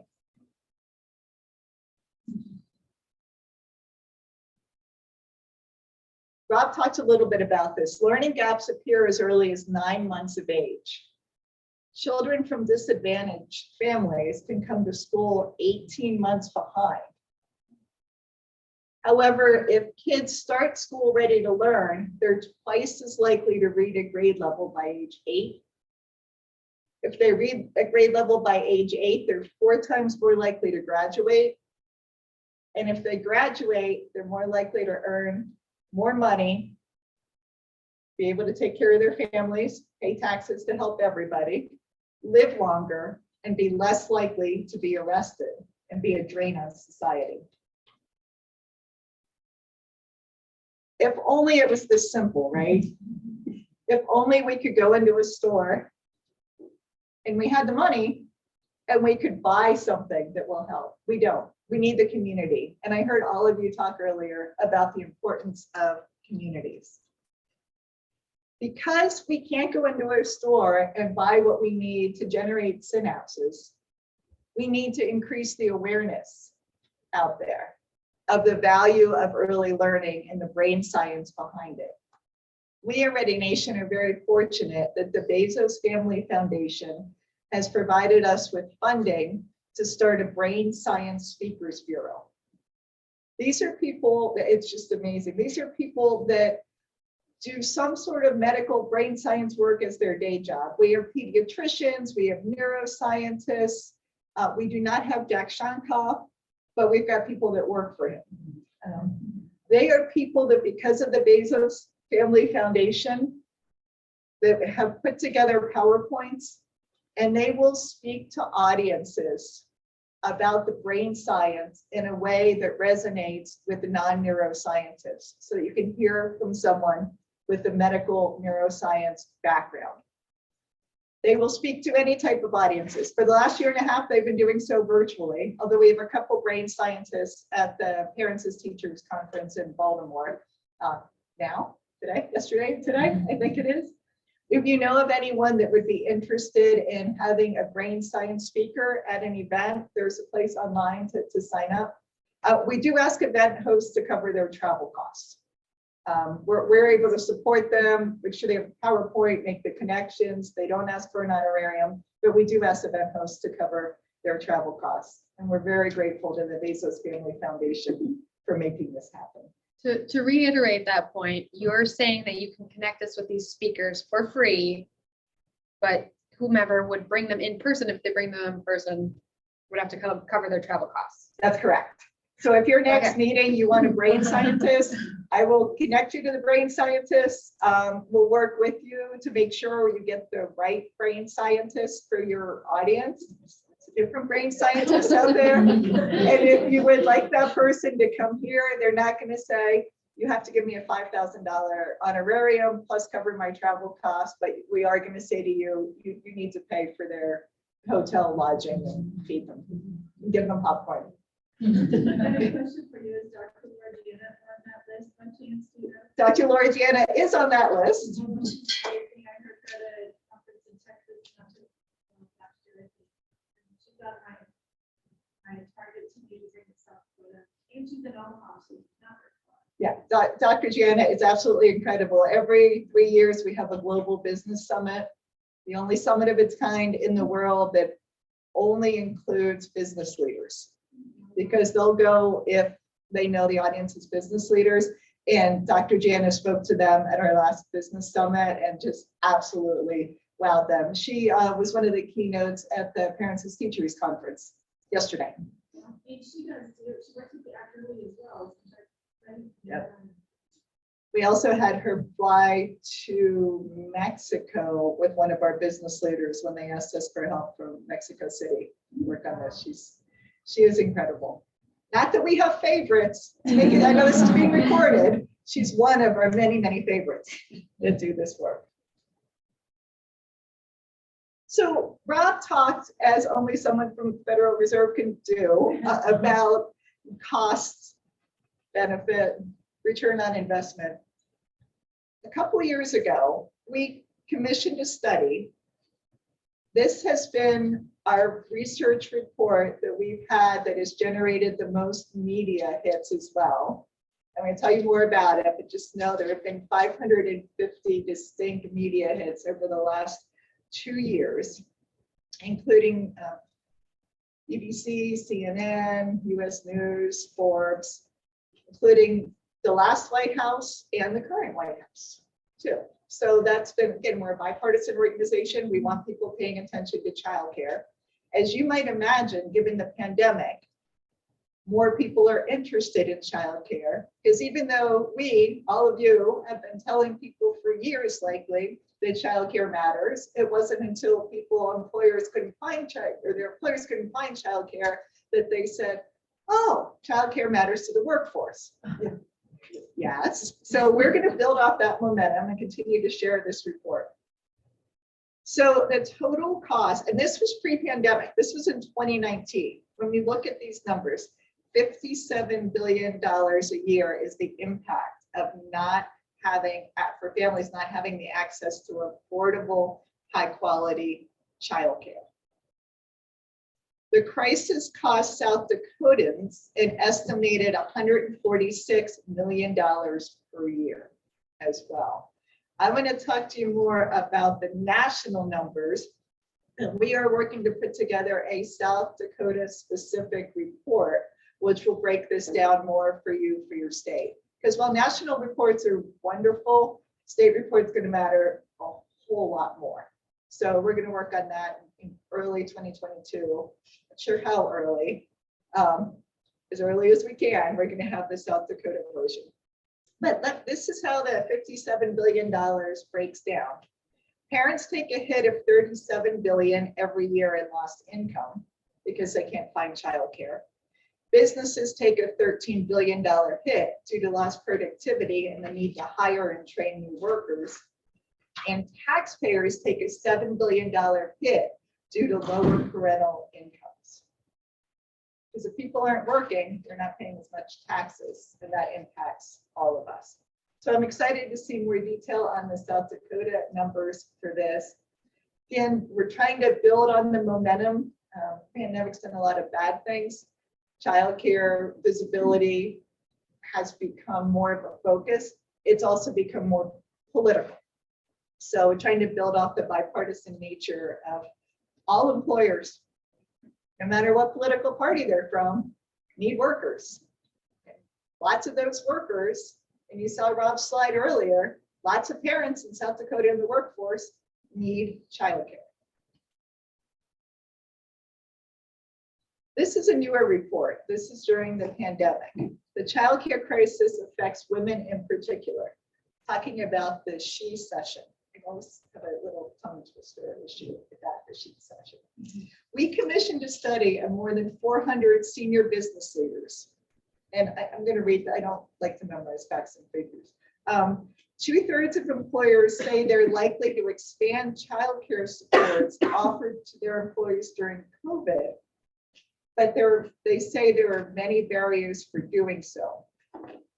3/4 of their business leader respondents that were interviewed said that federal or state government incentives, including tax credits, would increase the likelihood that their company would expand childcare supports offered to their employees. And that all levels of government must partner with businesses to solve the childcare crisis and return women to work. We want to return everyone to work. We do know, however, that during the pandemic, more women have been impacted, and especially more women from minority populations have been impacted than white men have been impacted. And it's making sure that policymakers understand that supporting childcare strengthens the workforce that we all need to do. So this is another example of the type of research that we provide, the business case for early childhood investments. We talk about both short and long-term impact. We know that those kids that are in preschool today are the kids that are going to be the workforce of the future. We also know that they're the kids that are going to take care of us when we get old. And it sure would be nice if they have some interest in the STEM field, if they learn the skills they need to be in healthcare. We want them to have good jobs. We want them to have choices to pursue whatever works for them, whatever way they find success. And we want to make sure that they have the opportunities, including taking care of us when we get old. Let's talk about the state of childcare. Childcare is expensive. As you probably know, childcare costs more than in-state public college tuition in at least 30 states and DC. Isn't that crazy? 43% of those who live in South Dakota live in childcare deserts, with at least 3 children for every 1 spot in a licensed childcare center. Often not high quality across the country. Quality matters, you know that. Business leaders don't know that until we tell them that. They don't know that all childcare is not created equal. So we share that they're often not high quality. Staffed by a workforce that is undervalued and undercompensated. We talked about the importance of supporting the childcare workforce in order to support our workforce of the future. Our research director said that the average wages for South Dakota early childhood providers, about $22,000 a year. Hopefully that's consistent with what you found as well. Preschool, $32,000 a year, and kindergarten, $43,000 a year. I'd argue that all those numbers are too low, but the fact that they're so different is also shocking. We have work to do. Business leaders understand supporting a workforce matters. They understand the bottom line. The bottom line is investing in our students strengthens the economy. So when we can message it in a way that makes sense to business leaders, then we find success. So we are just starting to work with business leaders in South Dakota. And we had an opportunity, we did a series of LinkedIn posts. We had an opportunity, some of you may know, Mark said, hey, we just want a quote We just want to start as we're sharing posts on our national LinkedIn page to highlight people from every state across the country. We do the same things with blogs and vlogs. I don't even know a vlog was a thing. It's wonderful. Thank goodness our comms team does all of that work. And op-eds as we build this momentum. The media matters. So let me pause here and tell you a little bit more about what a Ready Nation member is, now that you've seen some of this. I know you know we have 3,000 of them across the country. They're business leaders. Some of them are from big businesses. Some of them are from small and medium-sized businesses. They're businesses that care about supporting early learning as a workforce and economic development issue. Some of them work at chambers of commerce. Some of them work for economic development groups. They are more unexpected messengers in this field. Policymakers traditionally think that moms, childcare providers, elementary school teachers will say that early learning matters. They don't necessarily expect to hear it from a business leader. We want to use our business leaders' voice and their political capital. And the way we do that successfully is we do not ask them for their money. There are no dues or fees of any kind to join Ready Nation. We don't want a one-time, oh, yeah, I believe in you, here's $1,000. $1,000 is a lot of money.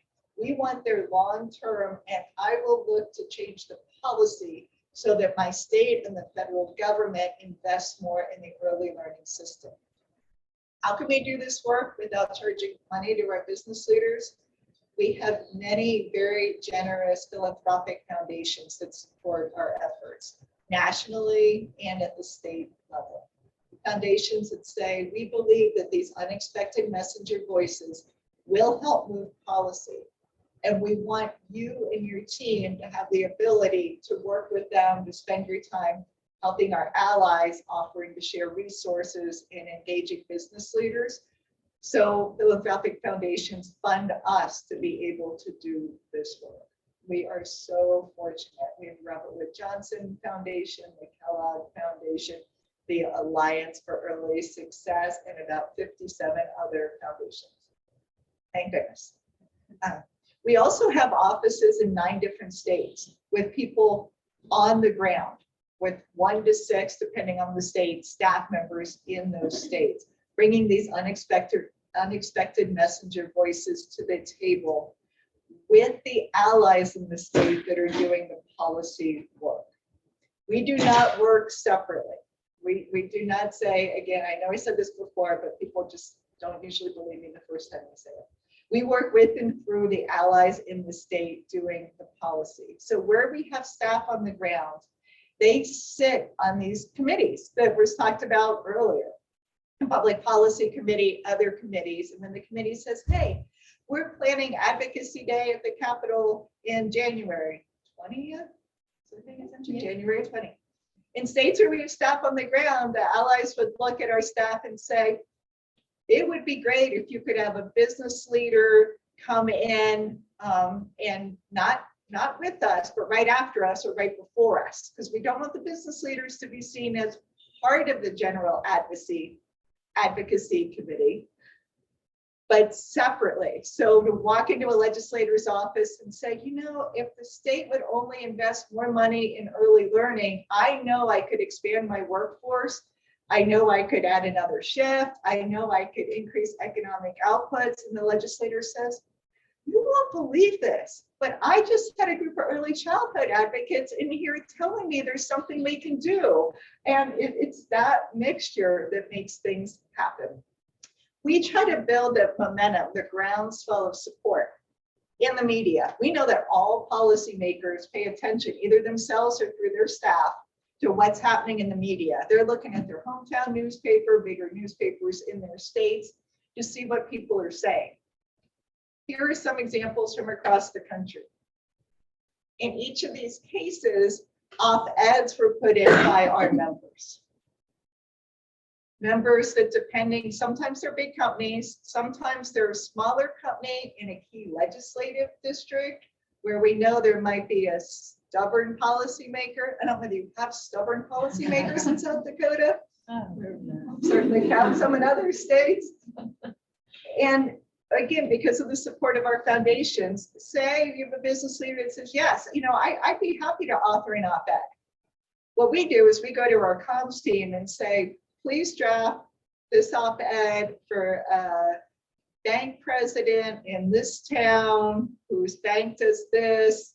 We want to make sure the focus is on, and we ask the ally, what are the most important things policy-wise? Is it workforce, wage, what is it? And then we take that op-ed that our comms team has drafted, we send it to our member. The member looks at it and says, oh, I can't quite say this, they'll kill me at work, but let's tweak it this way, or this is great. And then our comms team submits it for publication. We do all the behind the scenes work. For our members, we call ourselves a concierge type service. They're used to people taking care of them, and we're happy to do that too, because what matters is the signature line is Jane Smith, Bank President, and that the title is Bank President Supports Early Learning. That's what we can try to make happen. We have a CEO task force. In the States, sometimes you need small and medium-sized businesses, a lot of times, to make policy change happen. When we do a federal policy-focused event, we need major corporations that are willing to lend their voice. So we have a CEO task force. And this is on our website as well. We had 50 leaders of major companies sign a letter to Congress asking them to invest in childcare. This letter, I'm sure I don't lie to you here, was eventually put in Politico, Newsmax, and other media outlets. And immediately congressional staff were reaching out to us to find out more, to see if they could talk to some of the business leaders in that letter. Some of the signers included the CEO of Cargill, the president and CEO of Huntington Ingalls Industries. I believe they both have locations in South Dakota. Other companies that I know you've heard of, Delta Airlines, Yahoo, Pizza Hut, and General Motors. Again, it's attention getting. We do events. We have great national partners. The Hunt Institute is one of our national partners. Hunt Institute is from North Carolina, a great state. They do events all across the country to raise awareness of the value of early learning. Sometimes they take a national issue and do a state focus, kind of in a lessons learned, so that other states can work from it. So for this event, we partnered with Hunt on Lessons from Ohio. The president and CEO of the Ohio Chamber of Commerce is a Ready Nation member and a former congressman. Our umbrella organization president and CEO, Barry Ford. Jim Sperlino, Sperlino Materials, is a big company in Ohio and Kentucky, also a Ready Nation member. And the Chief Operating Officer, I have the title right, yes, for Health Systems, again, another Ready Nation member. All of them talking about issues they've seen with childcare. The report that I shared with you earlier about there's economic benefits for Ohio to invest in childcare. And they had about 600 people participate in this virtual webinar. Lots of great allies and advocates in the field, and also policymakers in Ohio and their staff paying attention to who was talking about this issue. One of the things I was asked to share, and I'm going to fly through this because my time's almost up or is up. Thank you. Some of the things that we've done in other states, we have staff on the ground in Illinois, and our Ready Nation team took the lead with their allied partners in drafting House and Senate resolutions calling for more early childhood funding. They held a day at the Capitol, and they were successful in more than doubling Illinois' capital funding. I know that the 100 million, the number doesn't matter a lot because you don't know what their budget was to start with, but they doubled the early care and education funding. Mississippi is actually one of my favorite examples. We recently started working in Mississippi thanks to the Kellogg Foundation. Kellogg Foundation has made a generational commitment to Mississippi to support early learning. And they have lots of great people in the mix. They had not made the progress they wanted to, and they thought, who are we missing? Business community. So they came to Ready Nation and they asked Ready Nation to help pull together the business community. We've created an early childhood investment council in Mississippi with Mississippi business leaders only. How do we do that effectively? We hired somebody on the ground in Mississippi that would full-time devote their energy to working in Mississippi, that would be there for the business leaders, that would still have all of us at the national office, our research team, our comms team, everything behind them. But Tanya is in Mississippi all the time, working with the business leaders, sees them at statewide events, works with them on a daily basis. And Mississippi, we're not taking credit for doing all this ourselves. We don't do that. But we had our business leaders very active in calling for an increase for the early childhood collaboratives in Mississippi. And they started using lottery funds to support early childhood in Mississippi. It can be a little controversial, you know, almost like a sin tax in some states, but it's worked in Mississippi. California, very different kind of state. So you approach it differently, right? They needed different things. Working to draw media attention to this issue as being important to business is what helped make a difference in Colorado. Maine is such a small state.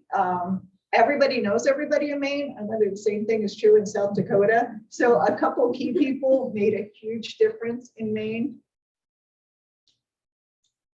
Florida's been known to have a great program because it serves lots of kids in pre-K. They realized that quality needed to play a more important role. The business community was active in that.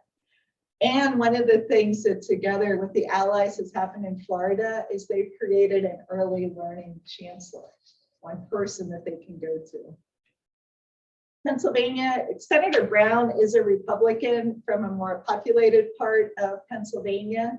What it doesn't say here is he's also one of the co-chairs of the Legislative Early Childhood Caucus, the biggest caucus in Pennsylvania.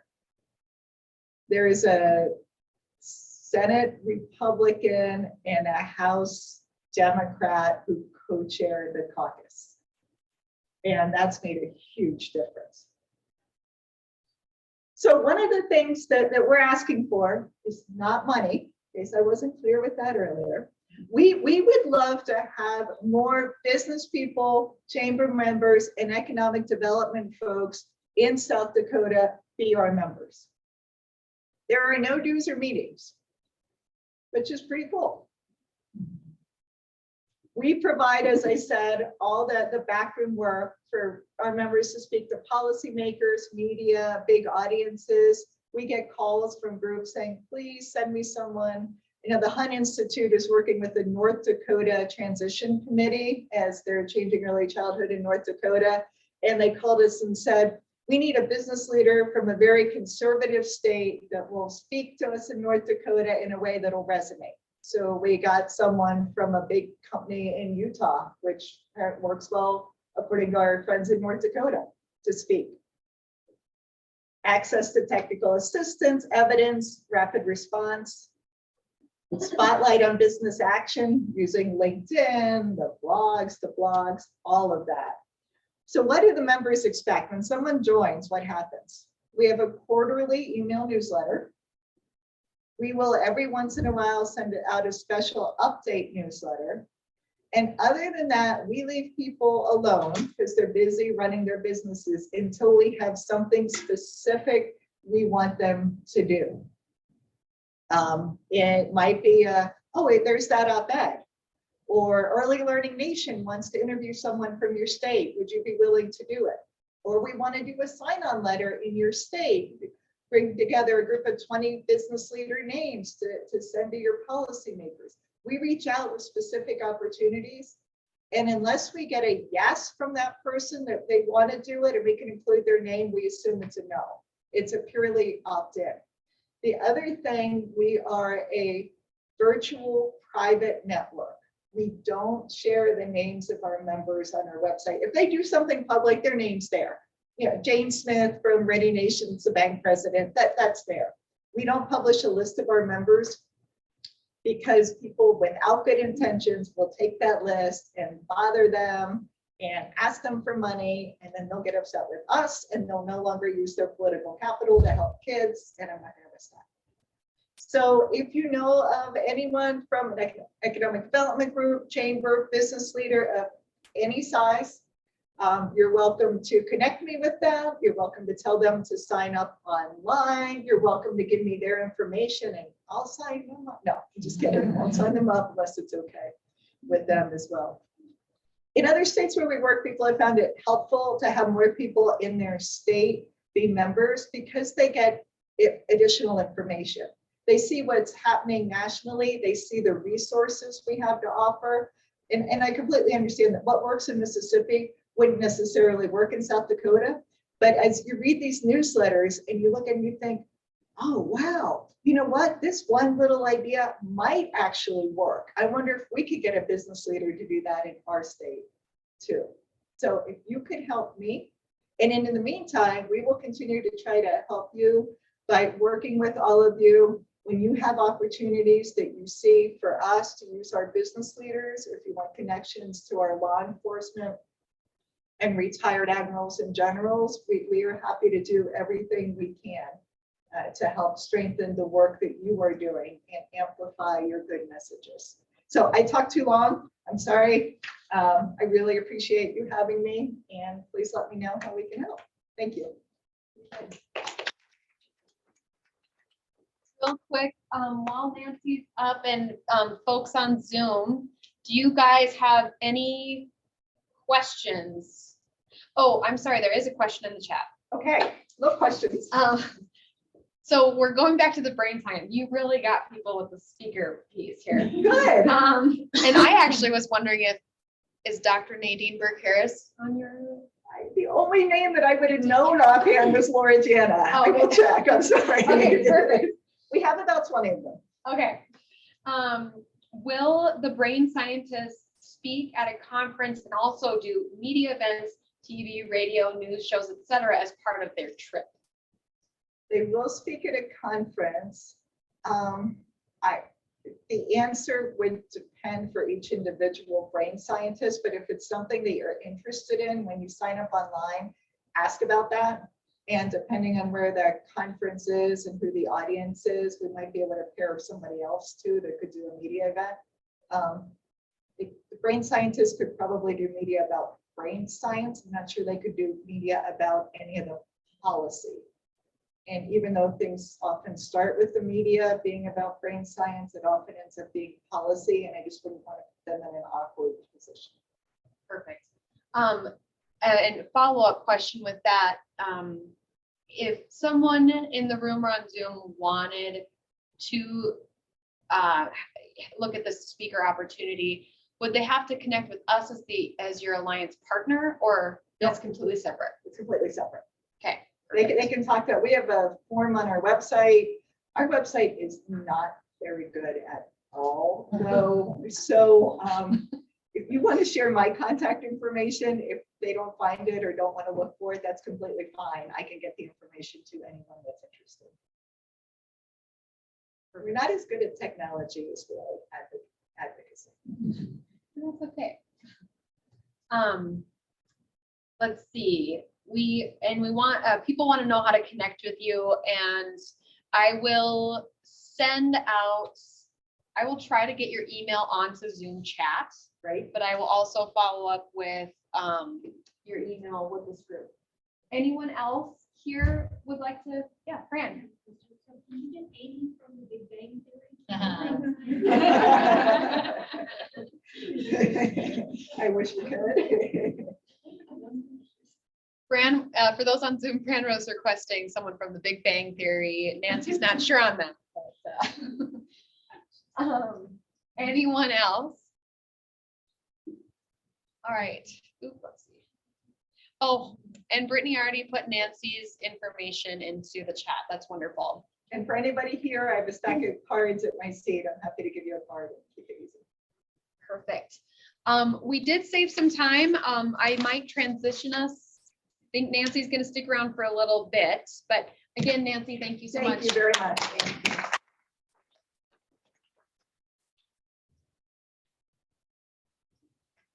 So you will see in our agenda that we were going to leave some time for Q&A for Nancy, but this way, since we have so many folks on Zoom participants, we'll just wrap up the meeting for today. Tomorrow, we have some of you that did request in the survey to be a participant virtually tomorrow.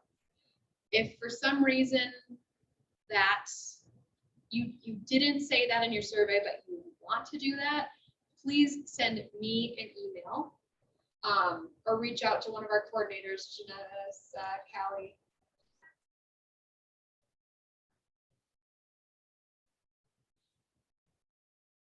Okay.